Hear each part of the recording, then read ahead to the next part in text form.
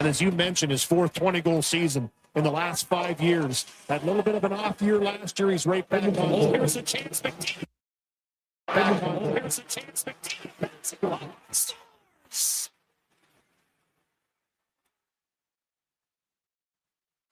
Connor McDavid with his 400th career goal.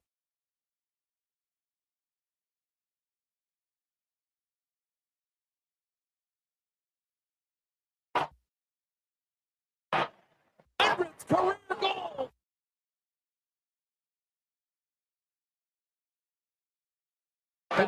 Here's a chance, McTeague.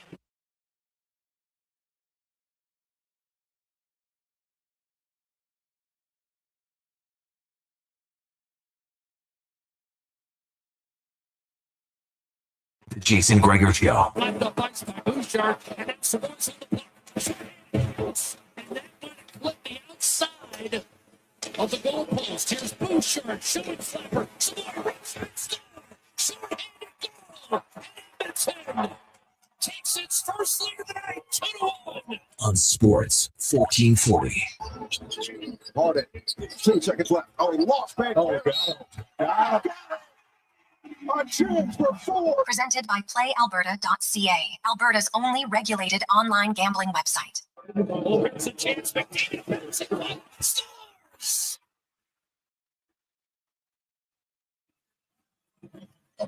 Connor McDavid with his 400th career goal.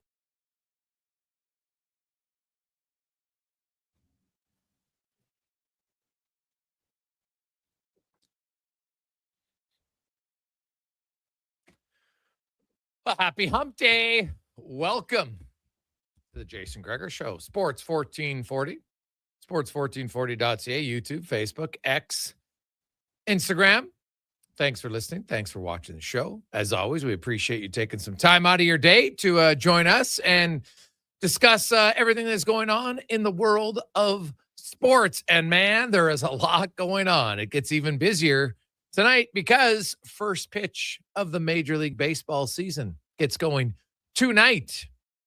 The Yankees and the Giants will go at it. Yankees 33 straight seasons with a winning record, which is second all time only to the New York Yankees back from 1926 to 65 when they went 39 years. So will they win 81 games again? Very likely. Very likely. We shall see. So pretty good run for them. The Gregor Show, as always, is brought to you by PlayAlberta.ca, Alberta's only regulated online gambling website where 100% of the revenue stays right here in the province. PlayAlberta.ca, of course, the OG. $16 million tonight. The Dickinson of Lotto 649. Get your tickets at PlayAlberta.ca. Nobody won last night, so Friday's Lotto Max draw moves up to 60 mil and 6 Max Millions. Good luck. PlayAlberta.ca. And tonight, a little lighter night in the NHL. Only 2 games. The Bruins, who lost last night, will take on the Sabres. Meanwhile, the Maple Leafs, who won last night, will take on the Rangers. As the Rangers and Sabres were the only 2 teams that did not play last night. The Rangers were still licking their wounds from having just an anemic effort on Monday night with a whopping 10 shots on goal. 10 in one game. Brutal. So we'll see. And for Boston last night, for the Maple Leafs, they got out, they scored early, couldn't finish it off. The Leafs then scored 3 straight goals. Boston pulled within 1 in the third before Matthew Nyes, an empty netter late, salted it away. The Montreal Canadiens were down 2-0. They stormed back to score 5 straight at home against the Carolina Hurricanes. And you know what? Kept pace ahead of everybody else. But they move now 88 points. They're still only 2 points up on the Bruins. But they are 3 points up on the Ottawa Senators. The surging Ottawa Senators, who, without 5 defensemen, their 3 top defensemen, and it didn't matter. The Sens, Linus Ullmark wasn't giving them good goaltending early on this year. He is now. Maybe you probably didn't see it, but hopefully you saw the highlights. The saves he made on Larkin late in that game, massive. Thievery. And the Sens win 3-2.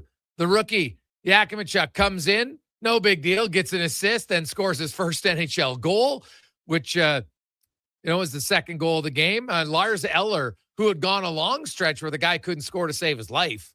Now he suddenly got 4 goals. And Ottawa picks up a massive 2 points. The Seattle Kraken on the road. They were on life support. They're clinging to the edge of the playoff race. They're on a 6-game road trip. They are now 0-3. Well, technically 0-2-1. They go down 4-1 to the Panthers, storm back to tie it and earn a point, but then lose it in a shootout. And hey, big on a personal note, good to see the nephew back in. I said it all along. Sometimes you need to go down and play. Hadn't played a lot of hockey for years, and got to go down to the minors, play a ton of minutes, and gets called up. Goal, assist, +2, 3 shots. I like it. So hopefully, sure he can still play in the league. It's a tough league to stay in, and even tougher when you don't get to play and you don't get any confidence. So I will never be. People think going to the American League is like the worst thing. I've long argued, no, it isn't. If you're a good NHL player, you go down to the American League and you'll get your confidence. You'll get to play. You get to play in the penalty kill. You play in the power play. You play 5-on-5, and hopefully, then when you get an opportunity, you got to make the most of it. That's the hard part about it. Like, you get an opportunity again, but you got to make the most of it. You can't feel yourself into games. Right, like Max Jones. Max Jones came back up. He's played well, but he's got to continue. He can't fall back into the Max Jones trap where he's like, oh, you know what? I'm comfortable now. And then he's not effective. And if he wants to stay in the lineup when everybody gets healthy again, he's going to have to play great. It's going to be hard for him, I would think, regardless, right? If you look at when Draisaitl's ready and Lazar's ready and Frederick's ready, at least 2, maybe 3 of those guys are coming out of the lineup. So we'll see. Chicago Blackhawks in New York, the Islanders were all over them. Shots were basically 2-1, 47-28. And the Islanders scored first, but then they gave up 3 goals, actually 4 in a row, trailed 4-1. They stormed back in the third. They're all over them, but they can't get the tying goal. That's a tough loss for them. They outshot the Blackhawks 23-5 in the third period, but could not beat the goaltender. And hey, guess what? He's part of the team. And last night it was Soderblom stopping 44 of 47 shots. And that is when you're in a playoff race like that, the Islanders, now they're out of the playoffs, albeit they're tied with the Senators in points. The Sens have 6 more regulation wins and they have a game in hand. So tough loss last night for the New York Islanders. Then the Columbus Blue Jackets. Oh, baby. The Blue Jackets, they just find ways to win. They give up the first goal, and odds are in the NHL this year, you give up the first goal, it's tough to come back. But Matthew Olivier, easily the best tough guy in the NHL. He's super tough, and he scores. He's got 15 goals again. And Zach Werenski comes up huge for the Blue Jackets with a goal and an assist. I'm telling you, Werenski, Bouchard, both of them should be Norris finalists this season in the National Hockey League. Werenski probably would be the favorite for me. If you look at all his overall numbers, everything else, he's leading the NHL in 5-on-5 scoring for defensemen, and he doesn't have an elite forward on his team. He doesn't have a McKinnon. He doesn't have a Kucherov. He doesn't have McDavid. Doesn't have a Draisaitl. Make no mistake, that helps, right? You can get a few easier assists sometimes when you have those elite forwards, but he doesn't have it.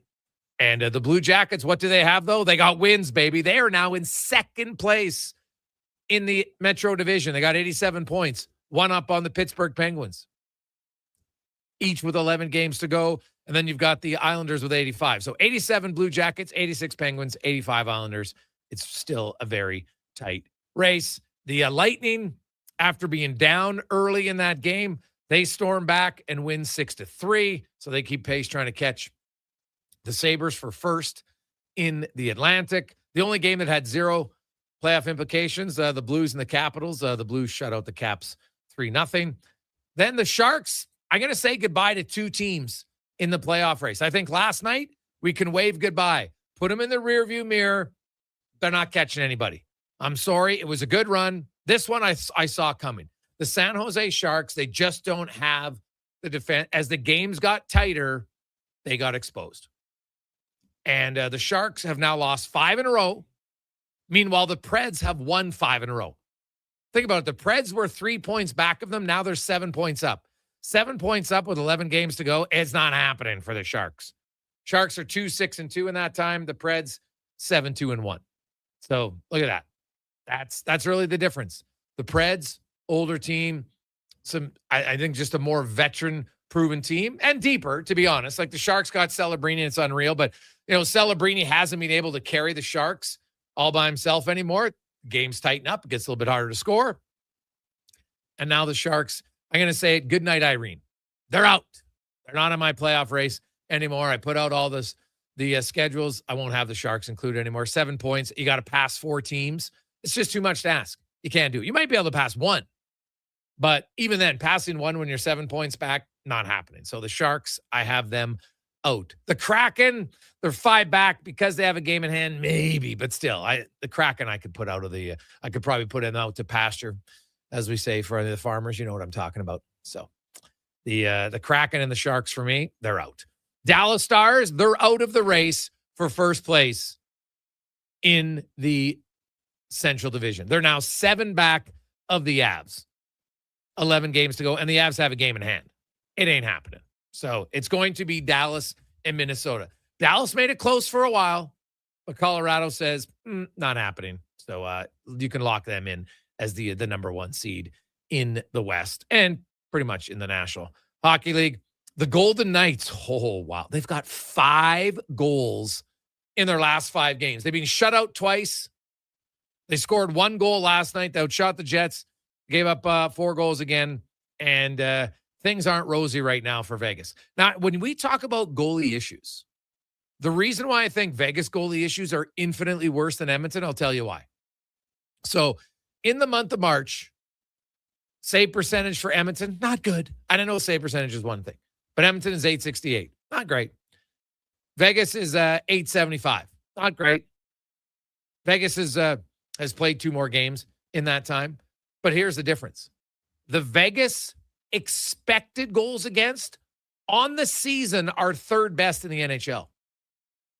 3rd best. Do you know where they rank in goals against? 26th. The Edmonton Oilers, do you know what they're expecting? Oh, sorry, that's 5-on-5. I should clarify. 5-on-5, where the majority of the game is played. The Vegas Golden Knights are 26th in actual goals against, but 3rd in expected goals against.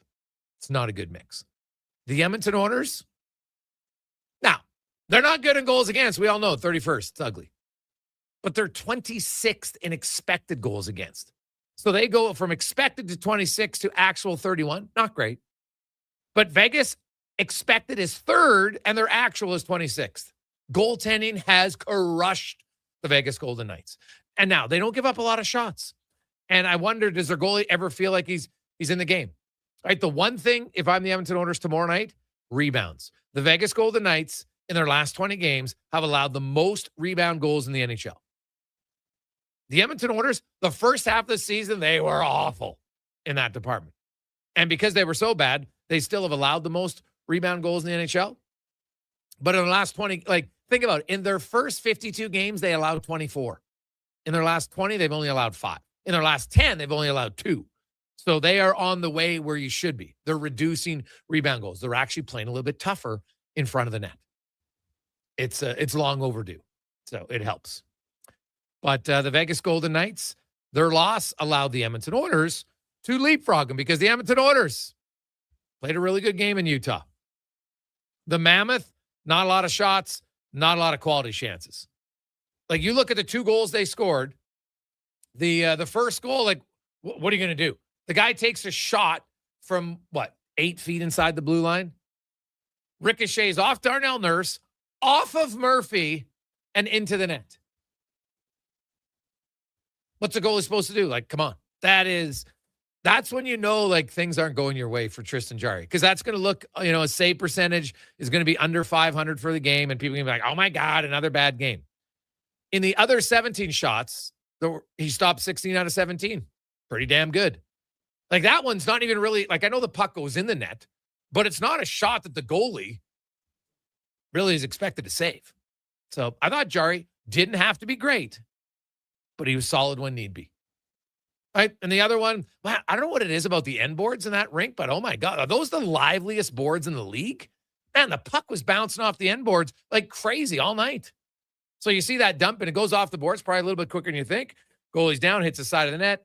Would I have liked him to play better? Yeah, probably. But again, he didn't give up a goal that went right through him. He didn't give up a goal where it went way down too early and gave up upstairs short side. I actually didn't mind Jari's game. At least it's a game that you look and say, okay, there's some things to build on. Like he could leave that game and he and the goalie coach could look over some things and see a lot of positives. So that was good. The Anaheim Ducks, it's not official, but the Ducks are pretty close to wrapping up first place in the Pacific. They're 5 points up on the Oilers, and they have a game in hand. They play Calgary tomorrow while Edmonton plays Vegas. Oilers, obviously, they got 10 games left. You're 1 point up on Vegas. You have a 3-game lead in the regulation win, so Edmonton would most likely own the tiebreaker. There's really, I can't see any way unless Edmonton wins a bunch of games in overtime or shootout here, and Vegas wins the same amount in regulation that they would suddenly pass them and have the same amount of points. If those two teams end up tied, Edmonton's going to have the tiebreaker. So Vegas, you could probably argue, is 2 points back of the Oilers. And Edmonton plays them twice in their final 10 games. If you win those 2 games alone, then Edmonton, let's say you go 2-0 in those games, in regulation, I should add. You make it very difficult for Vegas to catch you. The Oilers could go 4-4 in their other 2 games. And Vegas would have to go, doing the math in my head, 7-1. So those 2 games head-to-head are massive for the Edmonton Oilers. You win both of those, I think you guarantee yourself second place in the Pacific and at least a home ice advantage for 1 round in the playoffs. But they improved to a perfect 5-0 all-time against Utah. And it was funny coming in. Now, Utah is one of the best 5-on-5 teams in the NHL. They have been all year long. And this is what I said yesterday, and I've been saying it for a while. The reason why I don't count out the Edmonton Oilers is because I don't believe their struggles this year really have much to do about the system. It's about their inconsistency in playing. Look how they played last night. Look how they played 2 weeks ago in Vegas and Colorado. They didn't give up much. Did the system change from Vegas and Colorado when they went into Dallas? No. Did it change when they played Tampa and Florida? No. They didn't execute. They didn't play very well. Look at last night. Zach Hyman, the first period, it's looking like Zach Hyman in the playoffs. He's running everything. He had 7 hits last night. Now, I get he's not going to do that every night in the regular season. I understand it. But it reminds you of last year in the playoffs when Hyman had 111 hits in 15 games. He would have smashed the record, which is 126 by Blake Coleman in 25 games. Hyman was on pace for 155. He's hitting everything that moves. And trust me, I know some people, hits don't matter. It means you don't have the puck. I can't believe people actually believe that. And they repeat it. It's mind-blowing to me. But ask Paul Maurice if he thinks hits matter. Anyway, the Edmonton Oilers, when you play games like Vegas and Colorado and Utah, that shows me what they're capable of. And they did it without Leon Draisaitl last night. So it wasn't like, hey, you know what, their top guy. Hey, McDavid was good. Scored 1 of their 4 goals, empty net goal not included. Jack Roslovic, good. Right? Matt Savoy, shorthanded. Huge goal. Evan Bouchard was great again last night for the Oilers. But the Oilers have more natural skill and ability than most teams. And so if they decide and commit to play defense, that's what happens. Like I look at Clayton Keller and Nick Schmaltz, their top line. Do you notice who Paul Coffey played against them the majority of the game? Nurse and Murphy. For the second straight game, Nurse and Murphy play the most minutes against the other team's top line. And they've done very well. Now, they had the fluky ricochet goal. That's the only goal they've given up. Kucherov lit up the rest of the Oilers team, not them. Are you seeing signs of maybe a reliable defensive pair? Because it would be massive. Right? It would be massive. Darnell Nurse has the ability to play way better than he has. Just stop trying to play outside your means. Just complete your passes, play tough in front of the net, and use your elite speed. It's one of the best skating defensemen, one of the best recovering defensemen. If a guy tries to take him wide, rarely do they beat him wide. Because he's long, he's got a great stick, he can turn quickly. There's lots of reasons why that pair should be able to free up Bouchard and Ekholm from not having to play all the tough minutes against the other team's top line. But I'll tell you right now, if the Oilers had to play Utah in the first round, I couldn't believe people yesterday said, oh, well, Utah, I think it'd be a pick'em series. What? Based on what? Utah they don't have the skill of the Oilers. They don't have it. Look at their top 4 defense in Utah. You honestly think they're as good as Edmonton's top 4? Come on now. Now, Edmonton, what they do is frustrating, and they haven't played up to their capabilities. I agree with that. So they could, if they flame out in the playoffs, it's not because they don't have talent. It's because they're not playing to their level. And that's been shown here in the last few weeks. When they decide to say, okay, guys, let's bear down here. Stop with the dumb giveaways. Stop being weak in corners. Let's battle. And when they battle and they use their speed, guess what? The Oilers outside of Colorado are the second fastest team in the league. They got a lot of speed. Kapanen can fly. Savoy can fly. McDavid can fly. Nugent Hopkins can really see. Podkolzin and Hyman, right? Nurse on the back end. They got speed. They got more than enough speed. They just haven't played very well. And I get that it's frustrating. But that's why you can't count out the Edmonton Oilers. You can be frustrated by them, and you can wonder, it's like a box of chocolates. You never know what you're going to get. If they can figure out, and they've done it before, if they decide to say enough's enough, then they'll win 2 rounds. I almost lock it in they'd win 2 rounds. I love the Anaheim Ducks story. If I'm playing them, I love their inexperience in the playoffs. They give up a ton. And if you continually give up that much, it's going to be hard for your goalie. And they got a great goalie. But the Ducks' inexperience, because we all know the playoffs, things change. Intensity, elevator up high. It gets louder. The buildings are way louder. It's more intense. You got to control your emotions more. And it's hard to do it because you feel like you're a gladiator in that ring, man. I've talked to players like, it is different. It's a different feeling. Your emotions are run higher. You got to stay calm. You lose a game, oh my God, it's not the end of the world. But when you were a young team, the Oilers, when they lost a playoff game, McDavid even said it. He's like, God, like we were so high after a win and so low after a loss. It's just emotionally draining. And they didn't really learn until Duncan Keith came in. Now, you know what? They got some veterans in Trouba and Kreider, but they haven't won, right? They got some experience, but not enough. So if the Oilers decide here, now the final 10 games, you go 10-0. Doesn't mean you're going to go deep in the playoffs. It's, are they showing the areas, battling better, being more physical, right? The only time Utah had extended zone time last night was when the Oilers struggled at getting the puck out. You have opportunities to get it out. And any coach I don't care if it's U9, U11, when you don't get the puck out of your blue line, when you have a chance, that's when the other team usually throttles you. Because now you're on your heels. It's always a little bit more taxing to defend than it is to attack.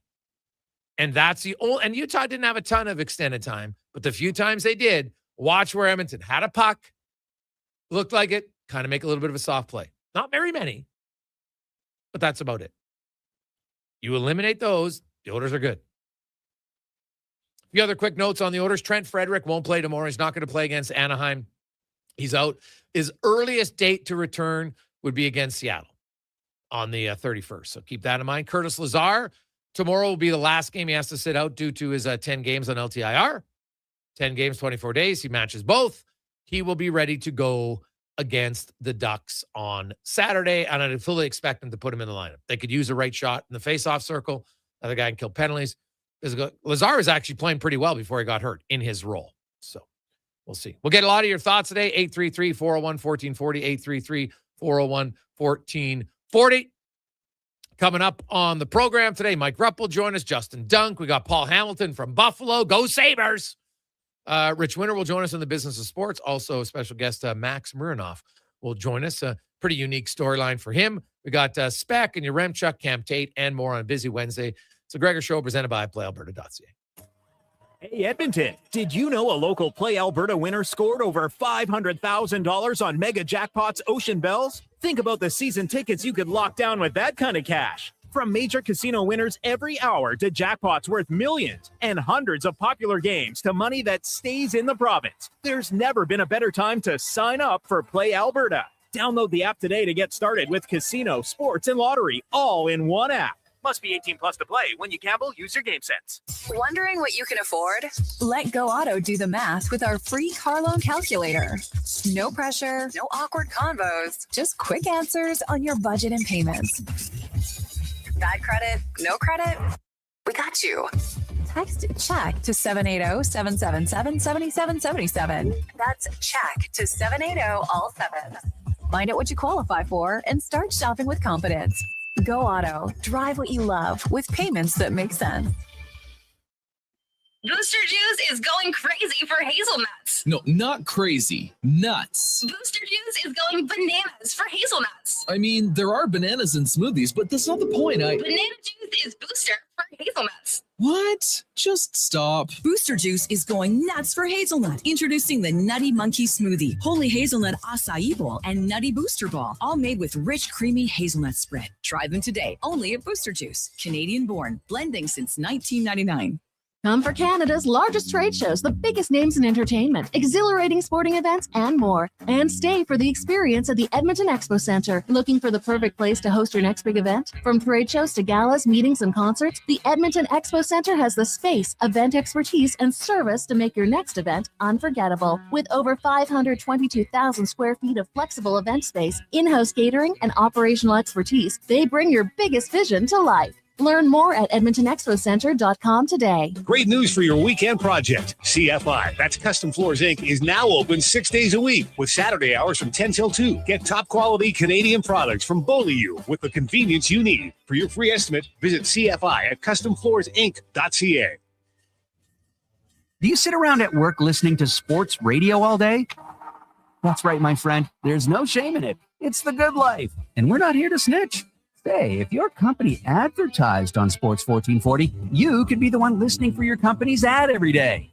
Now you've got an excuse to listen to Sports 1440 all day. It's part of the job. Sounds like someone's getting a promotion. Email Gregor at sports1440.ca and let's get to work for you.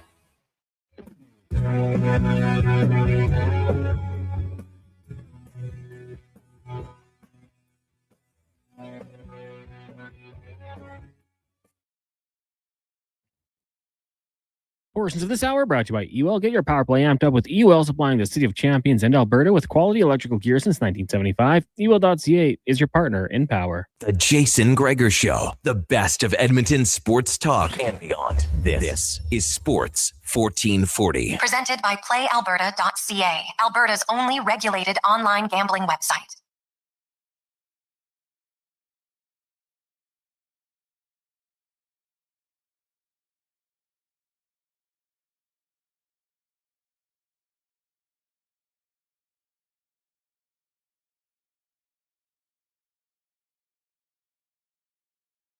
Jason Gregor, Connor Halley, Sports 1440, sports1440.ca, YouTube, Facebook, X, and Instagram. Jet on the Farm sending a text. Hey, Greg's looking at the standings. As an Islander fan, I'm livid about the Bettman point. How does a team with 40 wins is out of the playoffs, but Pittsburgh below 500 and second in the division?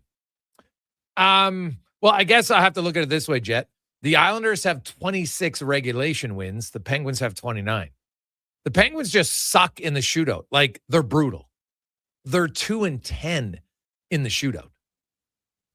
Now, we would argue the shootout never happens in the playoffs. It's not real hockey. It's fair to mention that the overall wins, but I still think regulation wins is one of the big ones. And that's why, I see a lot of people, this division's so much better. I'm like, the Edmonton Oilers have as many regulation wins as Columbus, more regulation wins than the Islanders. Same as the Red Wings, same as the Canadians. Like, those teams have more OT losses and such.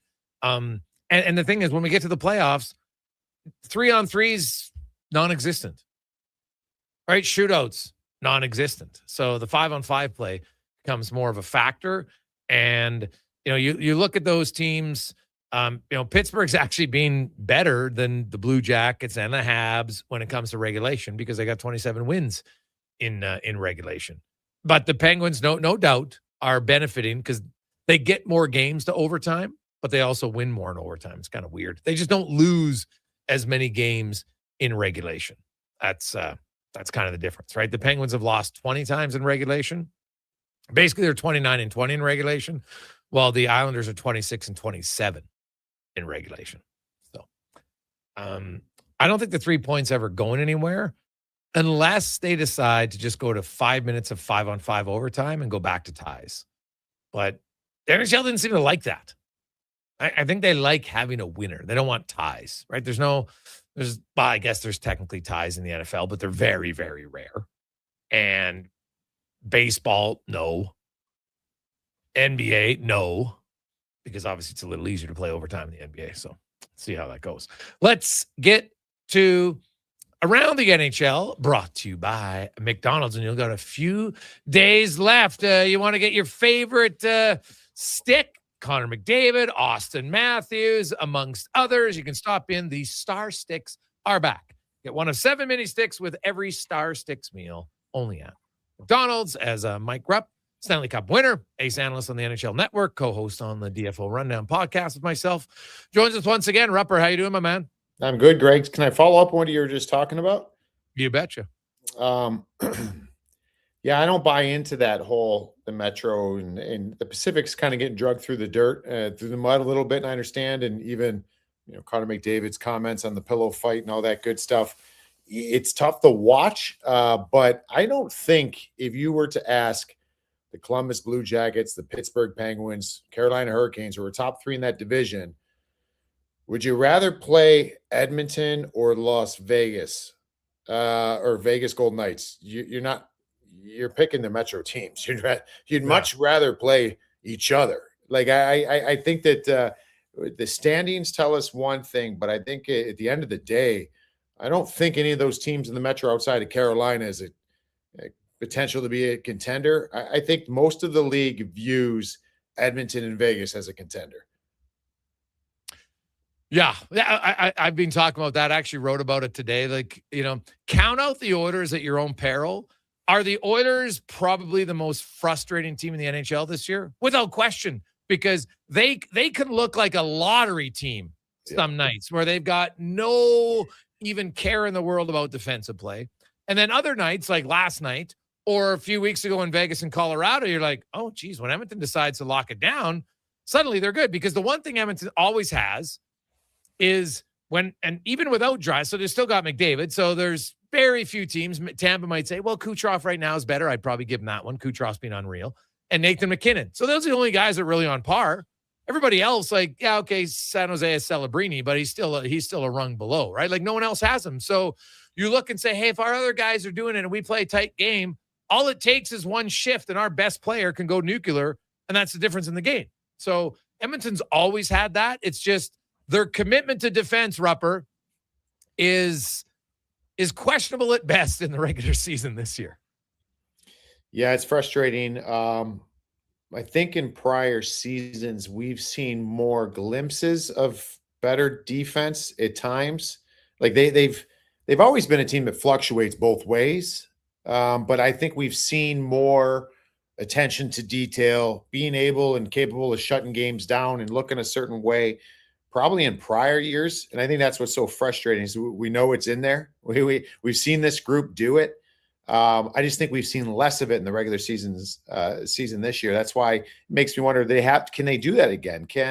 I think yes. I think that there's still enough games left to do that. And then there's that playoff time, just players that have the experience have a way of just falling into that mode once again. Playoff hockey is a mindset. Playoff hockey is almost a way of life in some ways. And when you've lived it and gone through it together, I think it's much easier to get back to that pretty quickly than it is for a team that doesn't have playoff experience.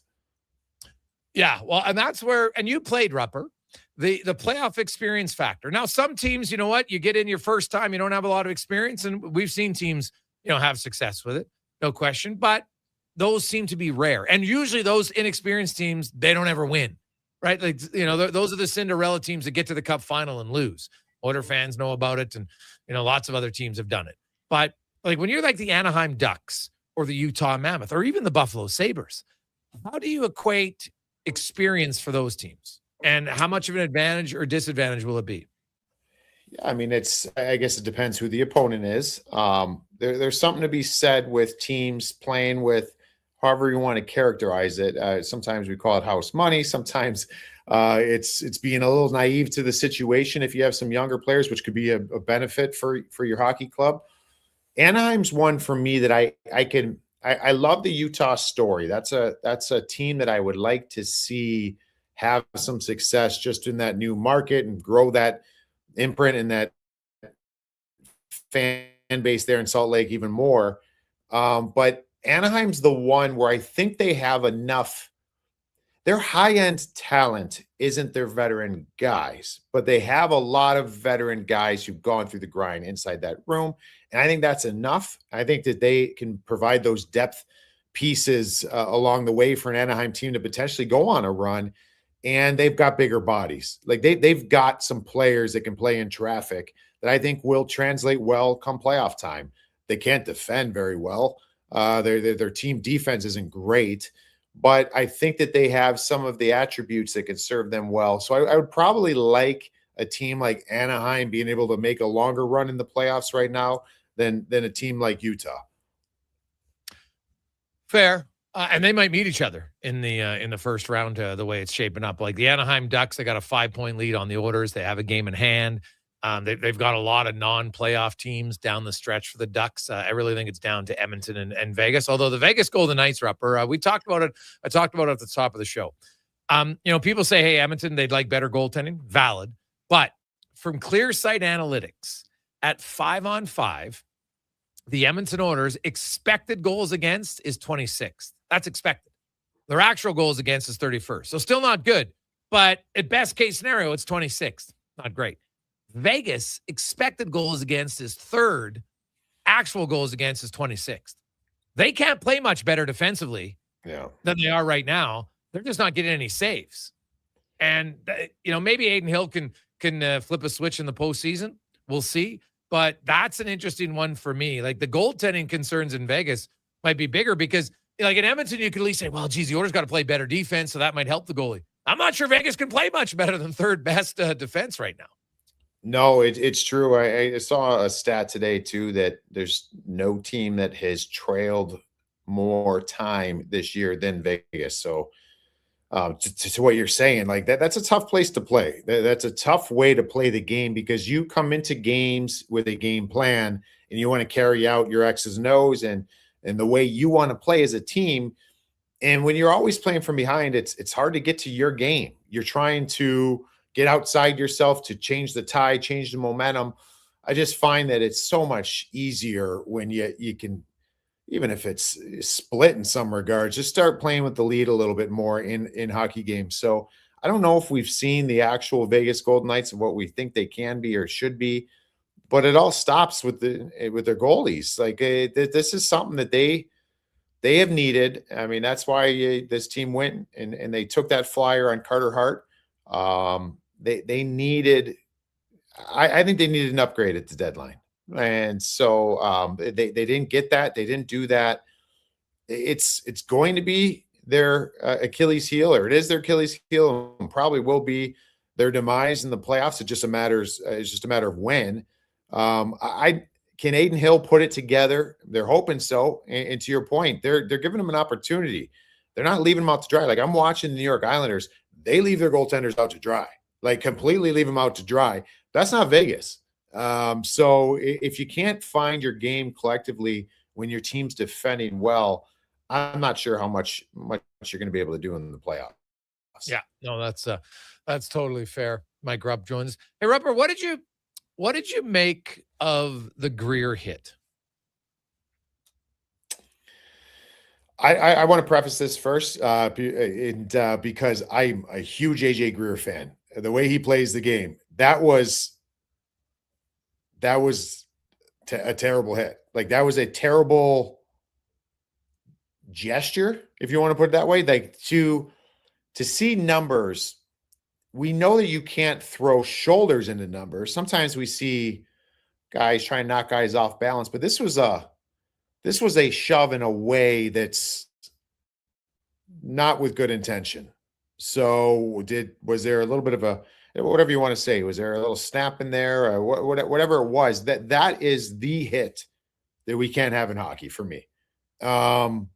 It would probably be even worse if you was like a skating through a check and putting a shoulder through a number, but we usually don't overly see that far away from the boards, but that doesn't mean this is this one's any less dangerous. So I did not like the hit at all. I thought it was one of the more, whether it was intent or not, it was one of the more dangerous hits I've seen in hockey in probably a few years.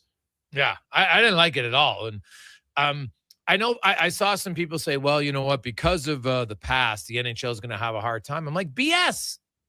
They decided finally, and with Rafi Torres, and said enough's enough. Because guess what? Previous headshots never got that much of a suspension until they said enough's enough. And then they gave him a serious suspension. And guess what? It got everybody's attention.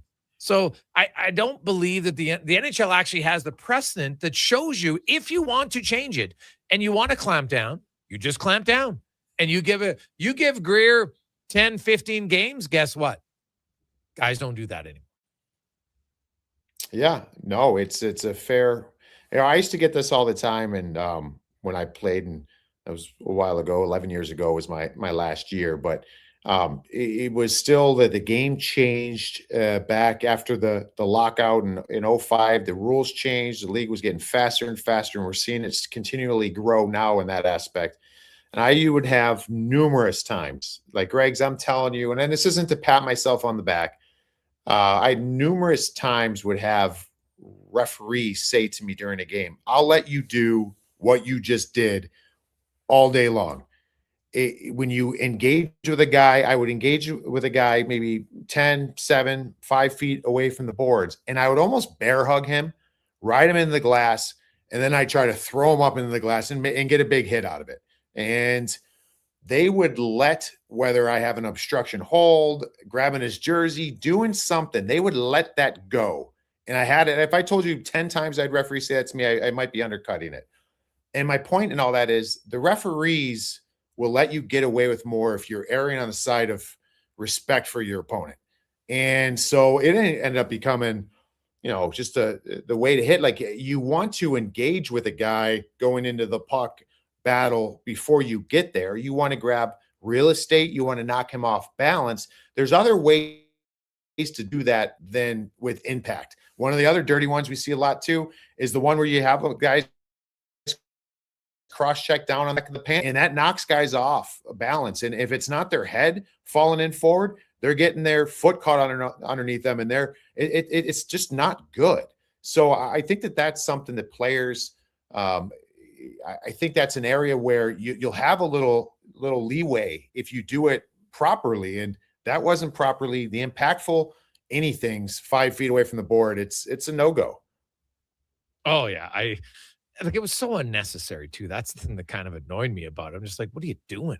And so 3-game suspension, typical NHL. Sadly, they just don't seem to value, or they don't seem to be concerned about hits from behind. It's kind of a concern for me. Yeah, but on the same note, I mean, I know that there's a camp out there that's going to say that, and I still think the Players Association and the players can bring this stuff up. This isn't a one-way street because we see Players Association, we see agents doing their job, and along with like the Players Association appealing things. And it kind of feels funny to me of some of the appeals and some of the kickback. At the end of the day, we're supposed to be protecting each other. So I understand the job of agents, the job of the Players Association is to, in some ways, for the association is to watch out for the players, and that means the players' wallets at the same time. But if we want to make it safer, I think it's got to be player driven. If players say, "Hey, we want these out, we want these punished in a big way," then that's got to be written up that way. It's got to be that will push it a certain way in an area that we haven't had in hockey. And until that happens, I think we're going to have moments like this. Rupper, great stuff, man. We see the Western Conference race, San Jose and Seattle. To me, I put them out of the race last night. In the East, man, the Detroit Red Wings, what a brutal loss for them. But everything's still ultra tight. In the East, the Red Wings got 84, the Islanders 85. They're both out. The Sens have 85, Bruins 86, Pens 86. Like it's still going to be a great race in the East, but the West is starting to. It looks like it's the LA Kings or the Nashville Predators at this point, or maybe I guess the Vegas Golden Knights.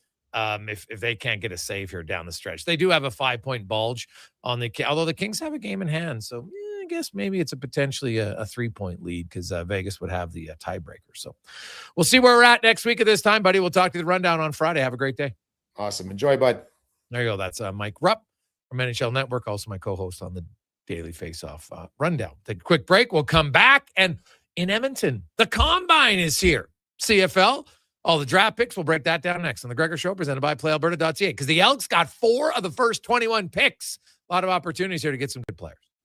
It's Truck Month at Wolf GMC Buick, and we know trucks. And we have the best deals of the year right now. Some have 0% for 4 years. We have 0% for 6 years. That's on our #1 selling GMC Sierra half-ton crew cab, or the Elevation, the AT4, or Denali. Yep, 0% for 72 months. And Costco members get an extra discount on some of our SUVs. Pop in today and drive away smiling. Wolf GMC Buick. We're making it easy. And now Action Electrical's testing team is on defense duty. They're the guardians of safety and compliance, a critical part of any lineup. Precisely. They perform rigorous safety and code compliance testing for commercial operations.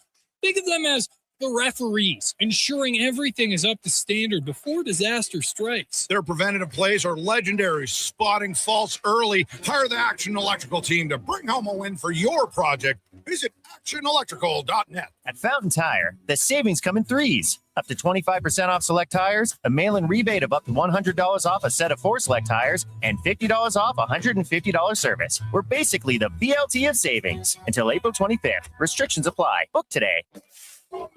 Are you looking for safe and professional transportation solutions for your group events and sports teams? Look no further than Silent Rides, Alberta's premier charter bus company. Whether your group is big or small, Silent Rides has you covered. We offer state-of-the-art motor coaches, first-class service, and affordable rates. Get your quote today. For more information and to request a quote, contact sales at 877-748-0991 or visit silentrides.ca. On the rocks, the party never stops. Check it out. Mondays, bingo tunes. Tuesdays, tacos and tequila. Wednesdays, it's karaoke. Shake what your mama gave ya with salsa lessons on Thursdays and the best live DJs. Plus, live music every Friday, Saturday, and Sunday, along with DJ Kenny K. Hold on, let's not forget $5 happy hour, 7 days a week. Your bar, your party. You're on the rocks. On the rocks. Jeff Brav and 118th. Don't let equipment failure stop you cold. At AWS Welding in Nisku, our factory-trained service techs are on hand for all welding equipment repairs. We're a fully warranted center for Miller, Lincoln, and ESAB. And we service all makes and models. Proper, regular service extends the life of your gear and keeps it running at peak capacity. Don't wait for a breakdown. Book your service appointment today at 780-979-0470. AWS Welding. We make it happen. NHL Star Sticks are back at McDonald's, and we're celebrating by going bigger. Make that smaller, way smaller than ever before. Collect the set and get one of 7 mini sticks with every NHL Star Sticks meal. Featuring McDavid, Matthews, Quinn Hughes, Makar, Celebrini, Reinhardt, and Montembeau. So get yours while they last. 1 stick per meal purchase. Limited time at participating Canadian restaurants.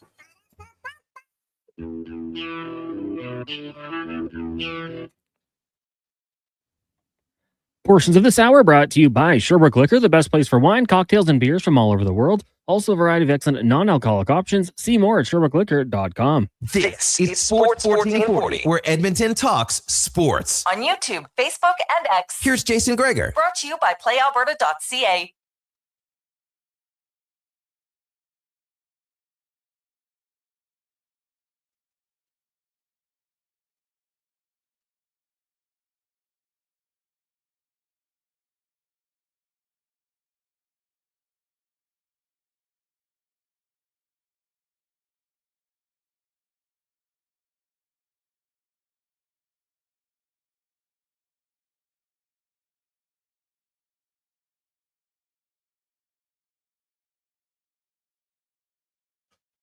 .247. Welcome back. Jason Gregor, Connor Halley, Sports 1440, sports1440.ca.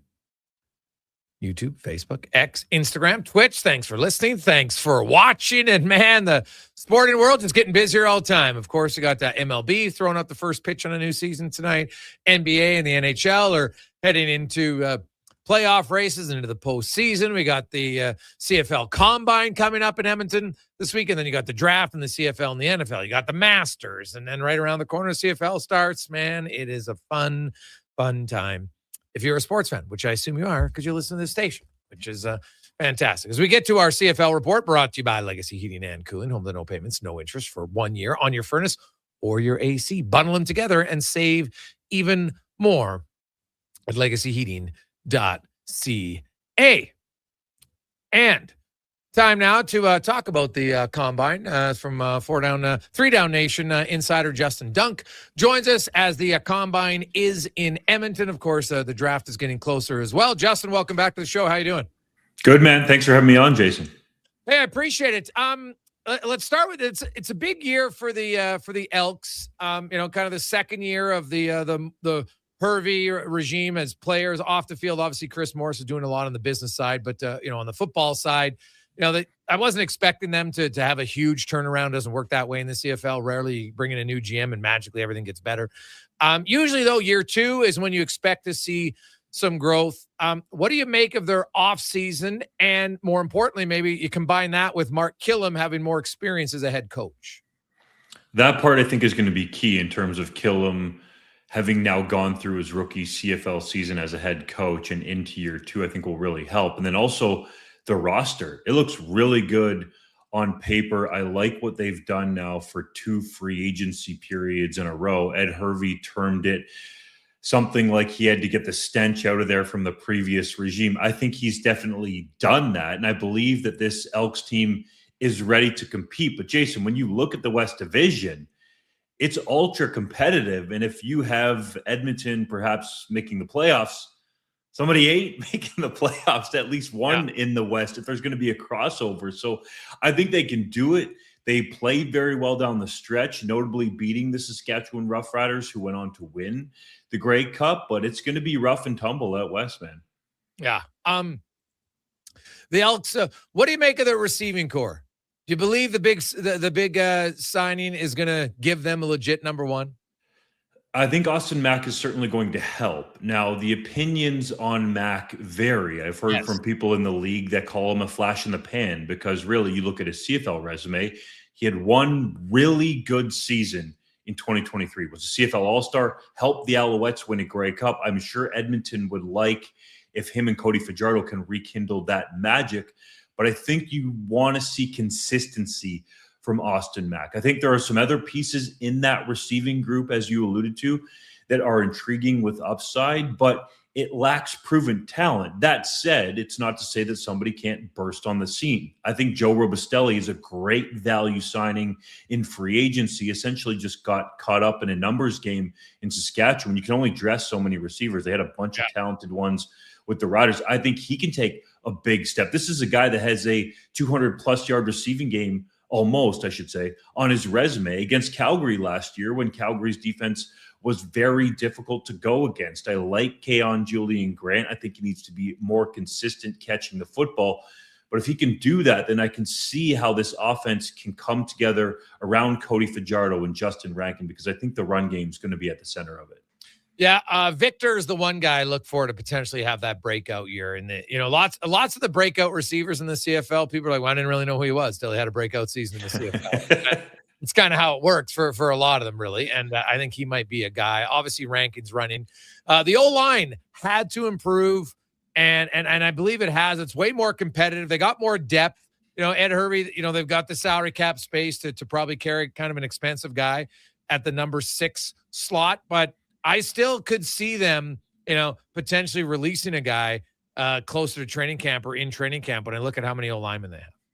That does seem like a possibility. Now, I think they have reinforced that group. As you said, Brendan Bordner, Ed Hervey told us today, is likely going to start at left tackle. Jordan Murray's likely going to start at right tackle, but Carter O'Donnell will get a look there. Although if they do go Americans at the tackle positions, then as you talked about, you're going to have a lot of really good Canadian depth on the interior. It seems like they're locked in to Carter O'Donnell at that right guard spot, and then he can be a swing tackle if there's an injury in a game if you need it. And Hervey alluded to a competition at center with David Beard. Coulter Woodmansey did play some center in Hamilton. And then you have Mark Corte, the local product as well, on that offensive line. Like, those are some quality Canadians, 4 high-quality Canadians that any team would like to have, but they're also highly priced. Ed Hervey says they can fit in the salary cap, so we'll see how it plays out in training camp.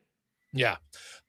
Looking at like the one guy on the O-line that I think is in trouble is Brett Boyko. And I wonder, coming up to the draft, if you're a team that drafts like, hey, we might need some O-line depth, would you draft him or would you look to try to acquire him from Edmonton? Because I think when I just look at it and looking at, hey, here's who the starters are, I think Brett Boyko might be a guy that would be available to be had.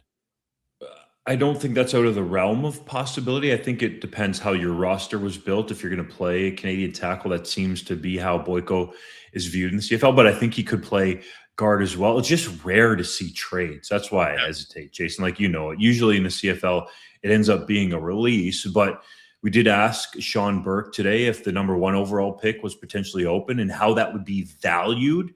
And I think that's a case-by-case basis. So if you're looking at it that way, and there's a team out there, which there are a couple that are low on their Canadian offensive line depth, I would think at least there's a discussion there about Boyko.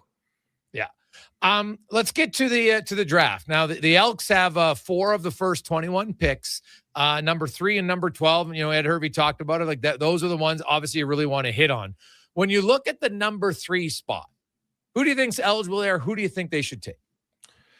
Well, my colleagues at 3 Down Nation, John Hodge and JC Abbott, are absolute draft nerds.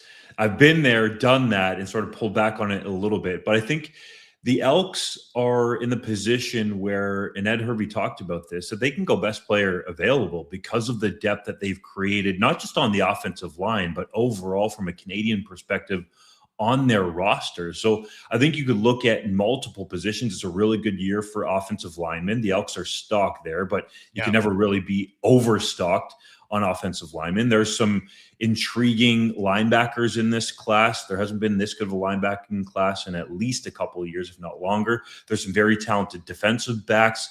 Receivers a little bit thin, and I don't think there's necessarily a quarterback that's going to go that high in the draft. There's definitely not this year. So I think that gives you kind of an idea of the positions that you're going to be looking at. But what's going to factor into it is what happens after the NFL draft. How many of these guys get drafted, and then who potentially signs undrafted free agent contracts, and then who might get rookie minicamp offers to help decide who Edmonton takes with that 3rd overall pick if they don't trade it.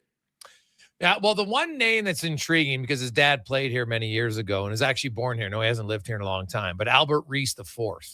Out of Mississippi State, I think is a name. Obviously, like Albert Reese might have been one of the most genuine human beings I've ever covered in the history of the CFL. Like a really, really good guy. And then there's also the D lineman out of Wake Forest, hometown, home birth there in Edmonton, Gakuth, the D lineman out of Wake Forest.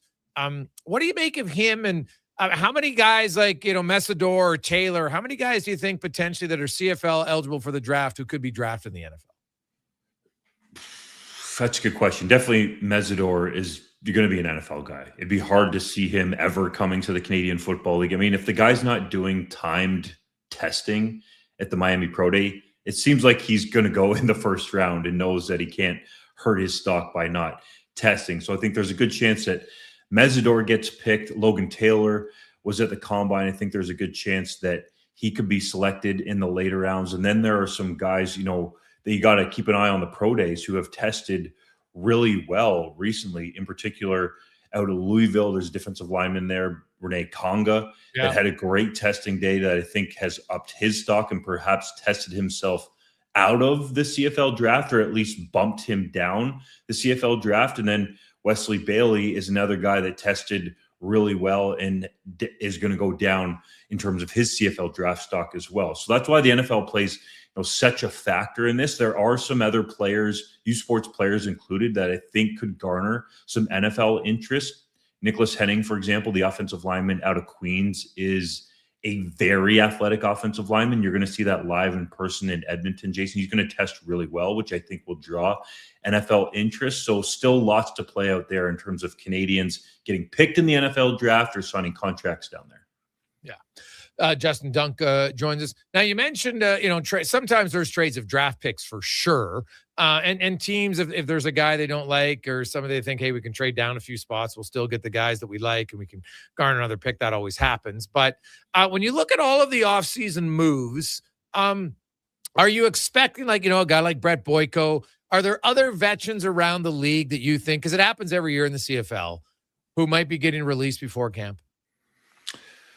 Martez Ivey was an obvious one. That's already happened. And honestly, I'd have to go through and double check all of our offseason roster bonuses. And then the training camp report and pass bonuses are really the next key ones. Do guys get released prior to that, or is it a true report and pass when they show up for camp, or at least get the opportunity to compete? So, I would look at that Elks offensive line as you've really tried to drill down on and think, okay, can they fit all these guys here? Yeah, they probably can, but it does seem like a lot. That doesn't mean that there's going to be a release, but Boyko's an obvious one right now. Obviously, Ivy was as well, and I honestly have to do more research to give you some better intel.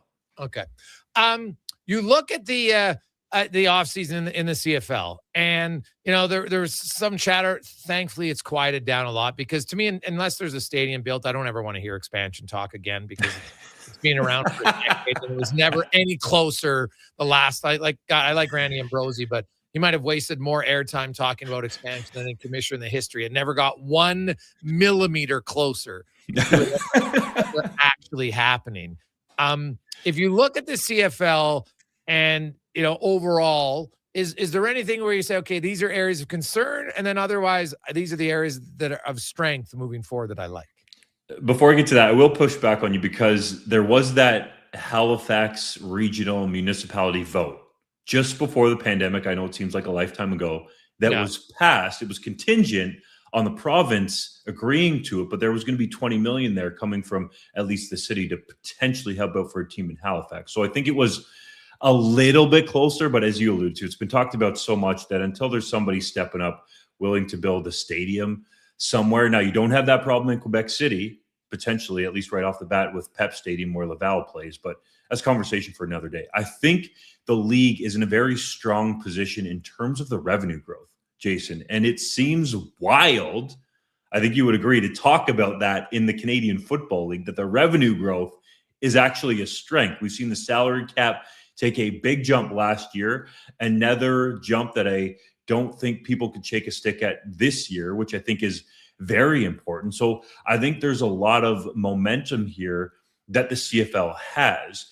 The negative, honestly, I would say, is Stuart Johnston really running his early tenure romance period, let's call it the honeymoon period, right off the road with the rule changes. I think he would have had a lot of runway with the fans here if he would have legitimately came in and actually done 100 days of listening instead of stuffing these structural changes, as he's alluding to it now, down the throats of not only the hardcore fans, but really everybody in the CFL, presidents, general managers, head coaches. I get it. The game needs to innovate, but that's what I consistently hear from fans. And then the other thing that I've heard from fans in the offseason is Stuart Johnston talked about at the State of the League address that there were going to be ensuing announcements in the weeks and months ahead. And as a couple of fans have astutely pointed out to me, we haven't heard anything from the commissioner's office essentially since the league meeting. So I'm curious to see if there is anything here in the new future. He was talking about a new app, a new fantasy game, a new website. I would imagine they want that to happen closer to the season if they're going to unveil it. But still, when you tell fans that you're going to have announcements in the weeks and months ahead, and then you don't have anything, that doesn't do you any good in terms of your trust level, especially with all the fans, but the hardcore ones indeed. Yes, an app, but more importantly, just a high-functioning website would be the best thing the league could do. Honestly, that should be their main focus. Yes. Those two areas, their main focus, nothing else. That should be 100% the focus. It's been an issue for a long, long time. Justin, always good to catch up with you, man. We'll be reading your stuff. I appreciate it. Thanks so much for your time. Thanks, Jason. There you go. That's Justin Dunk from 3 Down Nation. They're insider, covers all things CFL. Let's get to the con man on a Sports 1440 update brought to you by Fountain Tire. Tires, oil change, vehicle repair, one-stop shop. They do it all at fountaintire.com. The Sports 1440 update. Well, late night in the NHL, just 2 games on the schedule, both at 5:30. Bruins heading to Buffalo and the Leafs up against the Sabres. In the association, you got the Grizz and the Spurs. Wizards taking on the Jazz. Nuggets meet the Mavs. Warriors host the Nets. And to wrap it all up, the Raptors in LA taking on the Clippers. Major League Baseball game number 1 tonight. 6:05 Giants and the Yankees from Oracle Park in San Francisco. In the AJ, 4 games tonight. Game 4 action. Fort Mac hosting Whiteport. Wolverines leading 2-1. The Storm look to complete the sweep in Lloyd. Calgary tries to even up their series with Canmore, and the Kodiak will try to take a 3-1 series lead over Drumheller. And in the PWHL, 1 game tonight. Montreal taking on Minnesota just after 5. Coming up in hour 2 of the Jason Gregor Show, we'll be joined by Sabres beat reporter Paul Hamilton. Will ask 5 questions and hear the stat of the day. I'm Connor Halley. This has been a Sports 1440 update. It's Sports 1440, a Stingray radio station broadcasting on Treaty 6 territory. Download the free iHeartRadio app and listen to CKJR wherever you go. Hi, Mike here from Northgate Chevrolet Buick GMC. We're the #1 dealer in the world. Just kidding. If we were, would you care? We're the #1 dealer in Canada. Still kidding. You probably still don't care. Tell you what you will care about, our March Madness sale going on right now. Discounts up to $30,000. And the grand opening of our Autoplex, a massive indoor showroom. No self-proclaimed titles, no iPads, no trips to Vegas or hockey jerseys, just a really good deal. Stop in and see us today, 13215 97th Street, or visit us online at northgategm.com. You're in Northgate country. Whether you're a craft beer connoisseur or more of a wine aficionado, there's always something new to discover at Sherbrooke Liquor, a unique, family-owned, independent liquor store. The selection, incredible. The non-alcohol section is also very impressive. Sherbrooke Liquor, expert, knowledgeable staff with a passion for unique finds. More than just a liquor store, Connor Halley, Sports 1440, Sports 1440. Alberta's best. The one and only Sherbrooke Liquor. Wine, spirits, and oodles of beer. Visit SherbrookeLiquor.com. With the lead up to the playoffs underway, players are definitely stepping up their game. And the fans are doing the same. Simple snacks like chips and dip may work at the front half of the season, but now more and more fans are rocking the Wilhauk beef jerky for game time get-togethers. Just make sure you bring enough for everyone if you want to be invited back for the playoffs. Make your next hockey game day a Will Hockey game day with Wilhauk beef jerky, only available in Leduc. Get yours today because you don't win games with salad. Don't miss a moment of Blue Jays baseball this season. Join play-by-play announcer Ben Shulman for the games live on Sports 1440. The Toronto Blue Jays are on Edmonton's home for all things sports. Sports 1440. At Leading Edge Physiotherapy, healing doesn't have to feel heavy. Because appreciate it. Thanks so much for your time. Therapy, Thanks, Jason. you literally float your way to recovery. Whether you're dealing with arthritis, back pain, joint injuries, post-surgical rehab, chronic pain, balance issues, mobility challenges, or just feeling a little creaky, warm water and gentle resistance have your back, your knees, and your hips. Trusted by pro sports teams and rehab hospitals, our SwimX pools help you move sooner, hurt less, and recover faster. So take the load off. Let the water do the work. Life shouldn't hurt. LeadingEdgePhysio.com. Whether it's a house, a gas station, an apartment complex, or any new building going up above ground, the work always starts below ground. And that's where you'll find GS Construction. GS Construction ensures the first step, relocating utilities, installing new ones, and building the underground systems, is taken to make progress possible. But the work can't start without you. GS Construction is currently on the lookout for experienced top men, pipe layers, and operators. To apply, visit gsconstruction.ca. Bashaw Concrete Products. From concrete and septic tanks to blocks, precast water pads, jersey barriers, and aggregates. Farmers, contractors, homeowners. Plan your next project at BashawConcrete.com. Family owned. Over 60 years pouring. Bashaw Concrete Products. Once again, start here. BashawConcrete.com. Fast track your financial goals with a special rate term deposit from Vision Credit Union.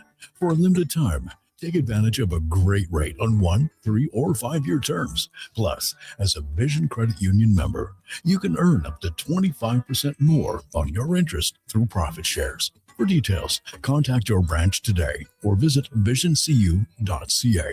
That's visioncu.ca. Hi, I'm Colin Livingston, president of CanTorque. We've been tightening bolts and redefining our industry for 25 years. Yes, a quarter century, and we're just getting started. Check us out at CanTorque.com. Our tools age better than I do. Hey, I'm Ryan Reynolds, and if you're like me, you never stop wondering what the future holds. The one thing I do know is that you'll be able to enjoy my maple butter glazed donut at Tim Hortons because it's so fluffy and delicious that it'll never come off the menu. Never, ever, ever. Try it today at Tim's. Portions of this hour brought to you by Crystal Glass, your clear choice for residential windows, locally manufactured and installed. Crystal Glass provides a beautiful product and incredible customer services for all of your residential needs. Call 310 Glass or visit crystalglass.ca for a quote. The Jason Gregor Show, the best of Edmonton sports talk and beyond. This is Sports 1440. Presented by PlayAlberta.ca, Alberta's only regulated online gambling website.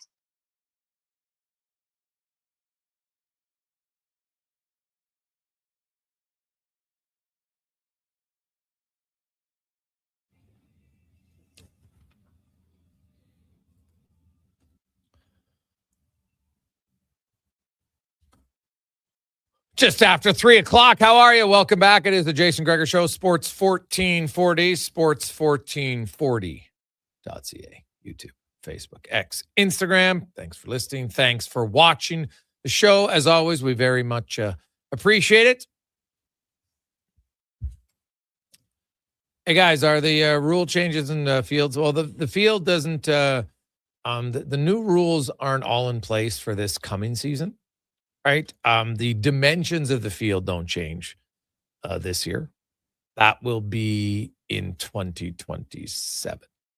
So I'll be interested to see what it looks like when it's do I think the game's going to change as much as some people think it is? I don't believe for a second that it's a Americanization of the sport. I don't really buy that at all. The field's still wider, right? You're still playing 3 downs. I don't think they're ever going to go to 4 downs. So I don't see that. Cons, what about you? No, I from the start we talked about it. The only thing that I will miss in the rule changes is the missed extra point that can lead to a kick return with the moving of the uprights to the back of the end zone. Other than that, it's still 3 down football. You're still gonna have the yard lined up off of it. So, like, to me, the things that make the Canadian game great are going to remain the same. So I thought the people that overreacted probably got too fired up too quickly, maybe didn't do the research into it totally. And I'm excited for the new changes, a little bit of a wrinkle. And, I hope it attracts new fans. But if you stop watching the Canadian game because of this, you weren't that big of a fan anyways. So I wouldn't worry about it too much. I think it's going to be hopefully make for a more exciting game. I would agree that I think there was lots of outrage that might not have been as thought out when they look afterwards. Like, trying to Americanize a sport, I don't really buy that for 1 second, to be honest. What's funny about that is, like, the NFL has actually taken more CFL. Like, look at the play calling in the NFL and how drastically it's changed to more of a throwing league, which the CFL has been for a long, long time. Right. There are rules. Like, I can't stand the fair catch rule. I don't like it. I don't think it's good for the game at all. I'd much rather have the no yards and you have returns. Right.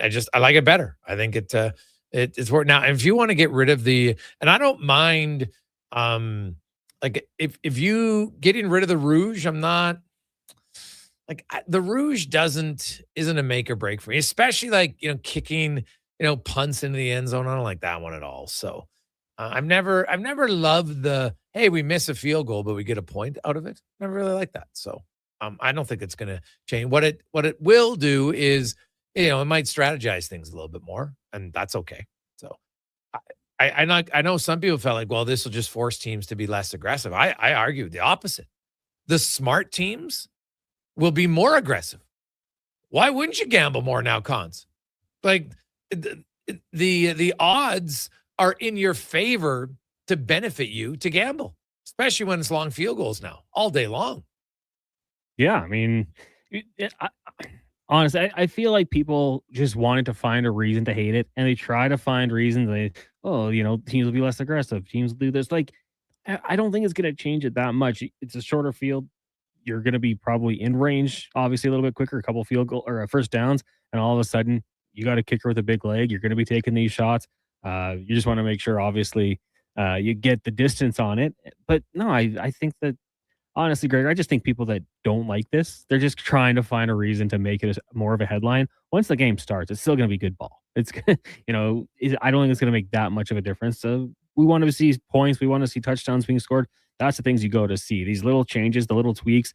I admire it. I respect the fact that they are making these changes. The NFL does it too. Like you said, the special teams changes they've made. Now, for you and I, we probably think they've ruined the game, changed it up a little bit. Like, we don't get kickoff returns like we used to with all the changes that they've made. But these leagues do that. They tinker a little bit. They try new things. And, the CFL, I think, had to do something and try some new things. So I applaud them for that much. Yeah, no, that is totally fair. 833-401-1440, 833-401-1440. Hey, guys, any update on the injury to Draisaitl, Frederick, and Doc? Thanks if I missed it, from Daniel. Here's what I can tell you on the injury front. Trent Frederick, I am like 99% certain has a concussion.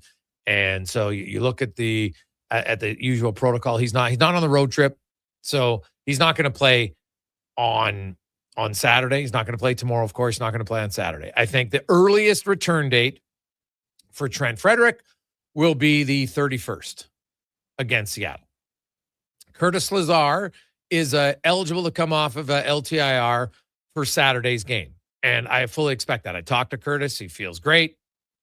Probably could have played last night, but obviously when you're on LTIR, you got to sit out that long. You never know exactly how long it's going to be with the shoulder issue, but he'll be back.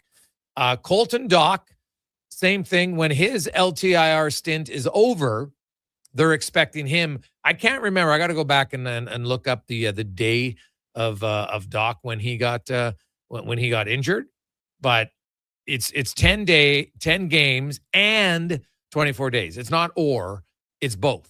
So just keep that in mind. So I got to look up. So he got hurt March 10th. So he's out at least 24 days. So he's out until April 3rd, 4th.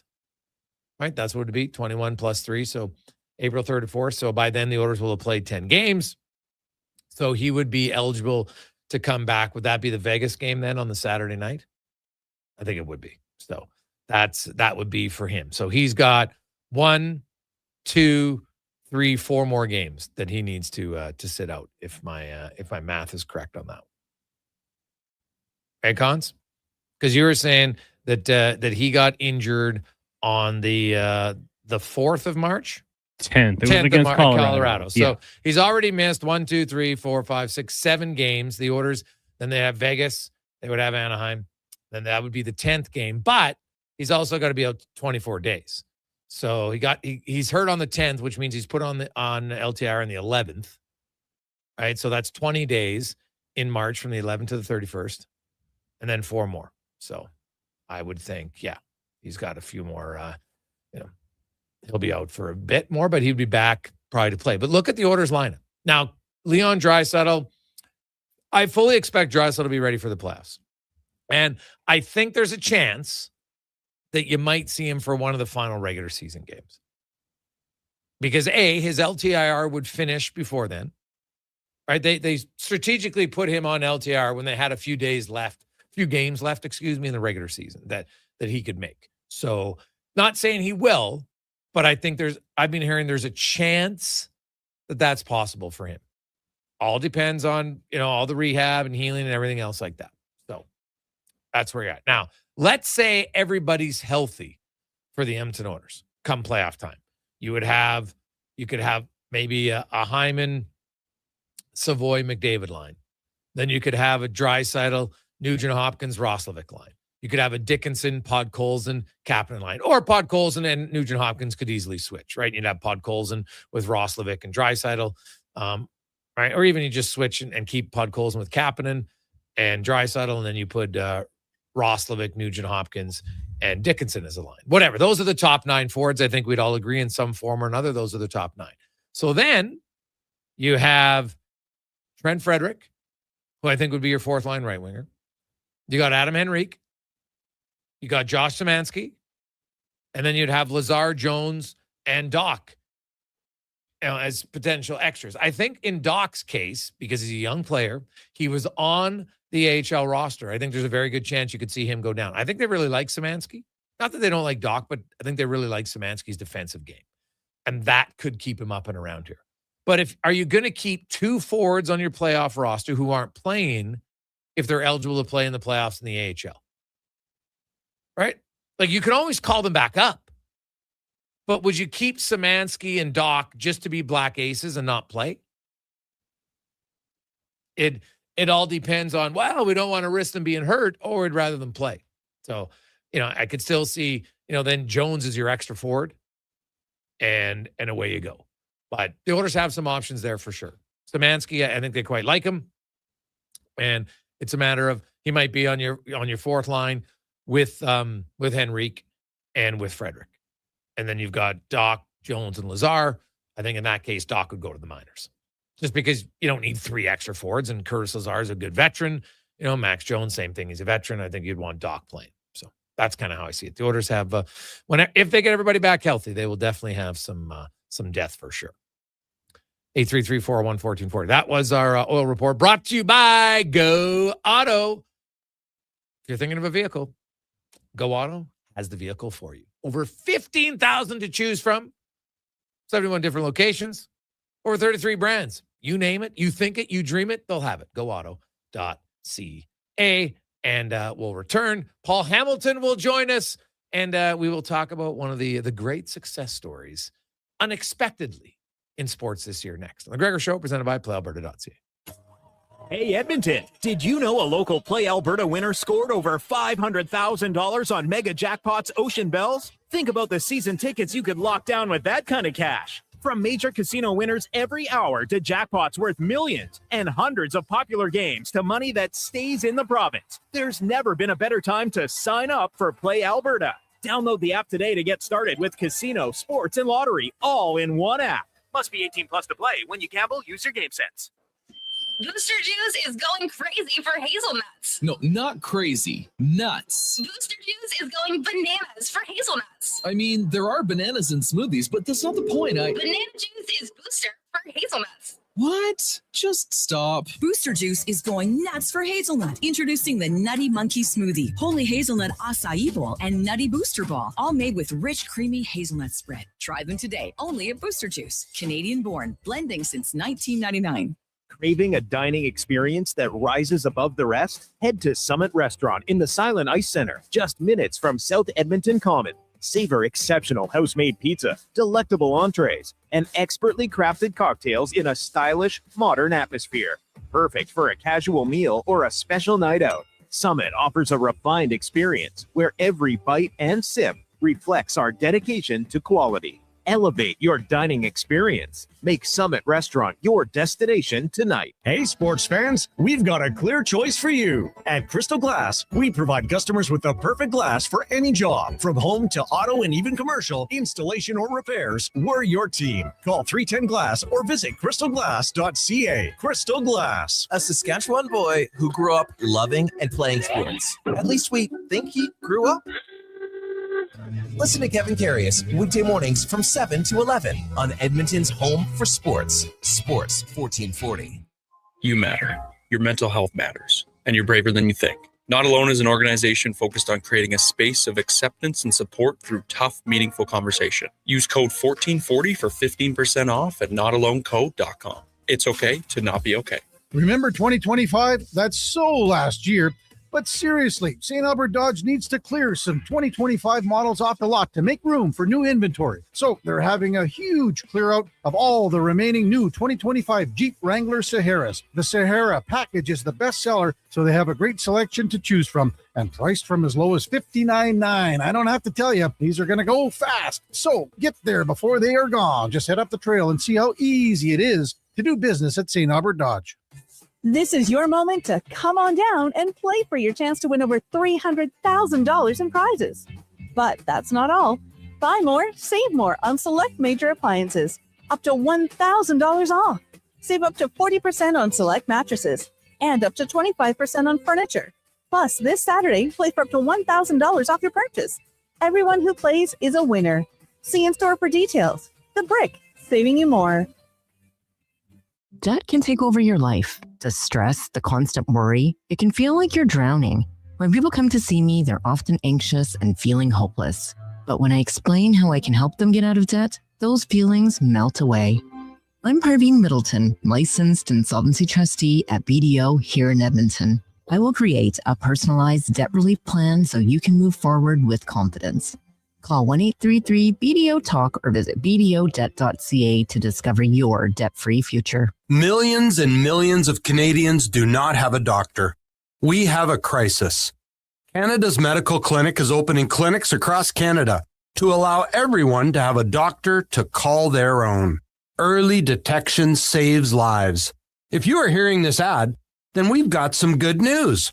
Canada's Medical Clinic Windermere is now open. Call now and book an appointment with your new doctor. Canada's Medical Clinic.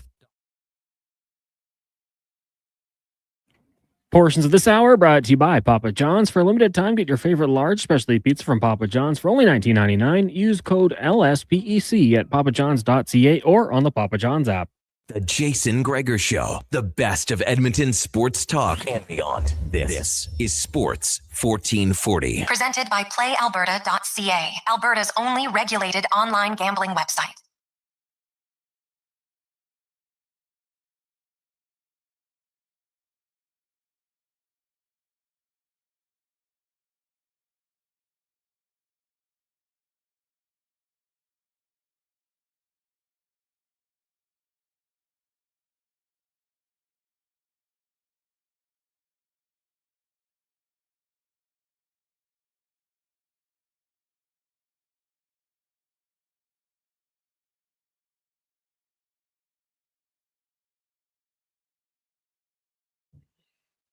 $325. Welcome back, Jason Gregor.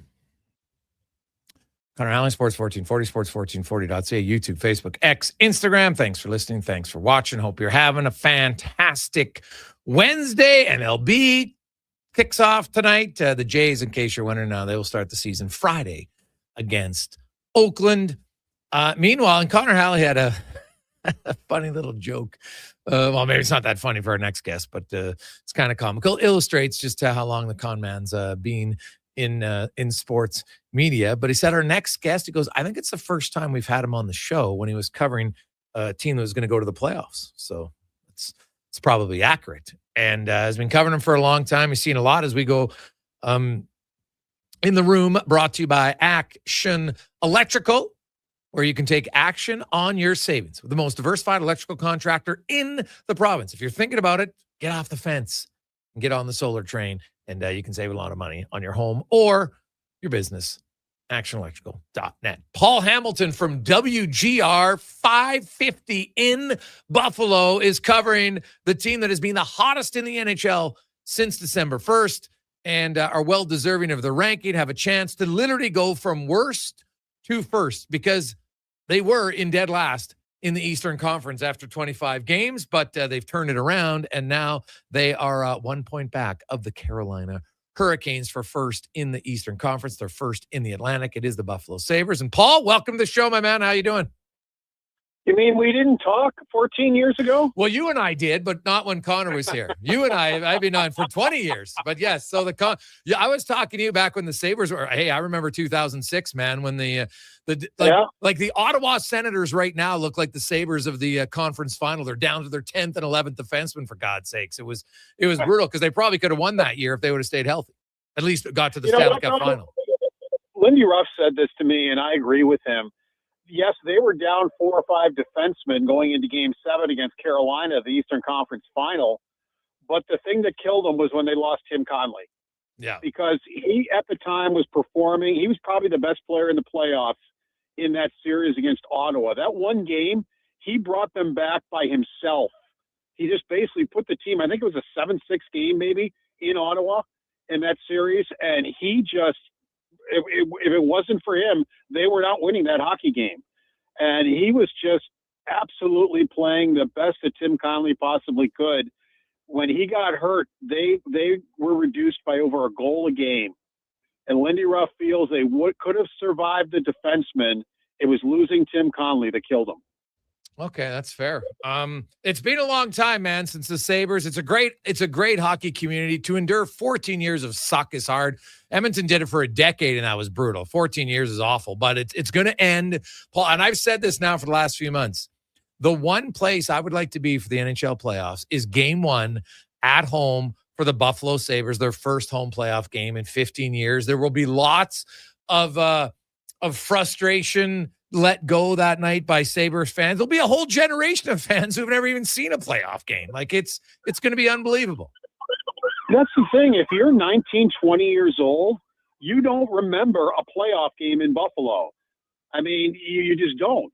And that's crazy. I mean, that's like a generation of people that have no idea what the playoffs are like here. The Buffalo Sabres were actually the first team to have fans outside in the what they call Alumni Plaza. And it was nuts. You had a sellout crowd. You had 10,000 people out there. About 2 blocks down the road, you had about 20,000 people in the AAA ballpark. And it was absolute bedlam down here because they would always cut out to outside every time the Sabres scored a goal. And I remember when Finneganov scored an overtime goal in those playoffs, Chris Drury had tied the game with 4 seconds left. Finneganov wins it in overtime. And Danny Briere to this day said, I actually thought they were coming through the ceiling, the fans. They wouldn't leave. He goes, the whole friggin' dressing room shook. He goes, I thought they were coming through the ceiling. That's what it was used to be like here in Buffalo. Yeah, it was. It was like, I remember, like, it was just a loud place. And the fans, they've got lots of reasons to be excited, Paul, about their team. But everybody knows playoffs are different. And, getting first place, I don't know if it matters that much because I was looking at the standings, like Buffalo and Tampa Bay. Like, I look at Montreal and Boston and Ottawa and Detroit. You're going to have to face one of those teams in the second round if you're first or second. And I don't know if there's like a distinct advantage other than for the second round of finishing first for the Sabres. Do you think it's that important for them to get the number 1 seed? I don't think home ice advantage is all that big a deal, if I'm being quite honest with you. I mean, the stats are pretty much 50-50 between visiting teams. And the only place you get an advantage is your owner gets one. He gets an extra home game if it goes 7. So he gets extra revenue. But other than that, I mean, a lot of road teams do win on in the playoffs. So, and I think teams have figured that out. I mean, the Florida Panthers and Tampa Bay Lightning, when they're winning back-to-back championships, weren't breaking their neck to get to first place in the conference wherever. They were just like, okay, they basically used the 82-game season as a preseason and then get ready for the playoffs and get yourself going. But it didn't really matter to them if they were first in the conference or where they were because they knew at the end of the day, it's a 50-50 shot between home teams and road teams. Yeah. Looking at their team since the acquisitions, they bulked up on the back end, more so in their third pair. How has that worked out? Yeah, that's basic. Most of the guys, other than Carrick and Stanley are the ones playing. Yeah. The rest of them are just here for depth. They're not playing all that much. And, that's basically what Jarmo Kekalainen felt. He felt they were being pushed around, said so, and was determined to go out and to put that to a stop. It wasn't like they weren't sticking up for each other. There are 5 guys ever since last year when Thompson went down and everybody on the ice stood there and did nothing. That was really the best thing that could have happened to the Buffalo Sabres because they had some real conversations in the locker room and things were said that were hard to hear in that locker room. And they've been a totally different team. But just because they all show up doesn't mean, that other teams are going to stop trying to take advantage of them. So he went and tried to get bigger and stronger, and that's what he did with Stanley. I think Stanley probably the only one that plays if the Sabres don't run into too many injuries. And Carrick he's already scored more goals with the Sabres than he did in 60 games with the New York Rangers. I mean, he has really been a find for them, and he's so hard to play against. So mission accomplished as far as making them tougher and harder to play against, because he felt in the playoffs you needed that. If you look at the Sabres, you changed the GM and the team went nuclear, but I don't know, maybe the GM had some great message to the team. I'm not sure. Maybe you saw it coming a little bit more before they fired Kevin Adams, but a lot of the team, Kevin Adams did have a big say in building, right? Like that. You look at the Doan Kesselring trade. What the hell? That's a great trade for them. A lot of people thought it was, Kesselring and you're giving up Peterka. Well, Doan himself has played better than Peterka. Never mind, Kesselring's a really solid defenseman for your team. So kind of how much credit do you give Adams? And did they ultimately end up firing him when they shouldn't have? Oh, no, he definitely needed to go. Okay. I mean, the most paranoid person I've ever seen sitting in that job, and I've seen a bunch of them. He was inexperienced, and it showed, and he surrounded himself with inexperienced people who have never done their jobs before, including him. Now, in the off season, he did pretty well. With the Josh Doan thing, he told, and both GMs have confirmed this, he told Utah, don't even bother calling if he's not part of the trade. Either he's part of the trade or there's no trade. And they wanted Kesselring, definitely. And unfortunately for him, injuries have basically taken away his season. He has not been good, but he is playing with an injury. And he's going to be a good defenseman. I think he'll be fine. I watched him in the World Championships. I've watched him in Utah. Just injuries. He's never had injuries before, and it's hurt him. I think, if he doesn't get hurt next year and is a training camp, I think he will be just fine. But Doan was the guy that Adams told him he has to be part of the trade. They really felt there was a big upside there. Utah said no, and then they started talking about it, and they decided they wanted Peterka bad enough. They called Adams back and put Doan into the trade. I'm here to tell you, I will take Josh Doan over J.J. Peterka 9,099 times. There would be never a scenario where I would take J.J. Peterka over Josh Doan. I mean, I don't care if J.J. Peterka scores 35, which he maybe has the talent to do. He's a perimeter player. His defense is horrendous. I know a lot of analytics people were saying before he ever got traded that the Buffalo Sabres will be a better team without him, even if he scores goals somewhere else. How bad he was defensively. And he wouldn't play the game the way the Sabres wanted, and he was surly. He wanted out for whatever reason. He won't say why. So really, at the end of the day, forget about Kesselring, who I still think is going to be good. If it's just Josh Doan, I would rather have Josh Doan any day of the week than J.J. Peterka. Yeah, well, that's fair. You look at Doan and just size, work ethic, everything. It's funny. So, you kind of did the opposite of what Toronto did, right? Toronto traded away, the Hyman and the hardworking guys for skill guys. And obviously it hasn't helped for them because you need skill guys. Don't get me wrong. But when you have skill guys with will, Paul, it makes it quite a bit different. The Sabres, obviously, trades, everybody thinks you got to win a trade. Sometimes a trade works out for both teams. And the Sabres, yeah. Ryan McLeod has worked out really well for them.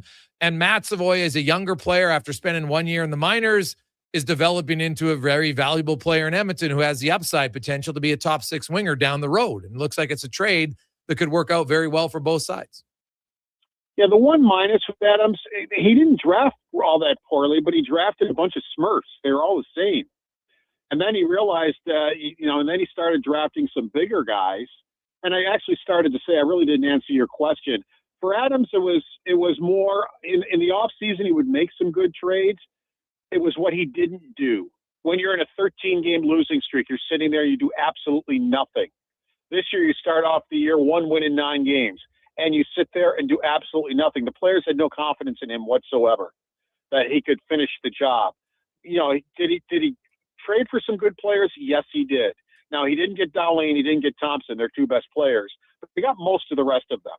It was just the inexperience. It was almost like when Kekalainen showed up with his experience as a GM, then he brings Bergevin in, who has his experience as a GM. It was like all of a sudden there are adults in the room. And Kekalainen pulled no punches with that team when he walked in. He had been here. Adams had hired him as an advisor, and he said, look, I think you guys are extremely talented. I like the group in here. He goes, but there are too many games where you're the better team and you don't show up. And he goes, that ends today. And he walked out. And that was confirmed by the players and everybody else. He's a man of few words. And I think the players looked at each other like, okay, I think we have adults in the room now. And they just have gone, crazy since then. Plus, they decided they're going to listen to Lindy Rupp. They like to do things their way. When Granato was here, when they did it Granato's way, they usually won. Last year, when they did it Lindy Ruff's way, they usually won. But they wanted to do it their way too much. And I think they finally got to a point where they said, you know what? Our way's not working. Why don't we try to do it Lindy Ruff's way and see what happens? Well, we're seeing what happens. And because when they play the game the way the game is supposed to be played, they're a pretty darn good team. Oh, they're very good. I like a lot about their team. Their top four defense is excellent, as Paul Hamilton joins us. Rasmus Dahlin, Paul, it's been a wild ride for him, personally, with his fiance and her illness and everything. And I really believe, like, there was a lot of things the Sabres organization did wrong over the years, Paul. But I think what the support they gave for Rasmus Dahlin, I think, for a guy who's, a lot of people said, man, he was going to want out. He's never made the playoffs, never been close. I just think what they did for him personally, it seems like that's been a big, even when he left again during the season, they didn't have a glitch. They're like, we're going to win for him and we're going to win for his family. And can you talk about just, that? I know the organization made a lot of mistakes, but how they handled that seems to have given him a lot of goodwill karma. Yeah. And it was getting to Peterka was the only one that asked to be traded last year. But Thompson and Dahlin, the guys that have been around, are just tired of losing. And I firmly believe had they stayed at the bottom of the Eastern Conference this year, it would have been a mass exodus out of here. I think it would have been one more year. They didn't have faith in Kevin Adams, but he's now gone. But had they stayed at the bottom of the conference, it's just you just wear yourself out with the losing and the bad losing that they're doing, and you do it year after year after year. And they believed they wanted to be the solution here. They like Buffalo. They want to play here. But it's just the losing that was killing them. And I think they've rescued this franchise just in the nick of time for Dahlin, and he certainly does appreciate the way the Sabres have handled this. Anytime he's needed to go, they say go, and he leaves to take care of things over in Sweden where his fiance is, and his teammates support him too. They're not like, well, where's he going? It's like, absolutely, you need to go. The last time he came back, it was right before this streak started. He showed up in Detroit, and the smile on his face after being home for a week and taking care of some things. And it was like a cloud had been lifted off, and you could tell he really gave the players a lift. And in that game, they were behind in the third period in Detroit 4-1, and they won the game. And they did. It wasn't quite the turning point. I think it was a turning point in their season. They did very quickly after that. A couple of games later, start a 3-game losing streak. And after that is when the winning streak started. But I still point back to that Detroit game as maybe the game that turned this franchise around and turned this team around to rally around their captain and see, how their captain is, and that he came back to be with them after he got things done in Sweden. And I would point to that game more than maybe the first game of the streak as the game that really brought this team together. Paul, one last one. You look at all those teams that are battling below Tampa and Buffalo and Carolina. You got Montreal and Boston and Pittsburgh and Ottawa and the Islanders and Detroit. There's two teams out right now in the Islanders and Detroit. Who do you think misses the playoff in the Eastern Conference? Oh, it's so tight. You just don't. I mean, Detroit is not playing well recently, but we've seen them play well in spurts and play very well. They've had trouble with the Buffalo Sabres this year, but other than that, I mean, they were doing really well, and all of a sudden they've kind of fallen off. So it'll be interesting to see if they can kind of get it back. So I don't know if I bet on them being the team out. It's just crazy to know because each one of these teams have played very well at times and have played poorly at times. So, right now the Ottawa Senators have been the hot team. And the Boston Bruins were the hot team for a while. Now they've only won 3 of their last 7.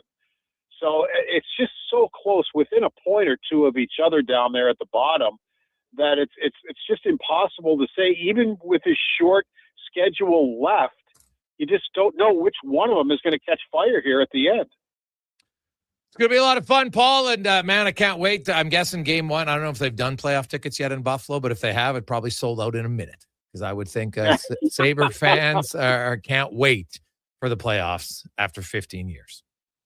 Yeah, especially since they had to spend a lot of money to get into the new stadium that they're opening in September and seat licenses and all that. But we've had, I think, 11 straight sellouts here for hockey. And recently we haven't had 11 sellouts in the whole season. Yeah.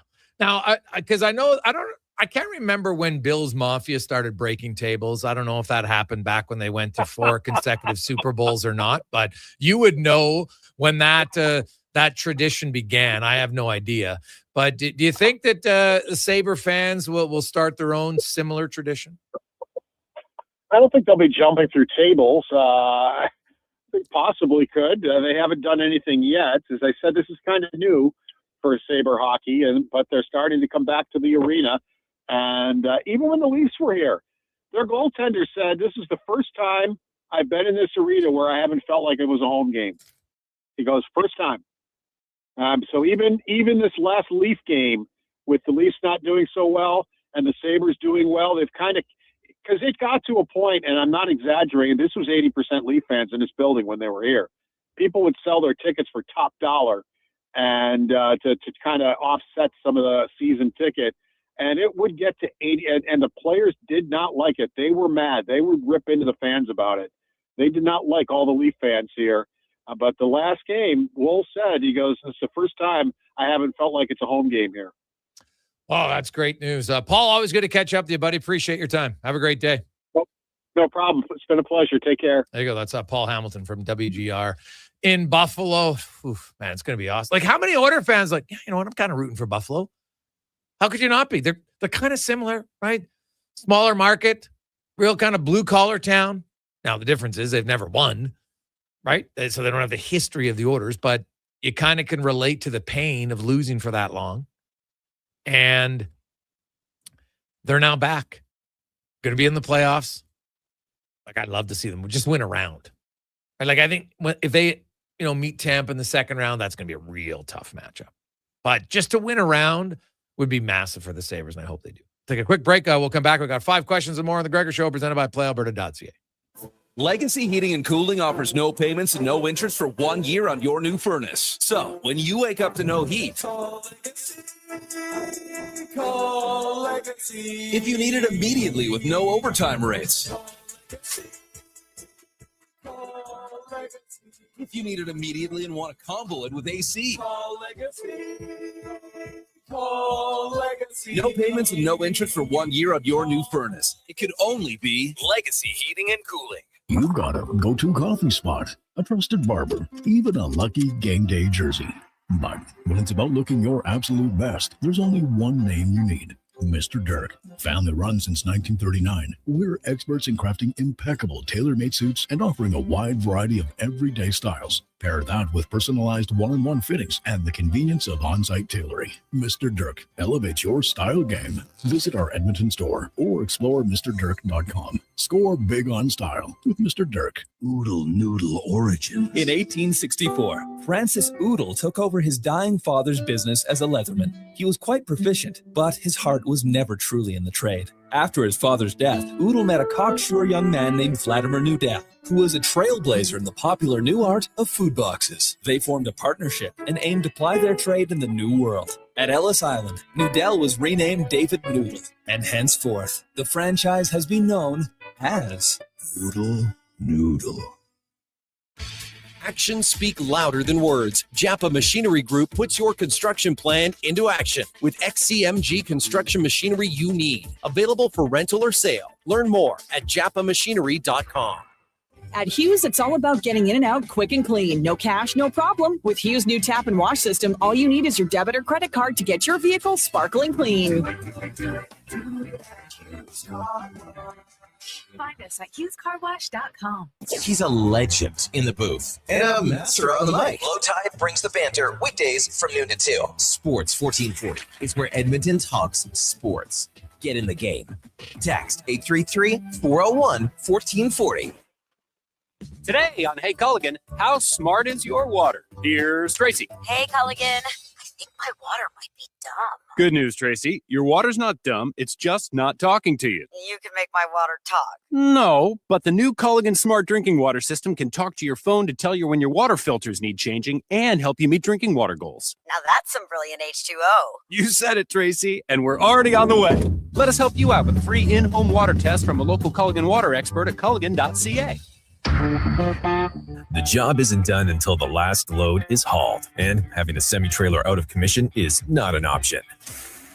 Whether replacing or adding to your convoy, Edmonton Trailer has a huge inventory of new and used semi-trailers, trusted by the gravel, logging, oil field, fluids, and freight industries. Find a trailer right for you online or at one of their 3 locations. For sales, service, parts, rental, and finance, when you're in it for the long haul, Edmonton Trailer. Wow, get ready for a silly hockey fans. Your partner in power just skated onto the ice. EWEL.ca, the new e-commerce website for electrical wholesalers Edmonton, is ready for the power play 24/7, 365. UL skates to where the puck will be in 5 years. Now that's forward thinking. Killer selection, slamming products from the best brands, and legendary service. Don't sit on the bench. Get your account today at EWEL.ca and win that project. Plug into your partner in power. Get an EWEL.ca account today. Whoa, I gotta put some money on the game tonight. We hit our monthly budget. Whoa, how did you get in here? I'm you, the responsible you. We're right. We'll play another time. Sounds more like us. If you gamble, use your game sense. Visit GameSenseAB.ca.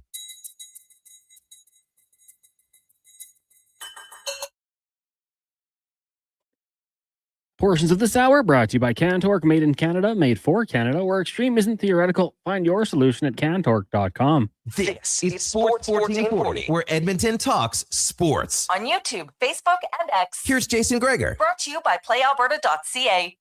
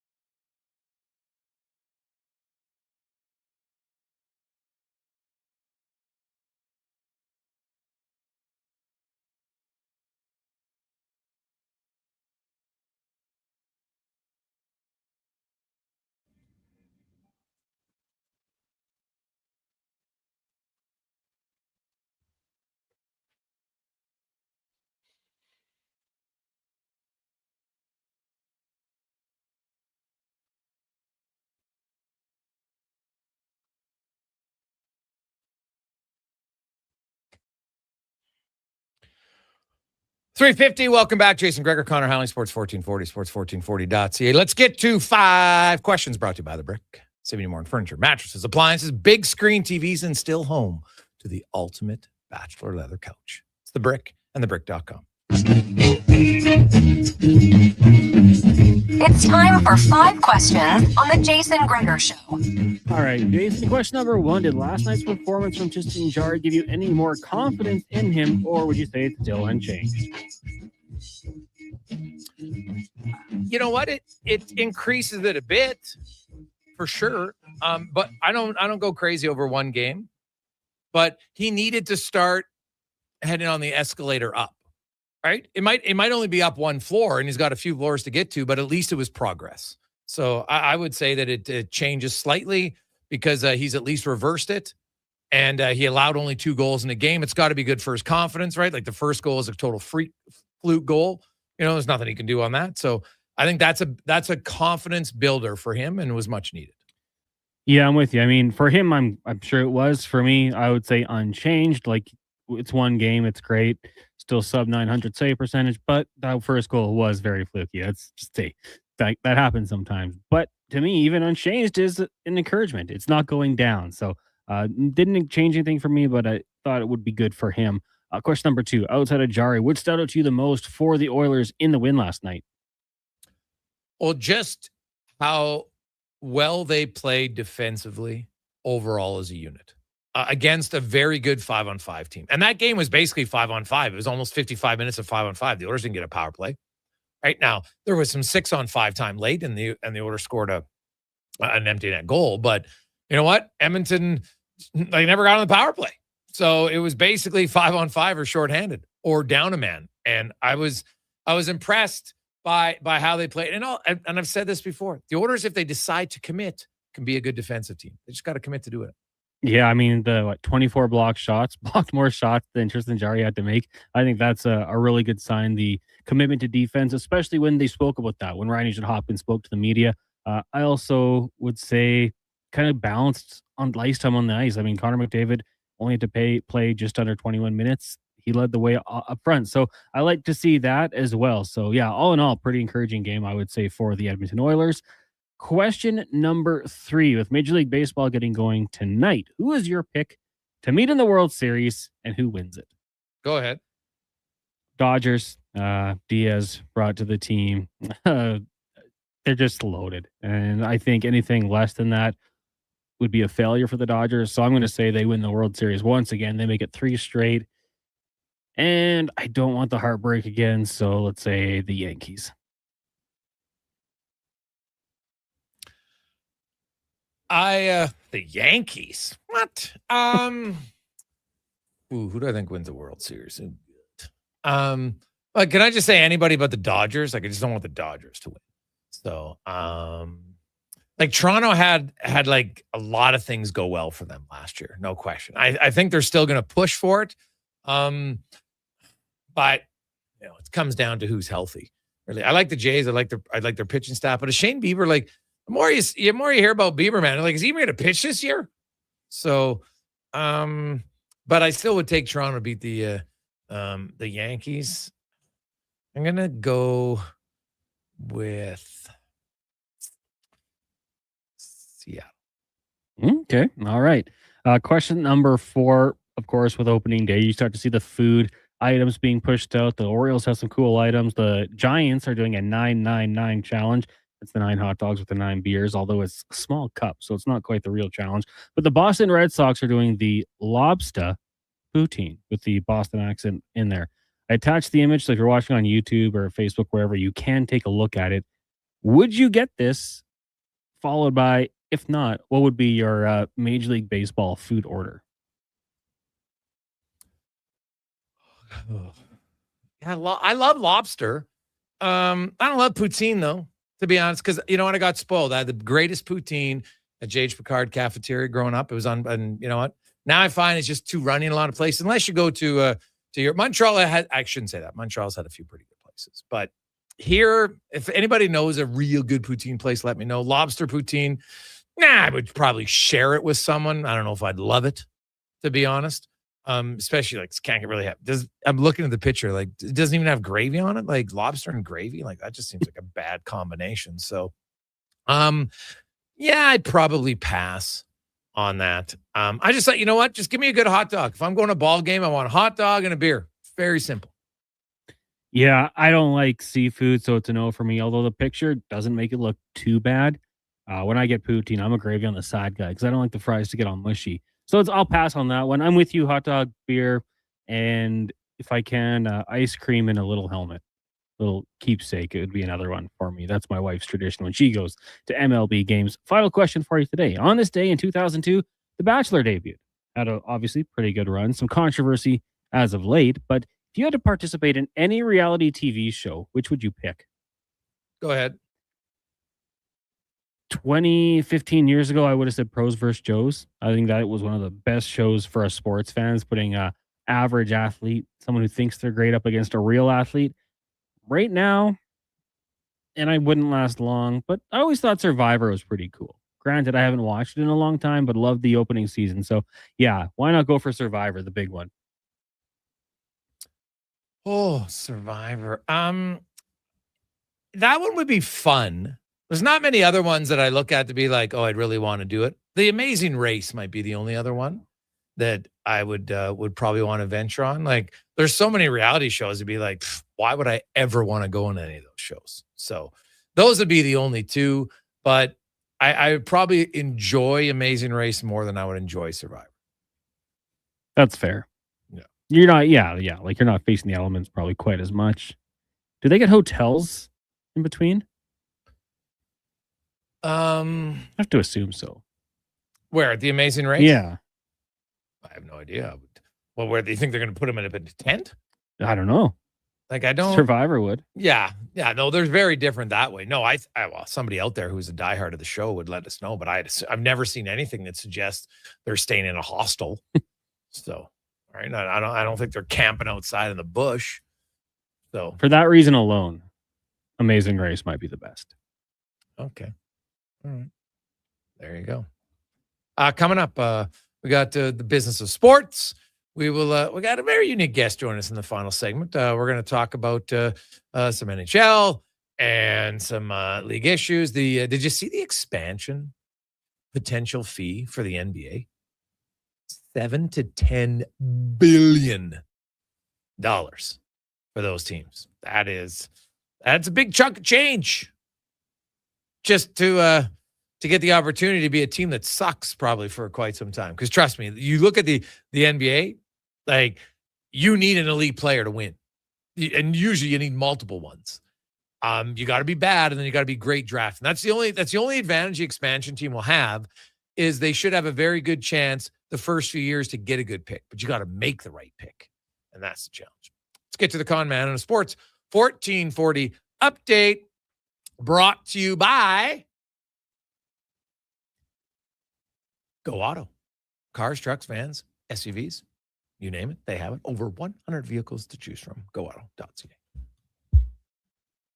The Sports 1440 update. Just 2 games on the ice tonight in the NHL, both at 5:30. Sabres hosting the Bruins and the Rangers taking on the Maple Leafs off the ice. Tampa Bay Lightning captain Victor Hedman will be taking a temporary leave of absence for personal reasons. Lightning Admin will not add any further details. In the association, Raptors taking on the Clippers. Tip-off set for 8:30. Before that, the Nuggets hosting the Mavericks. Nets take on the Warriors. Bucks in Portland. Grizz up against the Spurs. The Cavs host the Heat. Thunder travel to Boston, and the Bulls beat the 76ers. Major League Baseball Game 1 tonight from San Francisco. It's the Giants and the Yankees first pitch set for 6:05 in the PWHL. Minnesota hosting Montreal. And in the AJ playoff action, Game 4, Fort Mac hosting Whitecourt. Wolverines lead that series 2-1. The Storm looking to complete the sweep in Lloyd. Calgary trying to even up their series with Canmore. The Kodiaks trying to take a 3-1 series lead over Drumheller in Camrose. Coming up in hour 3 of the Jason Gregor Show, it's another edition of the Business of Sport. I'm Connor Halley. This has been a Sports 1440 update. Sports 1440, Stingray Radio Station. CKJR broadcasts from West Edmonton Mall and Wetaskiwin. Download the free Stingray music app and listen wherever you go. You've got a go-to coffee spot, a trusted barber, even a lucky game day jersey. But when it's about looking your absolute best, there's only one name you need: Mr. Dirk. Family run since 1939, we're experts in crafting impeccable tailor-made suits and offering a wide variety of everyday styles. Pair that with personalized one-on-one fittings and the convenience of on-site tailoring. Mr. Dirk elevates your style game. Visit our Edmonton store or explore MrDirk.com. Score big on style with Mr. Dirk. It's after 3 o'clock. It's 1440. Noodle noodle noodle noodle noodle noodle noodle noodle noodle noodle. Really, Sports 1440. Play Alberta dots. Noodle noodle noodle noodle noodle noodle noodle noodle noodle. Noodle, noodle, noodle, noodle, noodle, Five. noodle, noodle, noodle, noodle. Troll the load down to Oodle Noodle tonight because dine-in is open. Bringing every project to life requires the right team. By joining the Japa Machinery Group service or sales teams, you can be part of setting a new industry standard. Celebrating a legacy of excellence with Japa. Learn more at japamachinery.com. When it comes to sports in Edmonton, Jason Gregor is a must listen. He brings you the inside scoop with guests from across North America. If it matters in sports, you'll hear it here first. Gregor rolls out weekdays from 2 to 6 on Sports 1440. Out on the rocks, the party never stops. Check it out. Mondays, bingo tunes. Tuesdays, tacos and tequila. Wednesdays, it's wings and karaoke. Shake what your mama gave ya with salsa lessons on Thursdays and the best Latin DJs. Plus, live music every Friday, Saturday, and Sunday, along with DJ Kenny K. Hold on, let's not forget $5 happy hour, 7 days a week. Your bar, your party. You're on the rocks. On the rocks. Jeff Brav and 118th. At GS Construction, every winter plan becomes a spring project. Every repaired line and every improved system is how we build the next chapter of Edmonton's infrastructure. And we can't do that without the best and the brightest in the field. That's why right now, GS Construction is looking to hire experienced top men, pipe layers, and operators who can step in and hit the ground running. With a people-first mentality, career growth, and comprehensive benefits, why would you want to work anywhere else? To apply, visit gsconstruction.ca. The WHL playoffs return to Rogers Place. Family fun that's second to none, starting at just $20 a seat. This Friday, your Edmonton Oil Kings square off with the Saskatoon Blades in Game 1 of their first round series. Then on Family Fun Sunday, your Oil Kings turn up the heat for Game 2 versus Saskatoon. Plus, at every home game, score Calmont Kids food combos for $10 or less. Edmonton Oil Kings, Saskatoon Blades. Game 1, Friday night at 7. Game 2, Family Fun Sunday afternoon at 2. Great seats at Rogers Place start at only $20. Save on day of game pricing now at oilkings.ca. I'm Rick Showers from No Bull RV, and I am a used RV salesman. But just because I love being a used RV salesman doesn't mean you would like doing my job all day long. If you're selling your RV privately, that means that you have to be an RV salesman too. That's right, Bob, and there's a lot of work involved. You have to find the customers, be ready to show it at a time and place that's convenient for the other guy, all the stuff you take for granted when you come to No Bull. There's not a lot of glamour in being a used RV salesman, Rick. I don't do it for the glamour, Bob. I love helping people enjoy the great outdoors on their terms. It's my life's work, but it doesn't have to be yours. When you sell your quality used RV with us, we take care of everything. Cleaning, repairs, commercials like this one to bring people in, and besides, I like being a used RV salesman a lot more than you do. And that's No Bull. NobleRV.ca. This ad is presented by the United Conservative Caucus. The new Alberta-Ottawa energy deal will significantly expand Alberta's oil and gas production and create thousands of jobs, thanks to the leadership of Alberta's United Conservative MLAs. The consumer carbon tax is gone, the oil and gas production cap is eliminated, and the net zero electricity regulations are over. Let's keep Alberta strong and free. Visit unitedconservativecaucus.ca/surveys. I don't think you can ask her to do that. Portions of this hour brought to you by Leading Edge Physio. From weekend warriors to professional athletes, kids playing soccer to grandparents in the garden, rotator cuff tears and tendonitis to post-surgical knees and hips. We fix your body. Life shouldn't hurt. LeadingEdgePhysio.com. The Jason Gregor Show, the best of Edmonton sports talk and beyond. This is Sports 1440. Presented by PlayAlberta.ca, Alberta's only regulated online gambling website.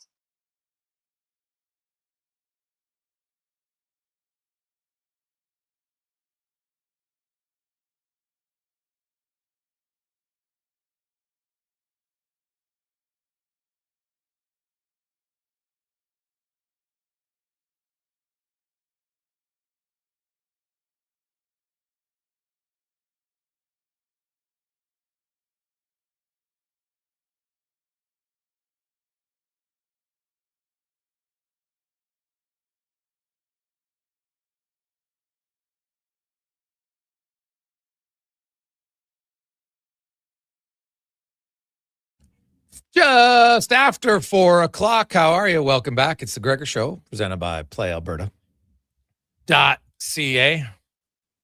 Later on this week, might get Josh and Declan on the show because we'll have a real debate. Those guys are claiming Shea Gilgeous-Alexander, who's the most efficient shooter in the game, isn't the MVP. Okay. All right. So, takes less shots, scores more field goals than Luka Doncic and the big man. Plays fewer minutes because his team's always ahead and he scores a lot of points. So we'll get into Shea Gilgeous-Alexander MVP. Just think that he's number 3. Come on, let's be real here. Now, coming up later on in the show, we will hear from Mark Spector, Tyler Remchuk. We're going to hear from Max Marinoff, as well as we get to the Business of Sport, brought to you by Sports 1440. Ritch Winter joins us. Ritch, how you doing, my man? It's been traumatic this week, man. I spent 3 days in Russia with no cell service, couldn't function at all, and then I gassed my car up today. Holy smokes. Oh, yeah, the gas has gone up a tad I went bit. to the bank. I took out a second mortgage. I was able to get there back there in time, as the tank filled. Holy smokes, $180 or something. Unbelievable. Yeah, that's what happens when you make an ill-advised quick decision, right? In the world of war, sometimes your actions have consequences. Kind of how it looks for a lot of us here right now. So yes, it's not great. Now you mentioned you had no cell service over in Russia, but weren't you there with people that you knew? Like, who'd you need to get a hold of? Like, isn't it nice not having a cell phone for a few days? Well, it's not bad early on in the day because you're 9 hours plus, so everybody's sleeping. But you could get WhatsApp in the hotel because you got internet. But after that, it's like I had to have players that played in St. Petersburg that I was seeing there, Rocco Gamaldi and Joe Blandisi. So I would text them from the hotel. They would call the Russian equivalent of Uber and have that guy pick me up. It was fascinating. It was just like but it was a great spot. It was a great experience. Hockey was good. Strange over there, but you can't use a credit card. So you had to take like $3,000-$4,000 worth of cash. You're paying. I can't use a credit card. Now, the American companies won't process it because of all the banking restrictions. Now they'll take Russian credit cards, but right. I never applied for one. But so that was interesting. You have to run to the bank, and how many rubles do we need again? 300 million rubles for that coffee. Okay, I'll go get it. You go to the bank, you make the change, you come back, and then you find out in a couple of instances, geez, I didn't convert it right. I'm like 500 rubles short. So it was fun, but it's. When was the last time you were in Russia? It'd been about 8 years ago, but back then there was no war. I just used my credit card. It wasn't like, outside of last time was pretty interesting because I had some meetings with a few of the oligarchs because we were going to try and set up a competing opportunity for the players when the league had locked them out, and the meeting kept getting extended. And then, so my visa only is 30 days. So I girl at the front desk, she calls me and says, hey, you're here 5 more days and your visa expires in 2 days. I go, yeah, whatever. Oh, no, sir, it's not whatever. They'll come and arrest you, and we have to tell them, or they'll come and arrest us. So the oligarchs flew me to Helsinki. A guy named Igor picked me up in a black Range Rover. I thought it was like a Mission Impossible, part 17 or something. He dropped me off at a travel agency where the women look like Victoria's Secret models. They took my picture. They filled out all the forms. He went over to the embassy and said to me, are you hungry? And I went and had a bite to eat. And he says, I'll be back with your visa. And he was back with my visa before lunch was over. Then there's this massive snowstorm. It was unbelievable. This guy was amazing. Like just that light kind of snow, but piling up really quickly. And he had promised to get me back. I don't know what oligarchs do to you if you miss you caused the guy to miss the meeting, but he's up on the sidewalk.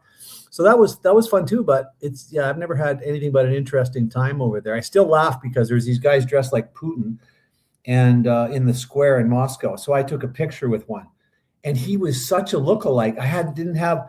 I shared it with one of my family, and they were telling everybody I met Putin, and I just didn't have the nerve. Even to this day, I hope they're not listening. To this day, I never told them I actually never met him because they had told all their friends. Ago?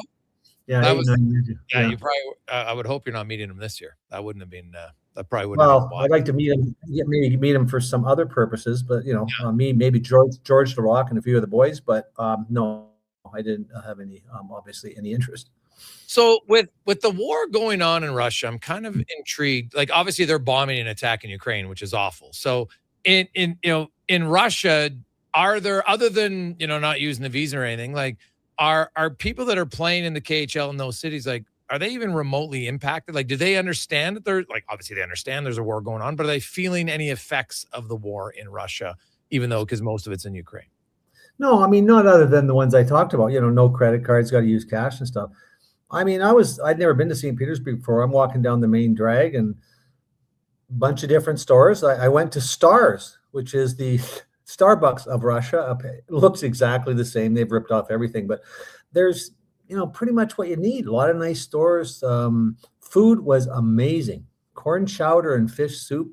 I went back 3 times for that. So, yeah, I mean, you can see life's pretty good. I went out to a restaurant pub with Joe Blandisi, who played with the Marlies and, about 100 games in the NHL. And Joe's over there. And I said to him, Joe, I'm looking around. I said, if I take a picture of this and send it home, they'll think I'm in Ireland at like an English pub. But no, I can't understand what anybody's saying, but it's just kind of a noisy pub. And people seem to be having a really good time there. I can't see much has changed for them. They're not being bombed or affected by it in any way.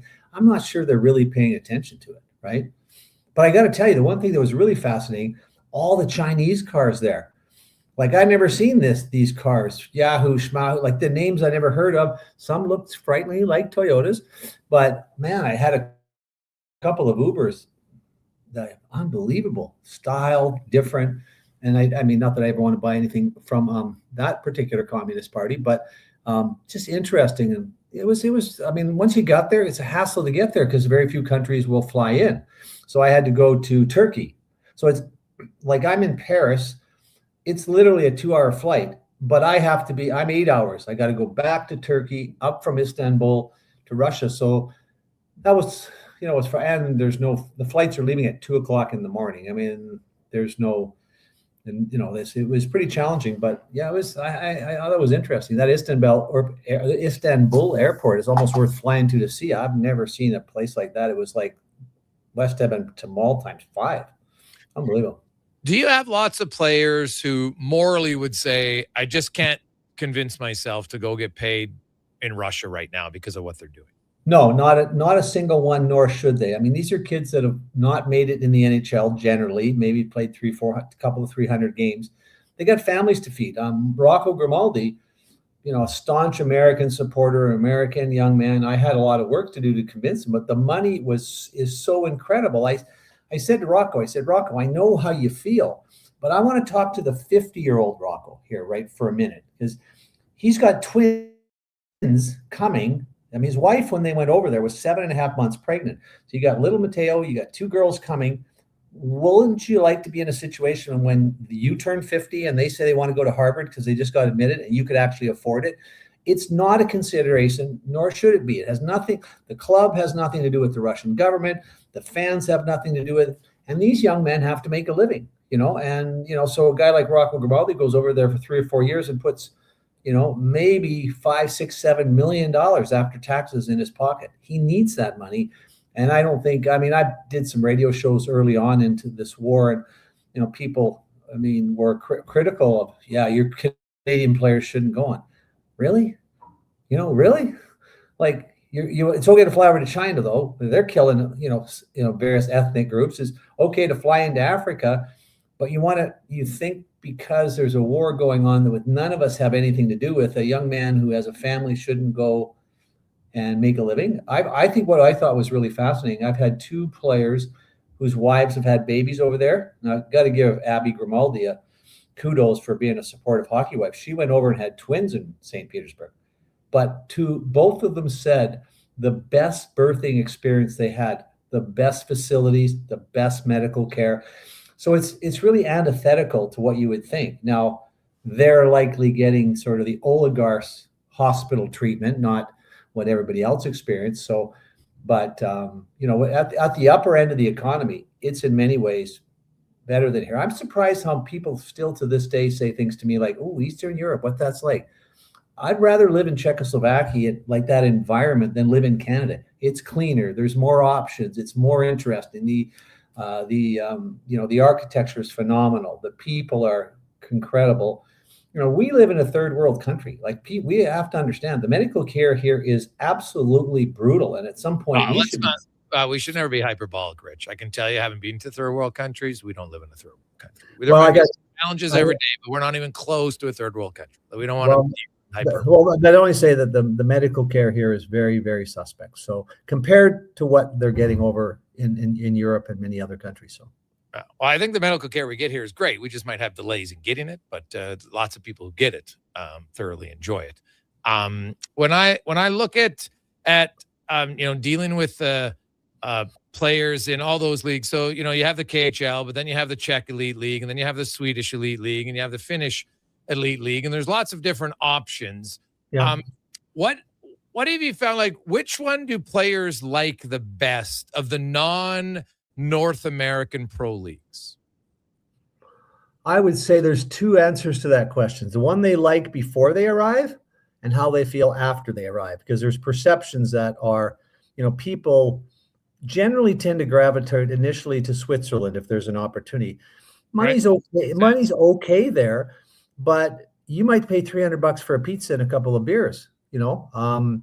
It's insane expensive. Then you go to, I would say, after players have been there, universally they love the Czechia.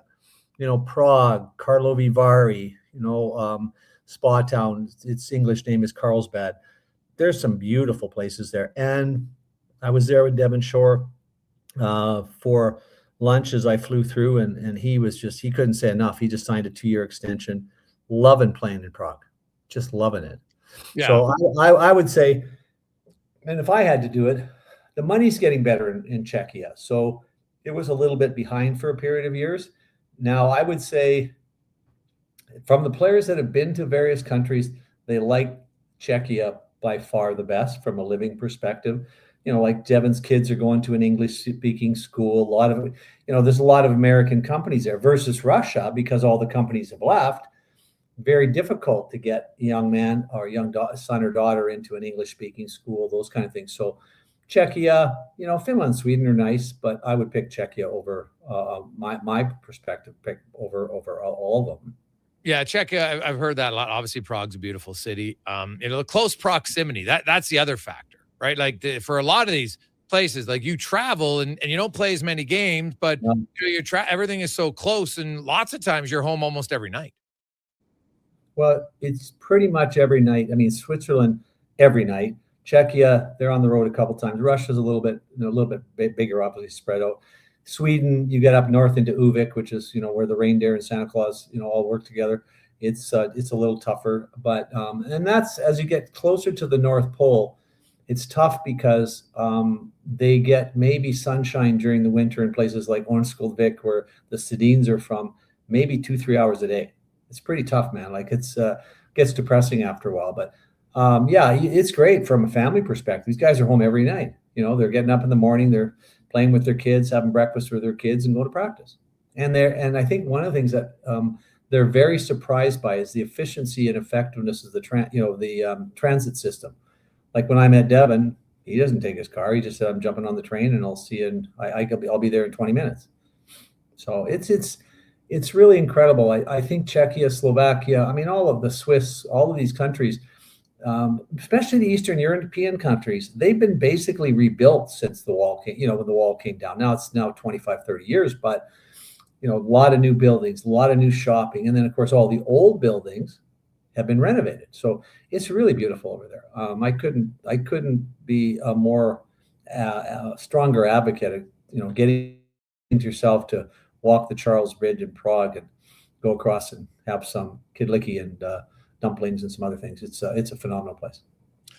When we come back, we're going to talk about the business of sport, and then a little bit different because of the announcement today. The NBA is going to expand, and the expansion fee is $7 to $10 billion.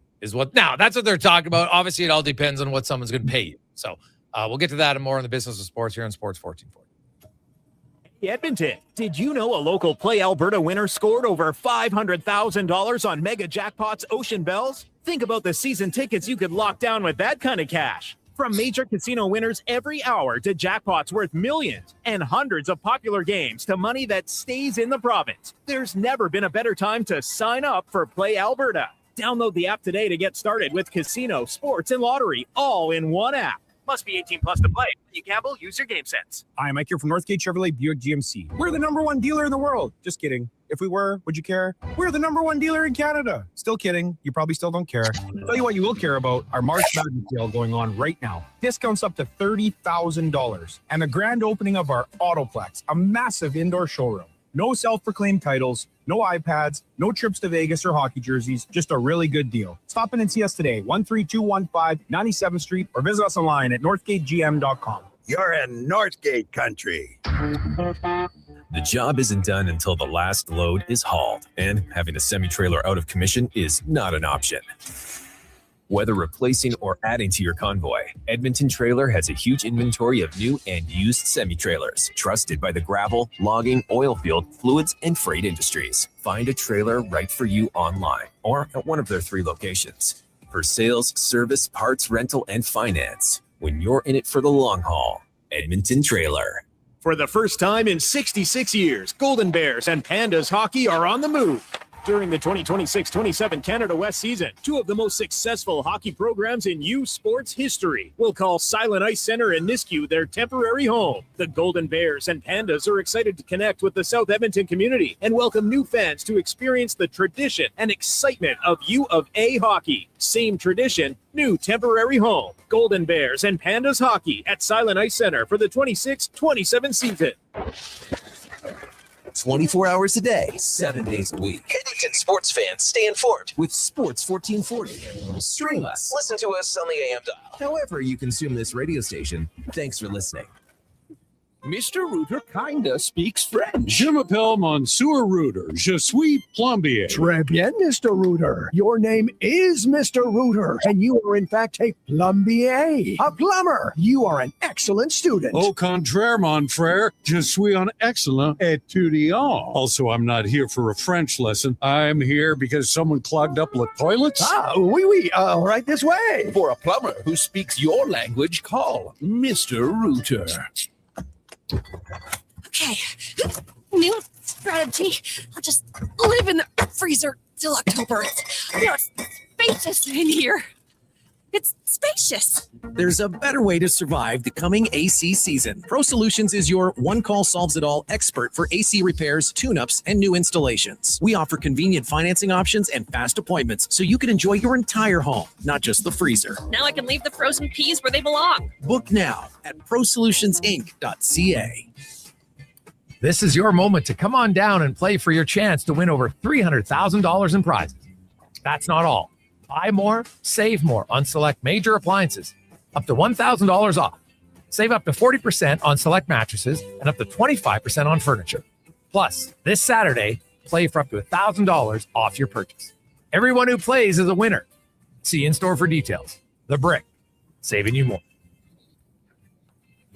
Are you overwhelmed by debt and getting nonstop calls from creditors? It can feel like there's no escape. Debt doesn't have to be a life sentence. A single call can turn things around. My name is Parveen Middleton. I'm a licensed insolvency trustee at BDO right here in Edmonton. I can help you become debt-free with a solution just for you. Let's put an end to those calls from creditors together. Call 1-833-BDO-TALK or visit bdodebt.ca to discover your debt-free future. This ad is presented by the United Conservative Caucus. The new Alberta-Ottawa energy deal will significantly expand Alberta's oil and gas production and create thousands of jobs, thanks to the leadership of Alberta's United Conservative MLAs.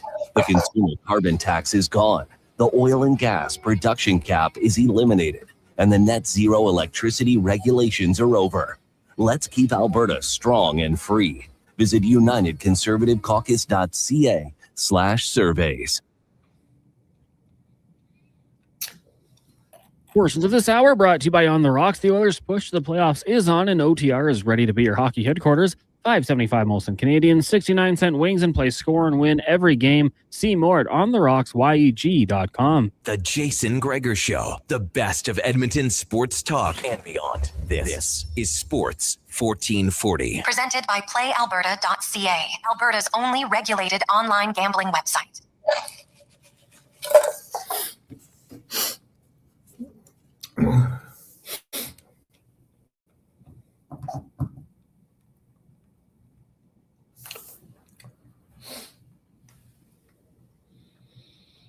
Ritch Winter joins us, and Rich, we are going to have Max Smirnoff join us for the final segment, kind of a little different angle on the possibilities of sports and what it can happen for college and everything else.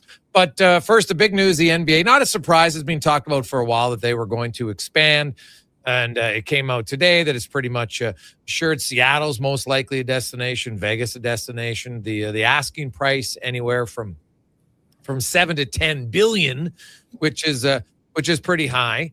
I'm curious. We'll get to the NBA in a sec, but are you surprised that in the CBA, the players have yet to be able to get any sort of piece of the pie for expansion? Yeah, a bit surprised. I don't know that, but it hasn't been their focus. I think they're universally focused on their salaries, right? And I think it's such an abstract notion to them, and how to collect it, how to calculate it. I guess, and how to share it. It's so complicated. It's just not something that I'm not surprised, because the players aren't pushing leadership to do it, and it's ultimately their decision, right? No, that's fair. And I guess that someone say, hey, maybe the owners would argue, you know what, not a big deal. Now you do wonder, how much more expansion realistically could there be? I know there's lots of talk right now, and I get why the owners want it. It's like, this is guaranteed money for us, right? We get a pretty significant piece of the pie, and away you go. We can debate. 32 just seems like it's a really good number. There's 16 and 16. It's 4 divisions of 8. Yeah. It works well. You get to 34. Now you're going to have 2 divisions of 9. I would think somewhere across, probably one in the East, maybe one in the West, and there's 17 teams, and that changes things a little bit with the 84 games and such. And then there comes down to the question of, I don't doubt that there's enough players that can play in the NHL, but it's not like there's magically more elite players when you expand, right? It's not like there's a bunch of elite players who aren't getting opportunities in the NHL, and that's always the risk here. There, arguably there might be 1 or 2, but maybe older players. But ultimately, you watch those games in Russia. There, you can fill in the middle 6, right? You can fill the second pair in, maybe not as capable as some of the top teams here, but you're right. It's just at some point there's just not enough players, right? So I don't know. I think it doesn't make a lot of sense, and it's interesting because you look at teams that are struggling now. Vancouver, where I am today, and Calgary, and these teams, where are they going to get those types of players? And when you get 34 teams, 36 teams, now what is a prospect of picking up 2 stud players in a draft? And you look at a team like Vancouver, how are they going to get back in the hunt? They don't have they probably don't have a top 6 forward. They probably, maybe Hronik's a second pairing D on a good team, and they have no goaltending. Other than that, they're fine. So you think about, how do you get to a, 3 big studs, at forward, a couple of solid D. I mean, look at Tampa's lineup. How do you get Kucherov and Hedman and Vasilevsky? You can get them in the draft, but if you get them in the draft, and if you hit a home run and get 1.5 of them every year for 4 years, you're still maybe, in halfway there. So, I think you add the teams, you just water down the opportunities for teams to recover, and then that hurts fan bases, especially in markets that are a little fragile. I don't know. There's a lot of factors, but owners' greed is pretty strong, and they like money. It's how they got to where they are, and I don't think they always look at the ramifications. I agree. 32 teams would be interesting. Now, if you told me you're going to put 6 NHL teams in Europe, now I might have some interest, right? Because now I create a global game, right? And those cities over there. Not hard to travel to from the East Coast, or 6-7 hours by private plane, charter plane. That would be interesting to me. But, I don't know. I just don't, it doesn't make sense. But outside of these guys just wanting to line their own pockets, and maybe not for the best interest of the game. When you look and you're over in Europe, and the ticket prices, I know it's not the NHL, but it's the top league in Sweden and Czechia and all those countries, and their ticket prices aren't the same. I know there's lots of people who've always talked about the moving over there. Then you got the time zone factors, right? Of when are you going to play the games, and you could have a division of 6. And so, you would have, like, I would guess if an NHL team went over there, you might say, okay, you're going on a road trip, but you might be playing 10 games, right? You play each 2 teams twice or something, rather than just go for one 6-game trip or something like that. It would, because otherwise you got to go there multiple times, right? Like, but you think about it, you go from Anaheim to New York, right? Yeah. That's a 3-hour time difference. And from New York to Prague or London, it's, you're looking at 4, 5, 6 hours. Man, I was in Russia on Monday and Tuesday. I came home Monday. You learn to adjust. They probably have to go over there and have a couple of days just to get acclimated. Then you do a 6 or 8 game road trip, but those happen all. But just think of the cultural exchange. But the thing about people don't seem to understand is the economics are different in Europe. They don't rely on ticket prices as much. The teams are also often named after a company. It's become traditionally expedient for them to rely on a lot more sponsorship as a percentage of their total revenue. So it may not be as big an issue as we think, but I haven't studied the economics, but they're different over there. And, again, I just think that would be, being able to players to experience the world. We're so isolated generally here that I think it'd be fascinating. But I mean, the first league that does that will seize that space globally. And they'll probably make a heck of a pile of money by doing it, but I don't think we're going to see it in Gary Bettman's era by any chance. Well, and then the other thing is, like, the 6 European teams in the NHL would be at a massive disadvantage, because if they're traveling, where are you going to play all your games? Unless you're going to say we got a division there, and they're going to play, half of their season against each other. You know what I mean? Otherwise, you got to travel a significant amount of time. Right, you can have 41 home games, but you got 40. Yeah, right? You're right. You're right. But again, I don't think it's as big as a challenge as you think, because, like, when I go to Europe, I usually travel business class because you can sleep, right? So I basically sleep the whole way. I tell the stewardess, wake me up when I have to put my seatbelt on, and so that's not as challenging. And then it's just learning. Like, I've learned over time from going over there, and it works for me. I sleep all the way there. And on the way back, I don't, I maybe catch an hour or no more, because a lot of people, when they return, they'll sleep 3, 4, 5 hours on the plane. And of course, they can't go to sleep when they get home. And then they got 2 hours sleep the first night. And by the third day, they're almost, completely bagged. But, strategically, they have sleep experts, they have, sports scientists. They can figure it out. But you're right, it would be a lot more challenging. It'd be tougher for them. But on the other hand, from a free agency perspective, how many guys are going to want to go home? You think Kirill Kaprizov would rather be in Minnesota or Moscow? Or, Jágr in his day would want to be, in Prague, 20 minutes from his home in Kladno instead of in Pittsburgh. So I think there's, you have to think it all the way through, but there's a lot of possible advantages that they would have, and disadvantages. Yes, there'd be, and it would, you could have, more, you could have more players playing for sure. You had 6 teams. You're going to need a lot more Europeans. You're going to need a lot more North Americans. Are going to fill the spots.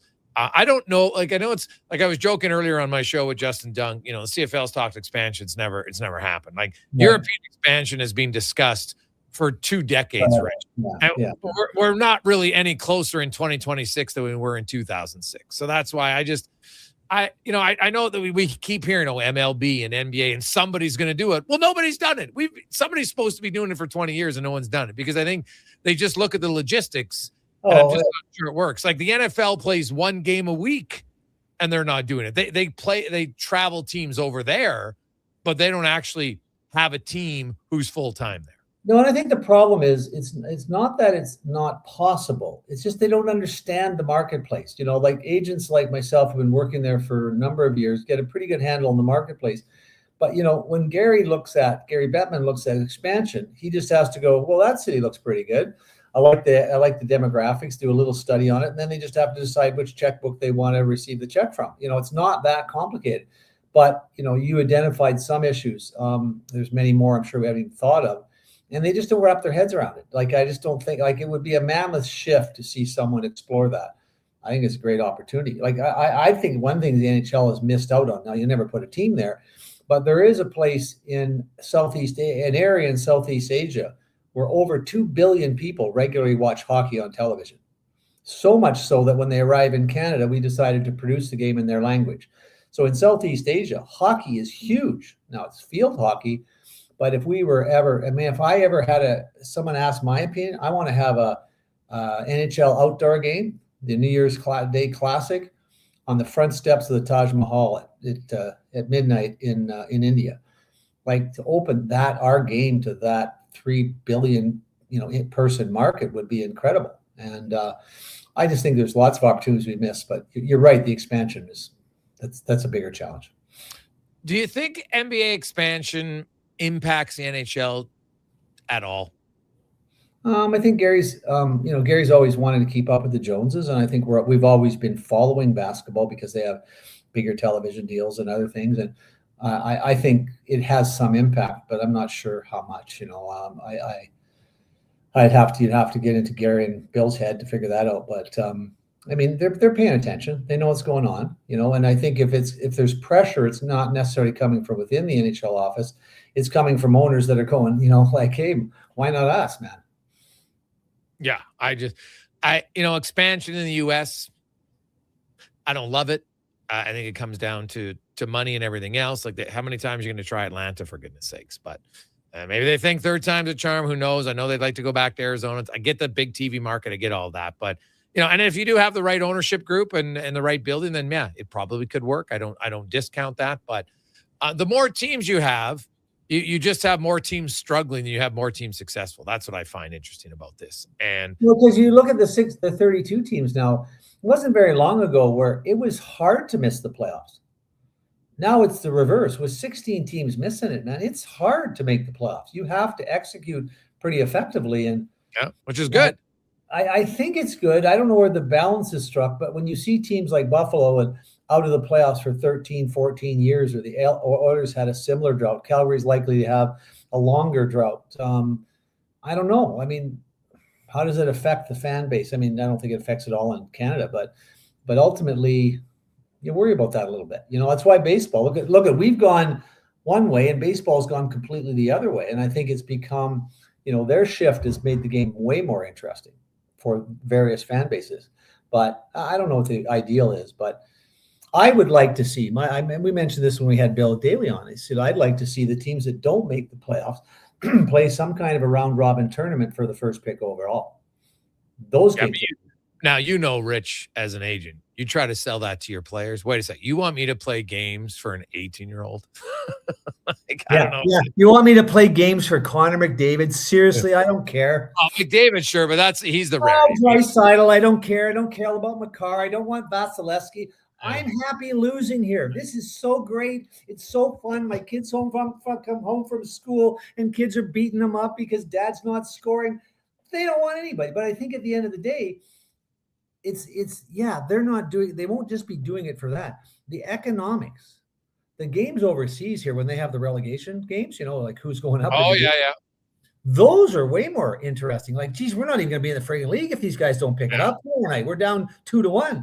And so I think that it creates a dynamic that, replace the world championships with a draft tournament. I like the idea. And I just think it would, and it's not hard to sell because players aren't, they understand the marketing and the economics of the game. And believe me, if they're certain years, it'd be very exciting. No, now that you say, you know what, maybe some guys will be like, hey, you always hear, well, I want my body. I go to the World Championships because I want to get used to playing longer. So in a way, this could. I hear that all the time. All the loser teams Brad Treleving's always told me, I really like my guys playing in June. Well, there's a way to deal with that, Brad. Mm-hmm. You may want to draft, you may want to trade, you may not want to give Minton a first round pick for Carlo. You might want to, kind of do something in out of your office, but. I think in the World Championships, there's not every player going, but there's a pile of players there playing for nothing. But if I was playing for Connor McDavid, I'd be coming into practice early. Fair. Take a quick break. When we come back, a unique little special inside the business of sport next on the Gregor Show, presented by PlayAlberta.ca.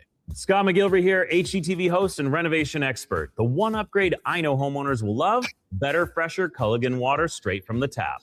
Culligan's AquaCentral reverse osmosis filtration system takes your water to the next level. With up to 7 stages of filtration and 14 filter options, they're certified to reduce over 90 contaminants. Your tap water is about to get a major upgrade. Safer water that tastes great. Get started with a free in-home water test at Culligan.com. Culligan, water you love. You see it? Fusion Promo Marketing can make it. Fusion makes high-quality, memorable promotional products for businesses, sports teams, and corporate events. From vision to reality, get noticed and remembered. Fusion with a Z. Promomarketing.ca. Who's that working on the underground utilities over there? All-Star Construction, that's who. What about the street lighting? Yep, All-Star Construction. And directional drilling, hydrovacking, neighborhood renewal, and telecommunication work? Yep.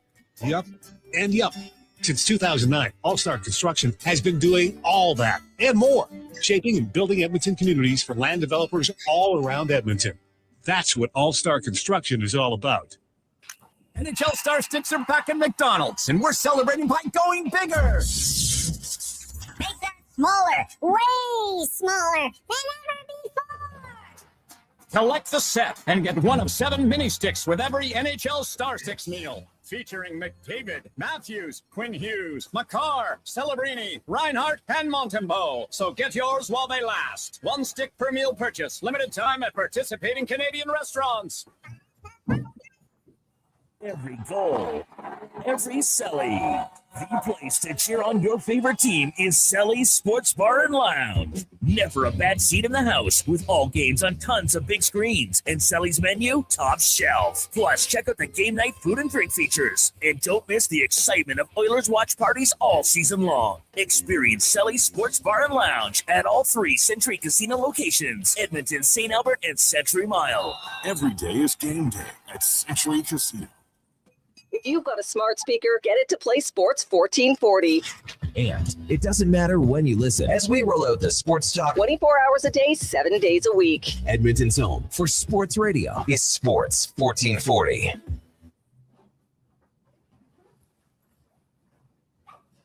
Portions of this hour brought to you by Elks Nation. Check out the new website, elksnation.ca. Articles, podcasts, and more breaking down the green and gold. The most in-depth WE coverage online, elksnation.ca. This is Sports 1440, where Edmonton talks sports. On YouTube, Facebook, and X. Here's Jason Gregor. Brought to you by PlayAlberta.ca.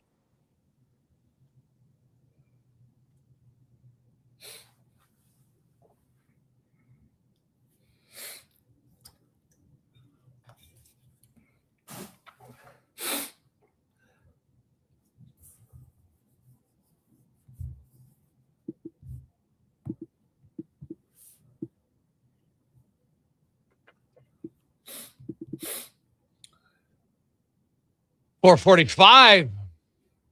Oh, geez, that might be a Ritch Winter song request. Party all the time. Party all the time. Yeah, it's a real problem in my life. Yeah, a real problem. I like it. Business and sport. Now, today we always talk a lot about how players eventually lots of players will go over and play in Europe, and we rarely talk about the players that come over to North America from European countries. In the case of our guest, came over from Russia, joined the Western Hockey League in 21-22, spent 4 seasons with the Hitmen, then got traded, finished his career at the Vancouver Giants. And then a lot of players will go back to their home country. But Maximoff did not. He actually signed, he's playing at Niagara University, and he joins us now. Maxim, how you doing, man? Good. How are you guys? Excellent. So kind of take me through the decision as you came over here in 21-22. I guess let's start. Was the NHL the goal? Because a lot of guys will stay in Europe and play in their junior leagues before they come to the CHL. Why was the CHL a better choice for you? Well, absolutely. Yeah, NHL is a dream, and kind of talking to my parents and agent back in the days, and decide to play in the best junior hockey in the world. And if I knew back at 17, I would have to stay 3 years long. I don't know if my parents would like appreciate that. And yeah, so that was a because Max, goal, honestly. Jason, Max arrived here just as COVID started, so he couldn't go home for 3 years. And I think we don't really understand how much they give up to be here. But I think Max was pretty inventive, right? Max, I mean, you know, you didn't have much money coming in, but you did some pretty cool stuff with the container. And so tell us about some of the stuff you did. Yeah, of course. Well, the first summer was pretty hard. Like, barely like leaving without my family back home, and they can't send me money because all of that stuff happened, you know. And watching TV show, Storage Wars, that was I don't know if you know about it. Oh yeah, I know what Storage Wars is. Yeah, so you're looking at the containers. That's when you end up kind of trying to, you know, find out what's in the container, right? Yeah, and just find that website. Bought one storage with my billets. Just started with that and was selling everything what was inside. And there's like some cool stories. Some I can tell you, some probably shouldn't, but I tell you some. So there's lots of good stuff like jerseys, signed jerseys, and NHL jerseys like that soup and stuff. It was awesome, and honestly, like I made lots of money on that, and that's kind of keep me going in that. You know, but the main point was like just like to have some money, you know, over the summer. Well, a young man stuck here, Jason. He can't go back and see his family. His family can't send him any money. I mean, I found it hard to go to university without coming home for, you know, a couple of 3 months. And that's a real challenge. But I think the most fun I had with Max was when the rules changed. And I phoned him and said, well, would you be interested in having a scholarship? And what did you say, Max? I said, like, I have no idea. What is that? Honestly. So Max is the first Russian-born CHL player to play college hockey in America. So, yeah. So, and what's surprised, I shouldn't be surprised. Matt's a pretty gregarious guy, but tell us how you're doing. I mean, tell Jason the 5 courses that you selected for your first semester. When I heard, I thought you were out of your mind. What were you? Well, yeah, sorry. It's my major is finance, so it was microeconomics, accounting, and statistic. Okay. And I didn't know, like, there's some courses you have to take what doesn't affect your major. It's like social justice, religion. But I think my first semester was social justice and writing course, I believe. Okay. Yeah. And yeah, it's just, I was like surprised by that. Honestly, I would say I did pretty good. Like my grades was like 80 and above. And yeah, if you like pay attention in the classes, that's. So now, Max, when did you speak English growing up, or did you not speak English till you came over here? Well, until I came here, I had like English classes back home, but they didn't give me much. Okay. I think when you start talking in English every day, it's kind of like help you a lot. Yeah. And so basically, now you've been in Canada for 5 years. And you're in university in your 5th season for a guy who didn't really understand English and taking a finance major. Like, that's pretty impressive. How challenging was it? Like, just to not necessarily even go to school, but just to understand the language enough to understand what you were reading. Well, I'm still a little bit struggling with that, but it's getting better for sure. Just talked to my advisor 2 weeks ago and deciding I'm going to take a double major and a minor. So it's going to be finance, eco, and minor is going to be business analytics. And I don't know. I'm right now doing pretty good, honestly. And you're doing that, but you're also playing hockey, and you were tied for second on your team as your first year at Niagara in points with 22 and 33 games. So you're taking all these courses and you're playing hockey. Obviously, you haven't given up on the dream to play hockey. How do you feel the competition? How has it helped your game?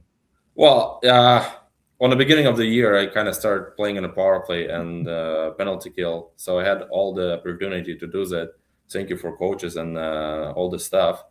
And from that, just, when you have confidence and when you're playing with confidence, like everything going your right way. So where the goals for you is obviously to finish your major. So you're going to play the 4 years at Niagara. Would the goal then to be stay and play hockey in North America? Do you ever want to go back home and play hockey over there? Do you have a long-term plan, or is it kind of year to year and I'll just finish my degree first? Well, every time when I try to make plans on my future, it's always changed. Like my first year in the WHL, I said, "Oh, I'm gonna play a year, come back home on the summer," and so I obviously, I want to play in North America. That's a dream for me, and it's always been. So we'll see how is it gonna go. Well, I look at it. A young man from Russia has a double major in finance. Like, the world changes no matter what happens. I mean, Max is going to, sort of stamp the golden ticket no matter what happens. So I was just really excited when Niagara University got a hold of us. And I think it's really, your life's just changed dramatically. You can't even imagine a year ago what the kind of things you're thinking about now would even be a possibility, right, Max? Absolutely. Like, last time I finished school back home was like 5 years ago. And now doing school again, it's I don't know, I'm kind of impressed by myself, honestly. Well, you should be. Like, honestly, that's there's a lot of people that go to university and struggle, never mind playing sports at the same time to do it. Never mind somebody who's only spoke the language for less than 5 years. So it is obviously you have a strong natural work ethic, Max. I think that's safe to say that you're going to work hard. And like when you're in finance, what's the ultimate goal? Like, when you were done playing, what do you want to do with the finance degree? Do you want to run your own business? Like, obviously, I think you like to get into if you got in and you're buying crates for fun. Obviously, I think you got a little bit of a natural entrepreneur in you. Is that fair? Yeah, absolutely. Well, you're not gonna play hockey for whole your life. Like, average career in NHL, what is it, like 3.5 or something? Yeah. So, and absolutely, yeah, the business would be the best, but like, start with something small and just growing from there. How did you adapt not only to the lifestyle, because you mentioned you're 17, you come here, okay, mom and dad, I'll see you in 6 or 8 months. That was the plan when you left, and it turns out to be 3 years. So I'm sure both your mom and your dad and yourself, like, that was pretty challenging. But how was it adapting to food and everything else? How was it coming from Russia to Canada and adapting to the food and the weather and everything? Well, I'm not gonna lie, I was pretty scary. Like, like the how would I explain it? The tension between both two, like North America and Russia, and you watch on the TVs, all of this, like, different culture. It's like different people, but honestly, I did not see much difference. Maybe because I met like great people, because my billets was, I don't know, the nicest people I know. Like, they helped me a lot, and Calgary was one of the best cities I lived in my life, honestly. I have to say, Max, I would say the food's a lot better in Russia. At least it's different. It's richer. I really enjoy it. I don't know if I told you when I talked to you, I just got back from St. Petersburg. So I think there's a lot of things food-wise, I think probably a little healthier in Russia, maybe in Europe general, than we eat a lot of fast food here. Yeah, Europe is way healthier. They don't have nearly the crap we have. And the funny thing is, Rocco Grimaldi's wife was telling me the bread is so amazing here over there, but it doesn't last long because there's very few preservatives in it. It's all natural stuff. So you eat that, you got to get bread 3 times a week because it doesn't last. I mean, so there is food over there that just, it's cleaner and healthier in a lot of respect. Heavy, like they have a lot of sauces and fair amount of meat, but food's really, it's more homegrown, homemade, even feels homemade even in restaurants. Well, I'm not really picky about it. I still think the best food is what it is. It's my mom cooking. So yeah, that's what most of us would think. Now, have you made, like, for your teammates, did you ever make them like a special Russian dish? Yeah, actually, like, just not long time ago, I went over the coach's house with one of the Latvian guys in my team, and we cooked borscht. It was pretty good, honestly. I'm not gonna lie, you would love it. But no, I've had, now when you make your borscht, you got beets in it. What's in your borscht? Beets, carrots, onions. It's lots of stuff. Like, the most of it is just this is the bouillon. I hope I said it right. Yeah. And you have to cook it pretty long. It's like taking 2 hours. Now, Max, growing up and even now, who are your favorite players? Who do you watch when you're watching hockey to say, hey, these are guys that I try to mirror my game after? I try to take some things from their game. Yeah, well, when I was young, it's always been Alexei Kovalev because went on his camps a few times, and it just met the person, and it just unbelievable. Like, helped me a lot. We actually was like, my parents was like friends with them, and it was just like a nice opportunity to get to know the legend. Also, Andrei Kovalenko, like a big guy. Yeah. Hey, here in Edmonton, yeah. But right now, I would say I would compare myself to like Nichushkin, and I usually watch his games, kind of play strong, and kind of familiar games for me. Well, Alex Kovalev, for just pure natural ability, was one of the most skilled players I think I've ever saw. Like his stick handling ability, and like when he wanted to, he could take over games. It was phenomenal. And I know Mike Keenan has a hilarious story because Kovalev didn't let you should ask him next time you see him. You ask him about the shift that he had when Keenan wouldn't let him come off the ice. That's a legend shift. It's unreal because he was stood up because he didn't really. He's like, well, I'm good. I don't need to change, and so they just kept them on, and then it became kind of. I think it was like 6 or 8 minutes, something ridiculous, like maybe even 10. It was kind of ridiculous. There'd be a whistle, and he's like, no, you stay out there, and so, and he ended up scoring late in the shift, which made the score better. I know the shift. Yeah. So that's awesome. So Max, how was your first year? Did you find just overall the quality of play compared from the WHL to playing in Niagara? Well, the college hockey, the guys is older, maybe less skilled, but they know the right time and position they have to be at. So you have less time to make a play. But other than that, it's been pretty good for me. I told you, like, I had confidence to play because I had all the opportunities, and yeah.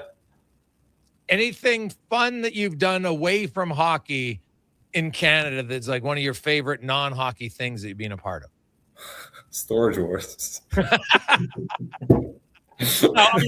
Are you still looking to buy? Like, are you still looking to get involved in the next Storage Wars, or what? You still searching? I don't know. I will update you. Don't worry. Oh, maybe you could find something for Ritch in there. That would be good. Well, Max, thanks so much for joining us. It's a great story. It's something we'll be following, and best of luck on the ice, and best of luck getting your degree. Yeah, thank you so much. This was nice. Okay. Awesome. Take care, Max. Talk to you soon, man. Yeah, you too. Okay, there you go. That's Max Murnoff. He's only 21 years of age. Came over here at 17. Barely knew a lick of English. As you mentioned, I took some classes. Didn't really help me. Think about that, though. You came over and you mentioned, Ritch, like, hey, mom and dad, I'm leaving. Like, I know parents who are listening right now, and their son, you know, usually maybe even their daughters now, because they go away to college hockey in NCAA. But you have lots of 17-year-old kids who will leave home and they got to go to Brandon. That's kind of the farthest place in the Western Hockey League, right? There's Prince George. There's other places. But you know what, mom or dad usually can get to a few games now. You know, at bare minimum, they'll probably come to Edmonton once a year. Maybe go to Calgary and Red Deer, and you can see them, right? Yeah. If there's Christmas time, you come home. Not seeing your 17-year-old son for 3 years. Any parent, like, are you kidding me? Right? Like that would be challenging. Or more importantly, for the 17-year-old, not to see your parents. I can't send you any money. So good for him to be able to push through it. And he's a guy I'd watch for. Like, I have no doubt if you're able to overcome that and see him kind of make the most of a tough situation, that guy's going to be successful in whatever he does. There's no doubt he's going to be successful. And just by way of a local side, like Marshall Finney's playing there with him as well. So, you know, he's got some Edmonton connections, and but it's a real fascinating experience. Niagara University is a great spot for his particular situation because the classes are pretty small. But he said he hadn't been to school for 5 years, and he's on the dean's list in virtually every class he's in. It's like I like what he said. Like, I even kind of impressed myself. You know, he's a really interesting kid. I think he has, you know, a long shot at the NHL. He's big, he's strong, he skates, he works hard. Who knows? You know, he's certainly not going to get there. He's not going to not get there because he didn't work hard.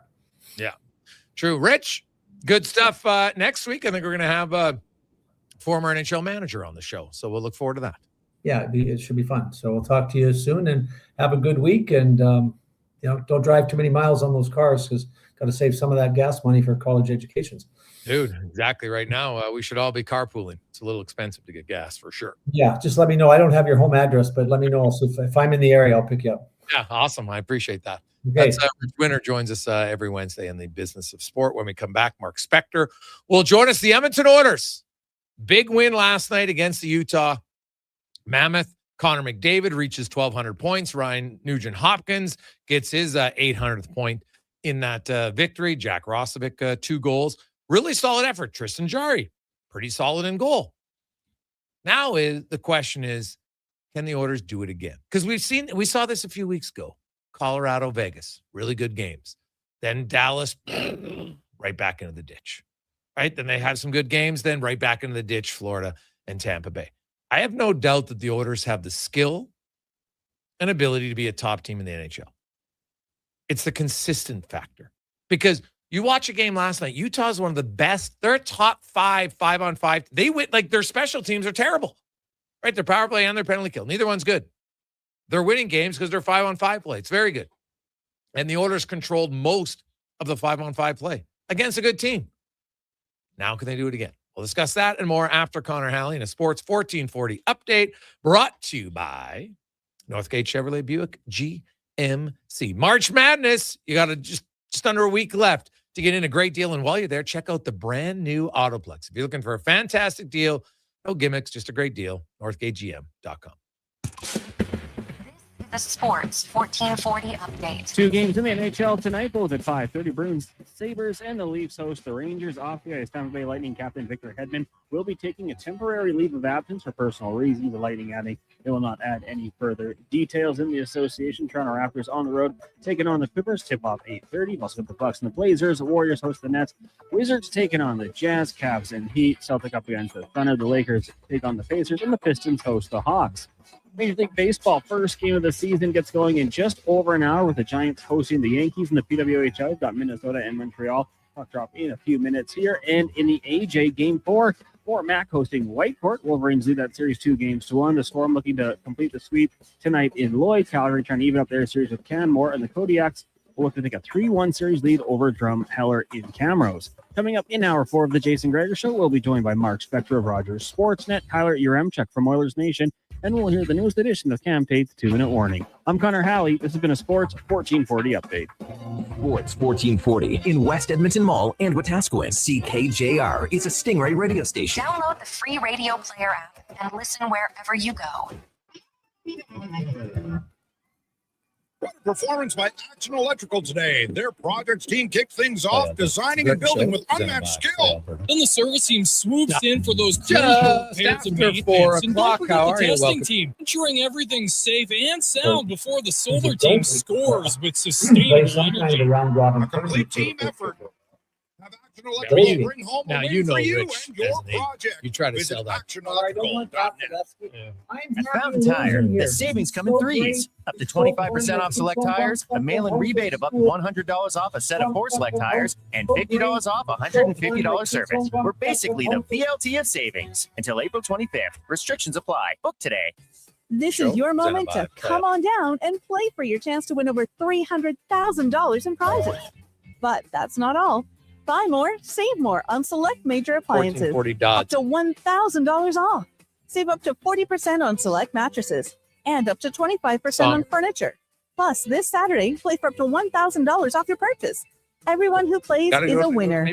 See in store for details. The Brick, saving you more. Sleep is for the off-season. What off-season? Sports 1440 is live, loud, and locked 24/7. Oilers, Elks, Riverhawks, Stingers, Oil Kings. We've got your fix. Edmonton's home for sports is Sports 1440.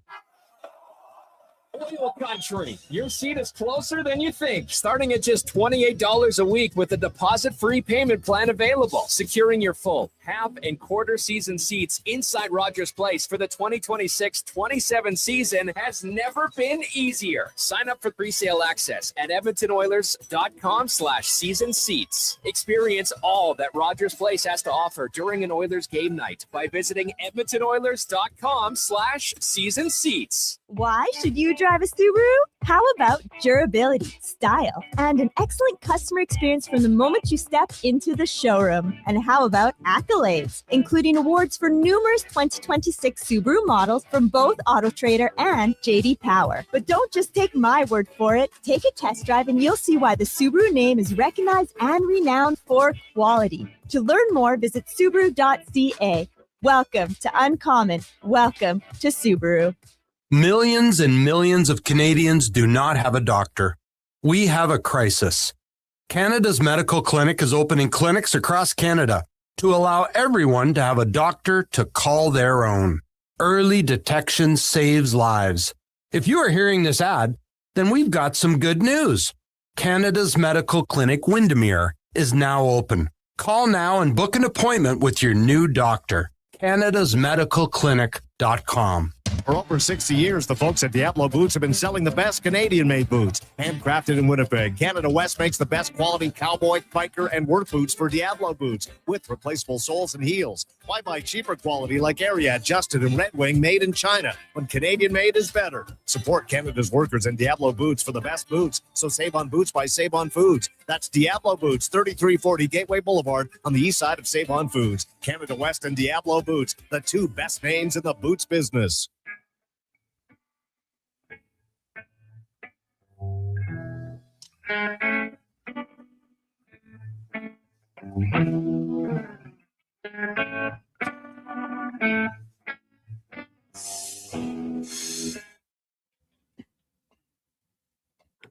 Portions of this hour brought to you by Japa Machinery. Did you know that Japa offers in-house and on-site service?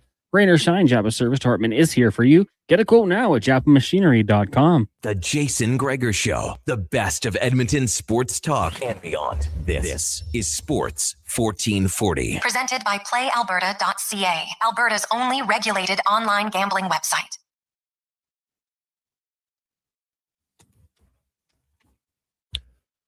Rolling through Wednesday, you made it for another hump day, boys and girls. Make your way home tonight. Turn your lights on. And be a little careful. It might be a little slick in places. So snow comes, and even though we've had snow for like 6 months, every time it comes again, there's always a little bit of nerves. So take a little extra time. Get home safe. Late night in the NHL after last night's 15-game sked. Only 2 games, but one with playoff implications as the Bruins take on the Sabres. Meanwhile, the Maple Leafs taking on the New York Rangers. As the Maple Leafs, there's the them and the Panthers, and the protection picks will be something to follow here down the stretch. Kind of interesting to see what happens between them. They almost want to be worse than they are, just so they can get their own pick. Crazy. 833-401-1440, 833-401-1440. It's a Gregor Show presented by PlayAlberta.ca, Alberta's only regulated online gambling website where 100% of the revenue stays right here in the province at PlayAlberta.ca. And we always have the Jason Gregor Show specials that you can get involved in as well. So let's see what happens tonight. Let's get to the spec report brought to you by GS Construction, your underground infrastructure specialist. If you are looking for a gig, guess what? They are hiring top men, pipe layers, operators, and just beginners. gsconstruction.ca. Look up careers and apply today. As Mark Spector from Rogers Sportsnet joins us. Spec, good afternoon. How you doing? Hey, Jay, what's going on, man? What's happening?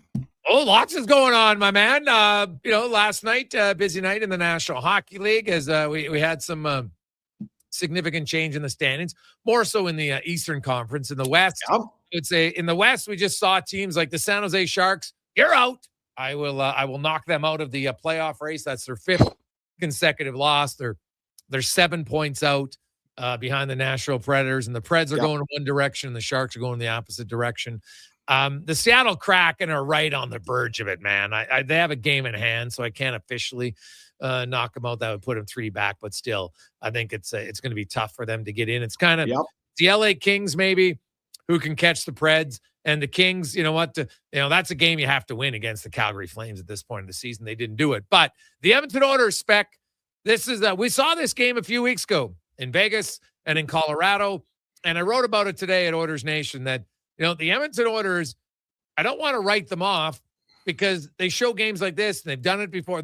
When they decide to play, they got a lot of good aspects of their game. The question is, are they going to do it at the right time? Now, they've shown in the past they could elevate their game. And last night, there was a few things I noticed, Spec, that reminded me of, Zach Hyman, one-man hitting crew, reminded me of the playoffs last year, right? And that really kind of set the tone early in that game. It was physical, Now, unfortunately, the Harrod collision, Bate and Harrod knocked him out of the game. But I thought Edmonton was physical. Spec, you were in the building. They didn't give up very much at all in that game. And if it wasn't for one of the more fluky double deflection redirection goals, Tristan Jarry would be looking at a 1-goal against game, be pretty happy about his game. Yeah, it was they carried the game. They were the better team in the game. Utah's possession time did not result in grade A chances, Like the Oilers have gone from, they changed their defense a little over the Olympic break, and they came back and they're playing a sort of a less aggressive, box, so to speak, in their own zone, and they're letting teams have it on the outside, and that's great. But there have been some games, Jay, where the teams just pass it around. They possess the puck for so long that eventually they find a crack and get in and have a scoring chance. And I thought that last night was one of the nights where not only did they stay on the outside, but they didn't possess it a long time. They needed 3 really nice passes quickly executed to get a scoring chance, which just isn't going to happen that often. So I thought that whatever we're calling this defense that Knobloch wants to run here, I thought last night it rolled out better than it has in any of the games. It really, again, not only did Utah stay in the exterior, they didn't have it for that long. They didn't pin the Oilers in their own zone. So all those things are good.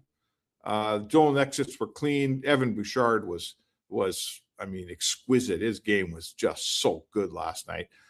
And everyone did what they're supposed to do, and they were the better team. There's no doubt about that. Oh, yeah. Hey, Bouchard was excellent. Again, like that. The pass on the second Roslovic goal, just right to Hyman, was awesome. Even on the Savoy, a lot of people thought he was going to shoot, and then he waits. That was a really nice play. Right? Yeah. Like scores.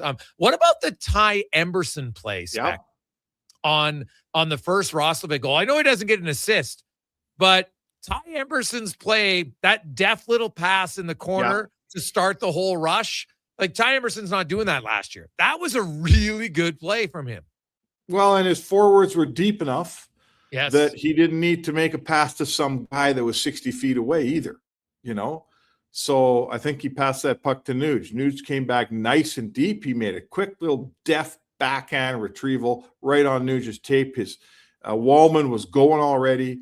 Roslovic was going already. That 3-on-2, when it left the zone, there was three guys flying. And ends up with on the right guy's stick. Out of those three, I wanted on Roslovic's stick on his off wing, and boom, far side goal. So, you know, that's just another guy making a good play, Jay. Another guy, you know, it was the third assist. Doesn't show up in the score sheet, but we all know it's that third assist. They don't score the goal without it. That's for sure.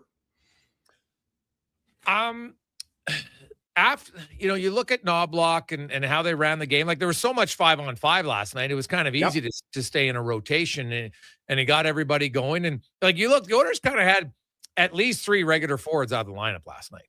And you know, and they're playing pretty well. Obviously, when Draisaitl comes in, he's in the lineup. I think Tread Frederick is in the lineup. After that, Spec, it would be a good debate over Lazar or Szymanski as which one's going to be a regular in the playoffs. Well, right. So you're telling me that your Venti Frederick takes out your Venti. Yep. And obviously Nugent Hopkins takes out Jones, let's say, right? Sorry, Draisaitl takes out Jones. Okay, fair. And then the third one, yeah, it's a good question. Now you got a decision to make. Now you got a decision to make. Lazar is always going to be they'll spot that player. Like he's the kind of guy you use him. There's situations where you want an extra centerman around, and there's situations where you don't. But you know what? They have some depth, and like it's funny when they play. You know, their 5-on-5 game against Tampa wasn't bad, and their entire game last night was excellent. And when they play that way, and you see a team that's all the cylinders are firing, and they get some goaltending, we can see a lot of positive things. There's no doubt. It's crazy that it's 72 games in the season. They're still trying to pull that off for a whole week in a row. Well, I think that's what gets me. And let's talk about Vegas. I mean, Vegas is stumbling into this game. Vegas is they're not playing well. They got 5 goals scored in their last 5 games. Yep. They've won. I mean, I think they've won 5 times in 15 games since the Olympic break. They don't know who their goalie is because none of them are any good. Their power play hasn't been any good, and all their big guys are cold. So, Edmonton does well in this rink. They're 7-3 their last 10 trips in here. And I think the playoffs there, if I'm not mistaken, they're like, is it 8-4 or something like that? But they win more than they lose. 4-2 in the playoffs, excuse me. But they win way more than they lose down here. So this is a game for Edmonton tomorrow. One team's going good, one team's not. And this is a game the Oilers are ready to jump on, I think. So Ingram, I assume, will start tomorrow. Looks like Ingram starts tomorrow. Yes, it does. What did you think Jari's performance? Like, I think all it does is that it means that Ingram won't start 5 in a row anymore. Right. I don't know if it means it's 1 in a row. I don't know if it's 2 in a row or 3. I just don't like Jari put himself in a position that he's not going to have to wait 2 weeks to play again. Fair? Yeah, right. Like, listen, it's up to the team to fire this goalie back up here. They say we can say what we want. They still see a guy that was supposed to be here as a number 1 goalie. So yeah, it hasn't gone to plan. And yeah, he struggled and the team struggled. We all know what's happened, but they're not just going to sit him around for the whole, like, I bet she plays against Anaheim. I think that you need to try to convert on one real positive game. That's the most positive game Jari's had here in forever. So you can't just let him languish for a week and a half before you let him play again. That would be derelict. You got to get this guy going. And a lot of people would have played him tomorrow in Vegas, to be honest. A lot of people would have played him tomorrow in Vegas coming off that game. Yeah, well, I guess there's a possibility, and who knows if they do or not. You're saying it's looking that way. That now, did you get a sense of who was sick? Maybe Speck and why Hamblin was called up in emergency recall. Obviously, he didn't get in the game, so they had to send him right back down. I don't know. I don't. I was never told anyone was sick. We know Frederick's not playing because he's not on a trip. Yeah. I was never told anyone. I mean, I have a feeling we're at that time of year where they've got moves to make and they got guys and it seemed like they just did it for insurance. If there was someone that was hanging by a thread, I'm not aware of that guy. Yeah. But I was told they were making that call up like hours before it got made. It was more, and it was delivered to me as more of a, we're doing this just for, we got an extra defenseman. We want to have an extra forward on this trip. I'm surprised he went down. I thought he'd come here. Well, my understanding, Spec, is on emergency recall, if he stays up an extra day and everybody's healthy, now he's not an emergency recall and would lose someone else, right? So because he was on the emergency recall factor. So now you're nearing the end of the season, and the chances of them having to have 4 actual recalls seem lower and lower by the day. Now Curtis Lazar is eligible to play on Saturday against the Anaheim Ducks. And I know that he feels he's ready to go. Obviously, he's still got to get 100% green light from the doctor, but I think it's probably good to go. So he comes in. Yarventi would be the most recent guy who would have to go back down. Now, they could just keep a guy up if they wanted to, but my understanding is once you keep them up, Spec, then every guy on emergency, now it's not an emergency, so they all have to go back down. Oh, I see. Okay. Right? So that's why you do it, right? Like it's a weird thing. It's basically so teams aren't just emergency recall everybody, and then they just keep them up for the longest time, right? That's emergency I recall. get it. So listen, whatever. I mean, you're reporting. You think you're saying that you think Draisaitl will come back near the end of the year. I know that's what Bowman wanted people to think, and that's what he said. Yeah, was that there was every chance he'd get in games at the end of the year. But by the time we heard Draisaitl out of Munich, we all changed our mind a little bit. So yeah, I know he was coming back to town yesterday. He was back in Edmonton, correct? Yeah. Because I talked to a German guy who listened to and I think some things get lost in translation a little bit, right? He thought it was like basically he inferred it like, hey, I thought they play well enough I can get back, meaning get into the playoffs. So Is that how he interpreted it? Yeah, that's kind of what he thought. Which now, everybody, hey, it's interpretation, right? Everybody's going to have a different one. But I did hear from someone else in the organization that they feel that there's, they're very confident of playing the playoffs, and they said I think there's a good chance that he'd get in a regular season game. And Spec, coming off an injury, a guy would like to knock the rust off if they can, right? Oh, and yeah. There's no they haven't, the salary cap's irrelevant for Draisaitl and come back up and put him in. That's not a problem. Same for the playoffs. It's not an issue for the Oilers in their cap space. So, if he's healthy enough and he wants to play a game just to knock the rust off. Now you're playing, I think it's Vancouver, who's not a physical team, who's got nothing to play for, right? Like it might be one of those, I can ease myself in here tonight and maybe only play 13 or 14 minutes, but just touch the puck. Yeah, I don't think. I mean, don't forget, too, he's got 97 points. Yes. He can get back for a couple games to get over 100. He wouldn't mind that either. 100%. And he should. Like that. Some people are like, oh, yeah, the individual stuff doesn't matter. I'm No. Yes, of course it matters. Like you get to 7 100-point seasons, 5 in a row. Like one of only 7 guys ever to get to 7 100-point seasons. Damn right you want to get there. Well, and the Oilers would like to have him on the power play and get that power play back rolling a little bit before the playoffs. So that's the main thing. Listen, when Vancouver comes in at the end of the season, I'm sorry, that's a no-hitter. Like, there's nobody on Vancouver's running McDavid or running Draisaitl with a playoff starting. Their season's over. Like, that's no. I don't care what the uniform is that anyone's wearing. There's not going to be any hard, wicked hits in that game. And that would be way, way beyond the rules of professional etiquette. If you think you're going to knock some guy out of the playoffs while you're already got your tee time made, that's not how it works in the NHL. Spec, we'll find out tomorrow. You'll be in Vegas. Yeah, the Vegas Golden Knights. Like, I know we talked about the goaltending in Edmonton, but I got the numbers from ClearSight Analytics, and I'll end with this. Okay. This season, Vegas, 3rd best expected goals against 5-on-5. Reality, they're 26th. Edmonton is 26th in expected goals against 5-on-5. Reality is they're 31st.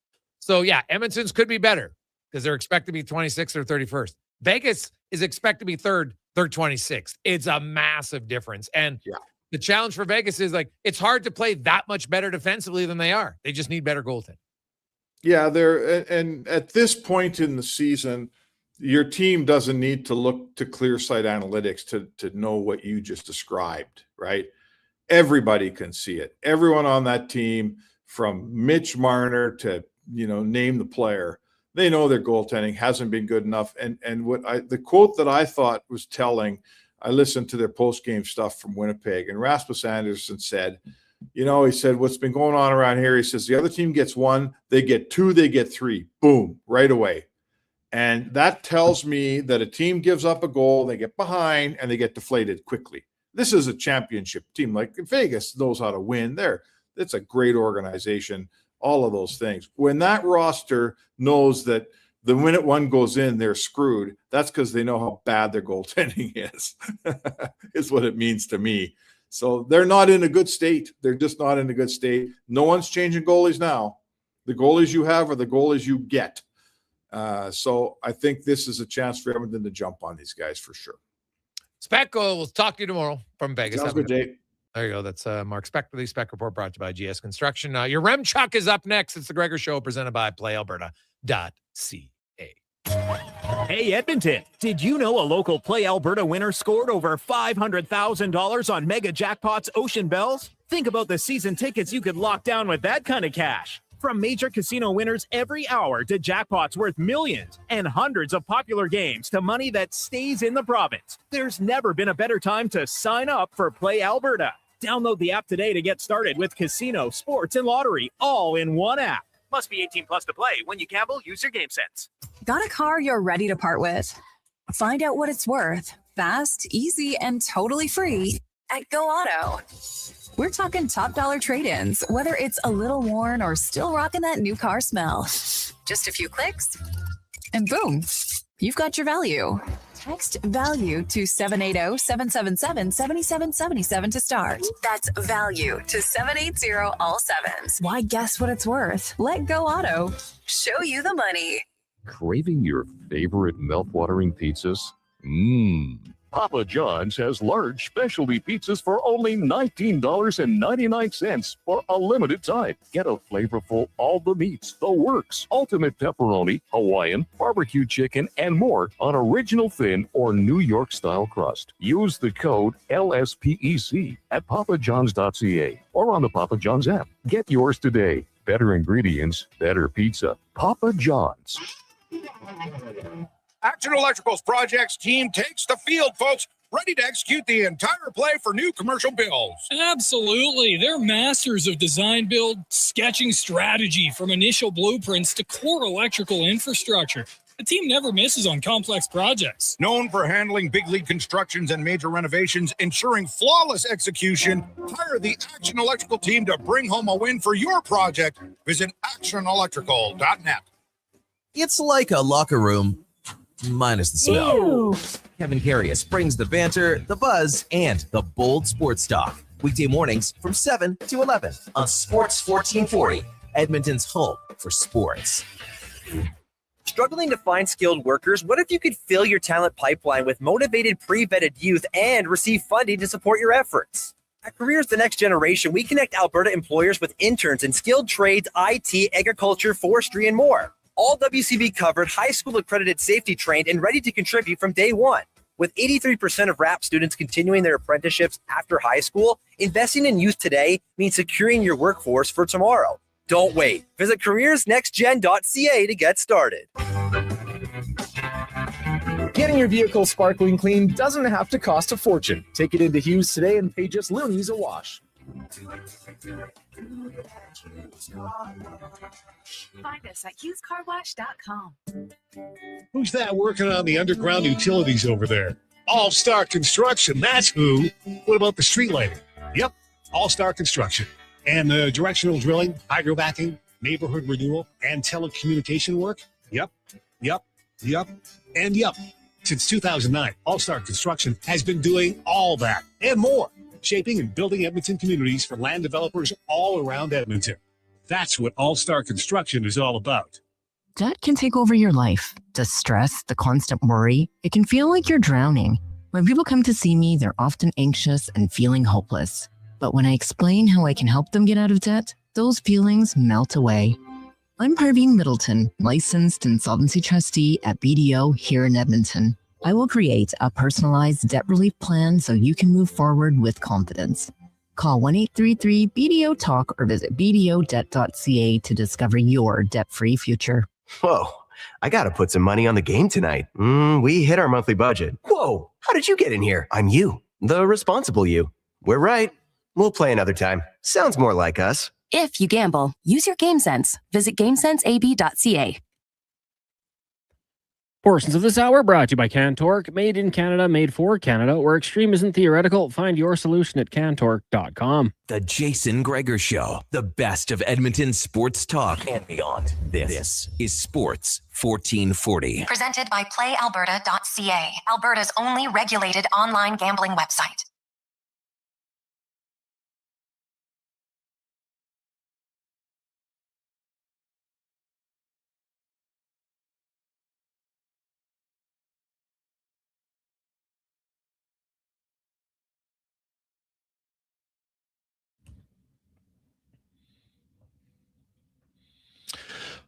Five 29 as we roll through on a Wednesday afternoon. Winter still just kicking around here.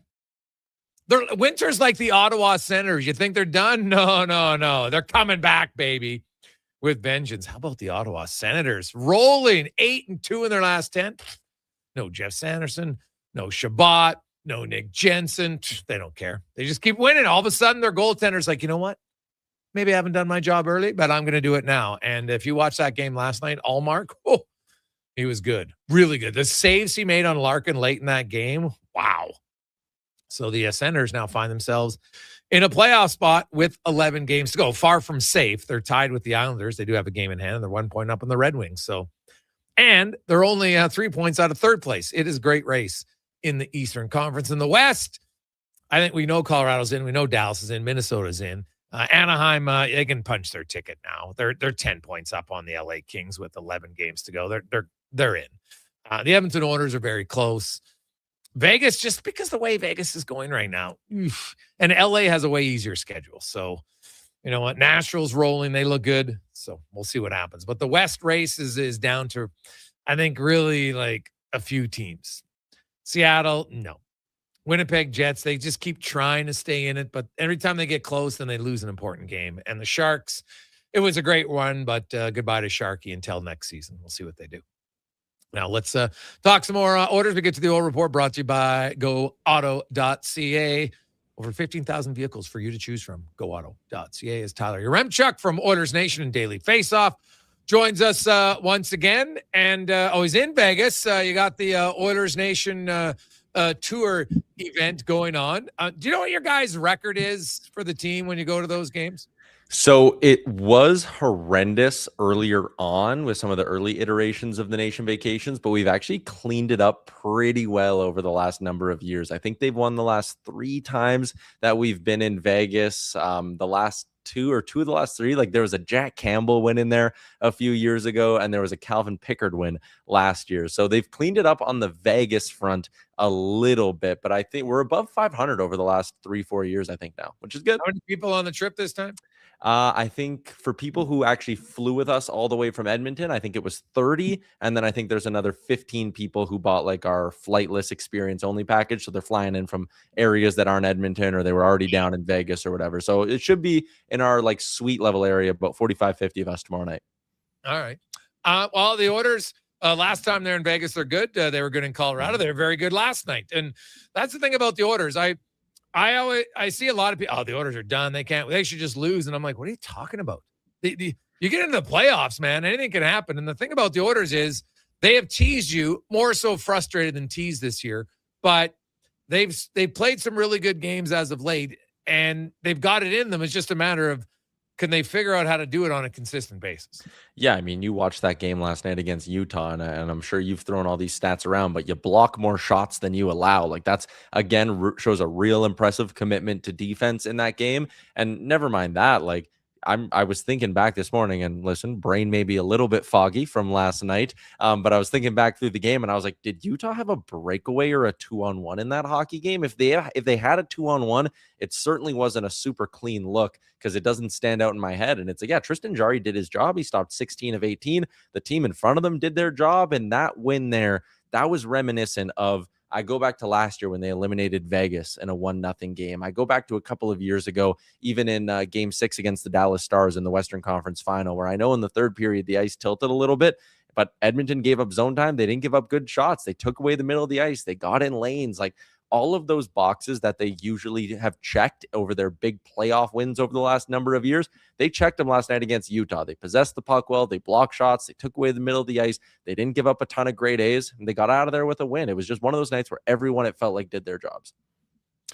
Yeah, well, you know what? Yeah, they had lots of contributions from different guys. Roslovic was good. You know, you look at Wallman and Emberson chip in on that one goal. Nurse and Murphy played all the majority of the tough minutes against the Keller line. That's 2 games in a row that Paul Coffey has said, Nurse, Murphy, you're our pair against the other team's top line. He did it against Tampa Bay. They played more minutes than Bouchard and Ekholm and had way more success. And then he did it last night again. Now, I know the Keller is not on the level, but not every team has a Kucherov, right? And I would think tomorrow night they'll try to get those 2 out against Eichel's line. Yeah, and again, they're kind of earning it. This blue line seems to be finding its stride a little bit. Connor Murphy, I mean, I've been impressed with him since his first game in an Oilers jersey, but that third pairing was a bit more of a noteworthy story for me coming out of the game against Utah. Obviously, you had Wallman making the good play on the Roslovic goal, but there were a few other times he was making just strong, confident decisions with the puck. He was on a level that we haven't seen him in a few months. I think that was his best game in a couple of months. And Ty Emberson, I mean, listen, he's not an overly noticeable D-man for the Oilers, but I was talking today on my show, Greg's, and I know he's a third pairing guy, so he usually only plays 11 to 13 5-on-5 minutes a game. There's only been 1 game this season where Ty Emberson's been on the ice for multiple 5-on-5 goals against. Again, it's not a per 60 stat. I get that ice time can mess with it, but for Ty Emberson to only be on the ice for have 1 game this year where he's on the ice for multiple 5-on-5 goals against, I went and looked. For Ekholm, it's 16. For Wallman, it's 12. For Nurse, it's 17. man, he's an important part of this blue line. I've been really impressed with the steps forward that he's taken this year. He's, he won't hit 200 games until probably December of next season, but I think we're starting to see, I know it's kind of that cliche that like, you don't really know what you have in a D-man until he's in that 200, 300 range. But I think we're starting to see Ty Emberson, as this year's gone on, start to grow into his role a little bit and become a defenseman that, I mean, maybe going forward can start to handle some tougher assignments. Yeah, potentially, right? I've liked the hey, if you get a really good third pair guy who you don't have to worry about, there's lots of value in that. I think I kind of chuckle because your third pair defenseman oftentimes will play more than lots of your, even some of your second line wingers if they're not special teams guys. So, Emberson, I've liked his season all along. I really felt that they missed him, like Stastny. I think it's a downgrade from Emberson to Stastny. Not only is it a righty lefty change, it's just I've liked Emberson's game. He looks more comfortable, and that's a good sign. The other thing was last night. Every player in the Oilers had a positive shot share except the Dickinson line, and I don't mind that. Dickinson was on the ice for a few shots against, but nothing ever really dangerous. You're looking at matchups again for him, and I'll be very curious when Draisaitl comes back.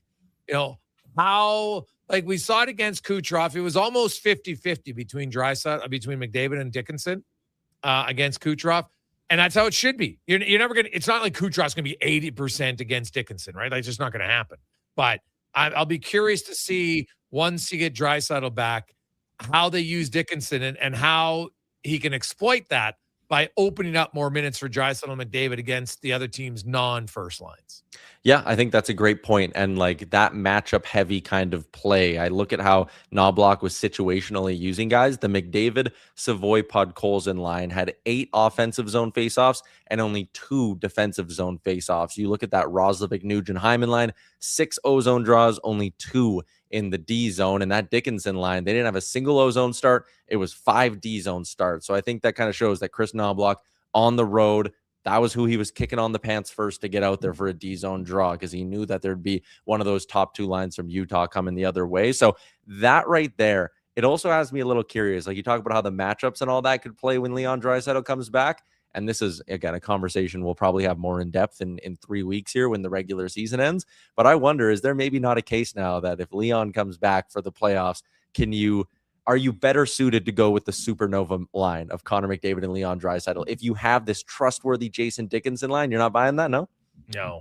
I don't, because I can say as an opposing coach, now I only have to face 15 minutes 5-on-5 against the 2 best players in the world rather than 28. I'd rather take 15 all day long, because I'll feel confident that, we can limit them, because especially this year, they haven't been scoring that much. Yeah, and I think that's a great point too, that the supernova line and their ice time together, it hasn't been as dynamite or automatic as it has been in the past, which I think goes to, and this is the point I've made in the past too, is like, you need to use that, to use a baseball analogy, since baseball returns in a couple hours. Like, that's your curveball, right? You pound the zone with other pitches as your fastball, then you use that duo to try buckle the hitter and buckle the opposing team's head coach and use it to try catch them off guard. So I do think I agree with you on that, but the line combos when Leon comes back, like we were talking today, and listen, it's an Oilers Nation trip. I'm here with all the diehards, and they're coming off a nice win where they look as good as they did, and everyone starts going like, well, imagine if they play this good for the final or the next 8-9 games, and they keep showing signs that they look like the Oilers of old. And then you sprinkle Leon Draisaitl in for maybe the last game of the regular season, maybe the first game of the playoffs. Like, what a boost it could give this group. Like, I know on the outside, fans, media, everyone's kind of raising an eyebrow. Like, are these the same Oilers that we've seen the last 2 years? I'm sure there's some doubt in that room that some of those guys are sitting there going, hey, are we as good as we have been in the past? They have a chance to kind of change that and maybe really get their swagger back heading into the playoffs. I actually think the Draisaitl absence can hurt in 2 ends. A, it's going to force them to be better defensively because they can't outscore as much. But B, it's going to open up other guys to get a little bit more ice time. And we saw this last year down the stretch when both McDavid and Draisaitl were out. And suddenly, guys who weren't scoring, like Corey Perry had some like 10 goals down the stretch last year. And you had lots of other guys get a little mojo going and feeling better about their games offensively. And that got them all the way to the Stanley Cup final. Now, obviously, it's going to be very difficult to repeat that. It's hard to win 3 rounds in the playoffs. I know they've done it 2 years in a row. Doesn't mean it's easy. They've done it. But, Draisaitl coming back, I just look at the teams that won. Your best guys, your best forwards were rarely on the same line. Other than the one time in Colorado, and they had ultra deep team. But, Barkov and Kachuk played on separate lines in Florida. And their third line, for God's sakes, was unreal last year for Florida. We probably shouldn't overlook that. And then, Malkin and Crosby, which is probably the best comparison to McDavid, Draisaitl. In regular season, those guys would play together, but come playoff time, they would play apart. And I think the majority of the time, I would do it with McDavid and Draisaitl. It creates so many different looks and so many different options and gets a few more guys involved. And if you, like you said, you want to go to it a few times here and there, awesome. But I'd try to stay away from it as much as I could because I think it makes it harder for a matchup for the opposition. Connor Ingram likely to start tomorrow. How quickly would you put Tristan Jarry back in net? I was listening to you and Spec, so I've been thinking about this throughout the commercial break a little bit. I think it's got to be Ingram tomorrow. I mean, if you come out 10 days ago and like Knobloch did, kind of declared Connor Ingram's your number one, and we're going to treat him as such, then you got to give him the big divisional game. So for me, he gets Thursday, he gets Saturday, and I would consider going back to Jarry maybe on Tuesday against the Seattle Kraken. But I think there's a case that you don't see Jarry until that Thursday against Chicago, which should be the easier matchup. Although Chicago with Bedard and Frundell in the lineup now, maybe you don't want to take them too lightly from a offensive perspective. But it's Ingram for the next two for me. Again, Jarry was good. He didn't have to be spectacular. The team did their job. Like I said, he did his job too. He didn't allow a weak one. He made a couple of timely saves in the second period. That cross crease save that he made kind of back-to-back of them, actually, when Utah had him hemmed in at one point. Those were both very impressive. But that game just wasn't enough. And again, if Ingram gets lit up tomorrow, I'll have a conversation about Saturday and say, maybe you do go with the hot hand. But if Ingram gives you a good start tomorrow, they've said it's his crease. I think he gets it till he loses it, almost regardless of what Jarry does at this point. Interesting, yeah. I think Jarry will be back in sooner than later. They play Seattle and Chicago next week. He's going to play one of those two for sure. Absolutely. So we'll see which one. Ty, enjoy Vegas. Pace yourself. Yep, this was my last of 4 shows that I had to pop on today. So I am going to the blackjack table. All right, good luck. Good luck. There you go. It's Tyler Ramchek joining us from Vegas. We'll come back. Cam Tate to wrap up the show on the Gregor Show presented by PlayOut.ca. Legacy Heating and Cooling is the #1 heating and cooling company for people who want heating and cooling, because you'll save a bundle by bundling. Then you can use hot, cold, come on thermostat, do what you're told. Turn up the heat, turn up the cold, to the vents start pushing out tornadoes. Bundle my furnace with some AC, gonna get a new from Legacy. Oh yeah, save a bundle when you bundle your new furnace and AC from Legacy today. Plus no payments and no interest for 1 year. That's how you build your legacy. Legacy Heating and Cooling. Craving your favorite mouth-watering pizzas? Papa John's has large specialty pizzas for only $19.99 for a limited time. Get a flavorful all the meats, the works, ultimate pepperoni, Hawaiian, barbecue chicken, and more on original thin or New York style crust. Use the code LSPEC at papajohns.ca or on the Papa John's app. Get yours today. Better ingredients, better pizza. Papa John's. This is your moment to come on down and play for your chance to win over $300,000 in prizes. That's not all. Buy more, up to $1,000 off. Save up to 40% on select mattresses and up to 25% on furniture. Plus, this Saturday, play for up to $1,000 off your purchase. Everyone who plays is a winner. See in-store for details. The Brick, saving you more. Jason Gregor isn't just a sports guy. He's a community builder with over $3 million raised for local charities. And his Gregor Foundation, He's making a difference on and off the air. Check out Gregor weekday afternoons on Sports 1440. NHL Star Sticks are back at McDonald's, and we're celebrating by going bigger. Make that smaller, way smaller than ever before. Collect the set and get one of 7 mini sticks with every NHL Star Sticks meal. Featuring McDavid, Matthews, Quinn Hughes, Makar, Celebrini, Reinhardt, and Montembeau. So get yours while they last. 1 stick per meal purchase. Limited time at participating Canadian restaurants. The WHL playoffs return to Rogers Place. Family fun that's second to none, starting at just $20 a seat. This Friday, your Edmonton Oil Kings square off with the Saskatoon Blades in Game 1 of their first round series. Then on Family Fun Sunday, your Oil Kings turn up the heat for Game 2 versus Saskatoon. Plus, at every home game score, count on kids' food combos for $10 or less. Edmonton Oil Kings, Saskatoon Blades. Game 1, Friday night at 7. Game 2, Family Fun Sunday afternoon at 2. Great seats at Rogers Place start at only $20. Save on day of game pricing now at oilkings.ca. Camping on a long weekend without a Toyota Tacoma can feel crowded. But when you get a Tacoma during Red Tag Days, you can take advantage of its powerful I-Force engine and rugged capability to find a better site. Take advantage of Red Tag Days on now. Lease a 2026 Tacoma 4x4 Double Cab SR5 from $110 weekly for 60 months at 5.99% APR with $6,899 down. Visit shoptoyota.ca or your local Prairie Toyota dealer today. Millions and millions of Canadians do not have a doctor. We have a crisis. Canada's Medical Clinic is opening clinics across Canada to allow everyone to have a doctor to call their own. Early detection saves lives. If you are hearing this ad, then we've got some good news. Canada's Medical Clinic Windermere is now open. Call now and book an appointment with your new doctor. Canada'sMedicalClinic.com. Jason Gregor isn't just a sports guy. He's a community builder with over $3 million raised for local charities. And his Gregor Foundation, he's making a difference on and off the air. Check out Gregor weekday afternoons on Sports 1440.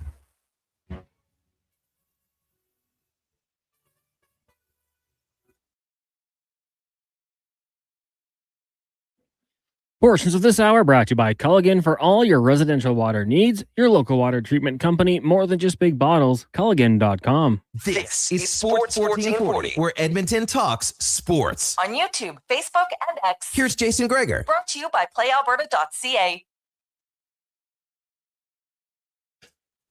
We continue on the Gregor Show, presented by PlayAlberta.ca. Thanks for listening. Thanks for watching the show. MLB fans, it's back tonight. The Yankees in San Francisco to take on the Giants. The Jays' first pitch will be on Friday against the Oakland Athletics. And Vladdy starts his new contract this year. I'm going to go out on a limb. More than 23 home runs in the regular season this year for Vladdy. That was kind of surprising considering how well he played in the playoffs. He didn't have real big power numbers in the regular season last year, but that could change this season. For him, I'm expecting a bigger season at the plate for the Vlad man. Now, let's get to the 2-minute warning. Brought to you by Legacy Heating and Cooling, where the rates never change. No overtime charges. That's how you build a legacy at legacyheating.ca. And here is Cam Tate. If Chris Knobloch and the Edmonton Oilers coaching staff are running video sessions today or Thursday, they need to highlight the Oilers' second goal last night. This is the play they need to roll on repeat. Over and over and over again. Not on the goal itself. No. But on the fight, the resolve, urgency. There you go, Gregor. Urgency. That urgency, seeing a chance, an opportunity to jab the puck free at the Oilers' blue line, right side, beating Utah Mammoth defenseman Mikhail Sergachev, poking the puck down the ice, skating like hell, creating a partial breakaway. He shoots. Goalie stops the puck. Savoy buzzes around the net. Oilers get the puck. Evan Bouchard wires one from the right point. Rebound. Savoy is there. Scores. Oilers up 2-1. And the mustard on this hot dog, it was on the, everyone say it with me, stop the car if you have to, penalty kill. A short-handed goal. Taking risks or what? Savoy does. Of the National Hockey League's 182 shorties this season, the Oilers have 5. Savoy scored 2 of them. That's the kind of hockey you want to see. That's the grit, the determination, the hunger that builds momentum. Plays like this aren't just about skill. They're about tenacity, heart, and the relentless pursuit of victory. When the team plays with this kind of fire, you can't help but believe they're capable of reaching new heights. We know, don't we? The Oilers are in search of something, need to get over that hump. The newest four-wheel drive? Nope. They need to be hungry, aggressive, wanting a relationship with every loose puck like there ain't no tomorrow. Because if they can do that on every shift, they will make the playoffs rather than missing them. Something I said on this broadcasting bonanza. And I, Cameron Douglas Tate, the first, will eat my words. Gladly. 2-minute warning. Hallie, Gregor, Kruger. I bet he's had a slice or two of humble pie. Me? I'm Cam Tate, Sports 1440. The Edmonton Oilers are definitely a team that this season, maybe more than anyone in recent memory, have been somewhat frustrating, to put it mildly, this year for the fans, for themselves. Right? Like I wrote about it last week. The Oilers' frustration has been mounting. There's no question. I think Connor McDavid's post-game comments recently illustrate the frustration for them. There's lots of areas that they can just be more consistent in. And what last night does is it's just a good reminder, right? You're the leaders of that team. Just say, guys, this is what we're capable of. Let's just do it. Now, it doesn't mean that every game you're going to dominate. Far from it. You don't win every game in the playoffs, but you do it more often than you don't. And that hasn't been the case about the Oilers so far this year. So we'll see where it goes. Hey, Greg's trying to find the baseball game. Do you know where it is? Yeah, it's on Netflix. I haven't watched it yet, but I know it's on Netflix. So if you want to watch it, the Con Man, have you haven't dabbled in it yet, but now Netflix has had some, have they had they haven't had baseball on there before. Have they had anything else? Trying to think. NFL for sure. Yeah, they had the one NFL game. You're right. So now it will also be on TV in Canada. Oh, it will be? Yeah. We get around that somehow. It's kind of nice.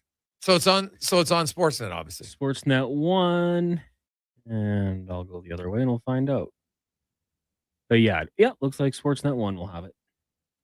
Yeah. So, hey, Greg's, I thought Bouchard shot faked and passed it to Savoy from Tyler and Millwoods. Tyler, don't let the truth get in the way of a good story. Okay? Tate was like Belushi in Animal House right there. He was rolling, just ignored. They bombed Pearl Harbor. Shh. Right? Shh. Sometimes we let it go. Right? It was on a roll. So we let it go. Coming up tomorrow, Oilers, Vegas. When you think about it, they each got 10 games left. So 20% of their remaining games are against each other. The Oilers are in Vegas tonight, and then they host Vegas a week this coming Saturday. And if you're going to win both of those games, you give yourself a really good chance to finish second place. You beat Anaheim. There's a slim chance you could maybe catch them. You need some help. The Ducks' schedule is fairly favorable with a lot of non-playoff teams. So there you go. On behalf of Connor Halley, Declan Kruger, I'm Jason Gregor. Have yourselves a wonderful Wednesday. And we'll talk lots of hockey, some baseball, some basketball. And do you know it's a 30-year anniversary of what started the OEG? Cal Nichols will join us in studio tomorrow. You don't want to miss that. Let's get to the Command Sports 1440 update brought to you by Legacy Heating and Cooling, home of the no payments, no interest for 1 year on your furnace. Stay warm all winter. LegacyHeating.ca. Is a Sport 1440 update.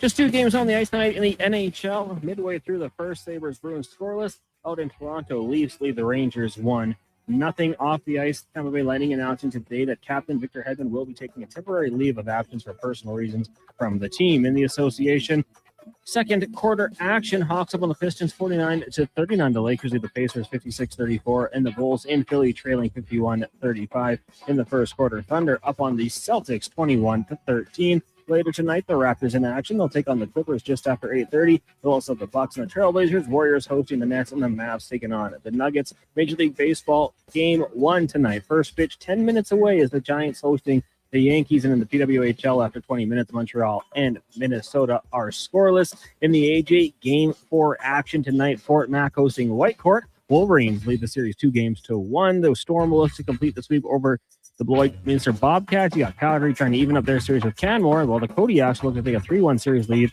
over Drumheller in Camrose. That'll do it for us here on the Jason Gregor Show. Coming up next, Fox Sports Radio, live local coverage resumes tomorrow morning, 7 a.m. with Kevin Carius. I'm Connor Halley. This has been a Sports 1440 update. This is Sports 1440, a Stingray radio station.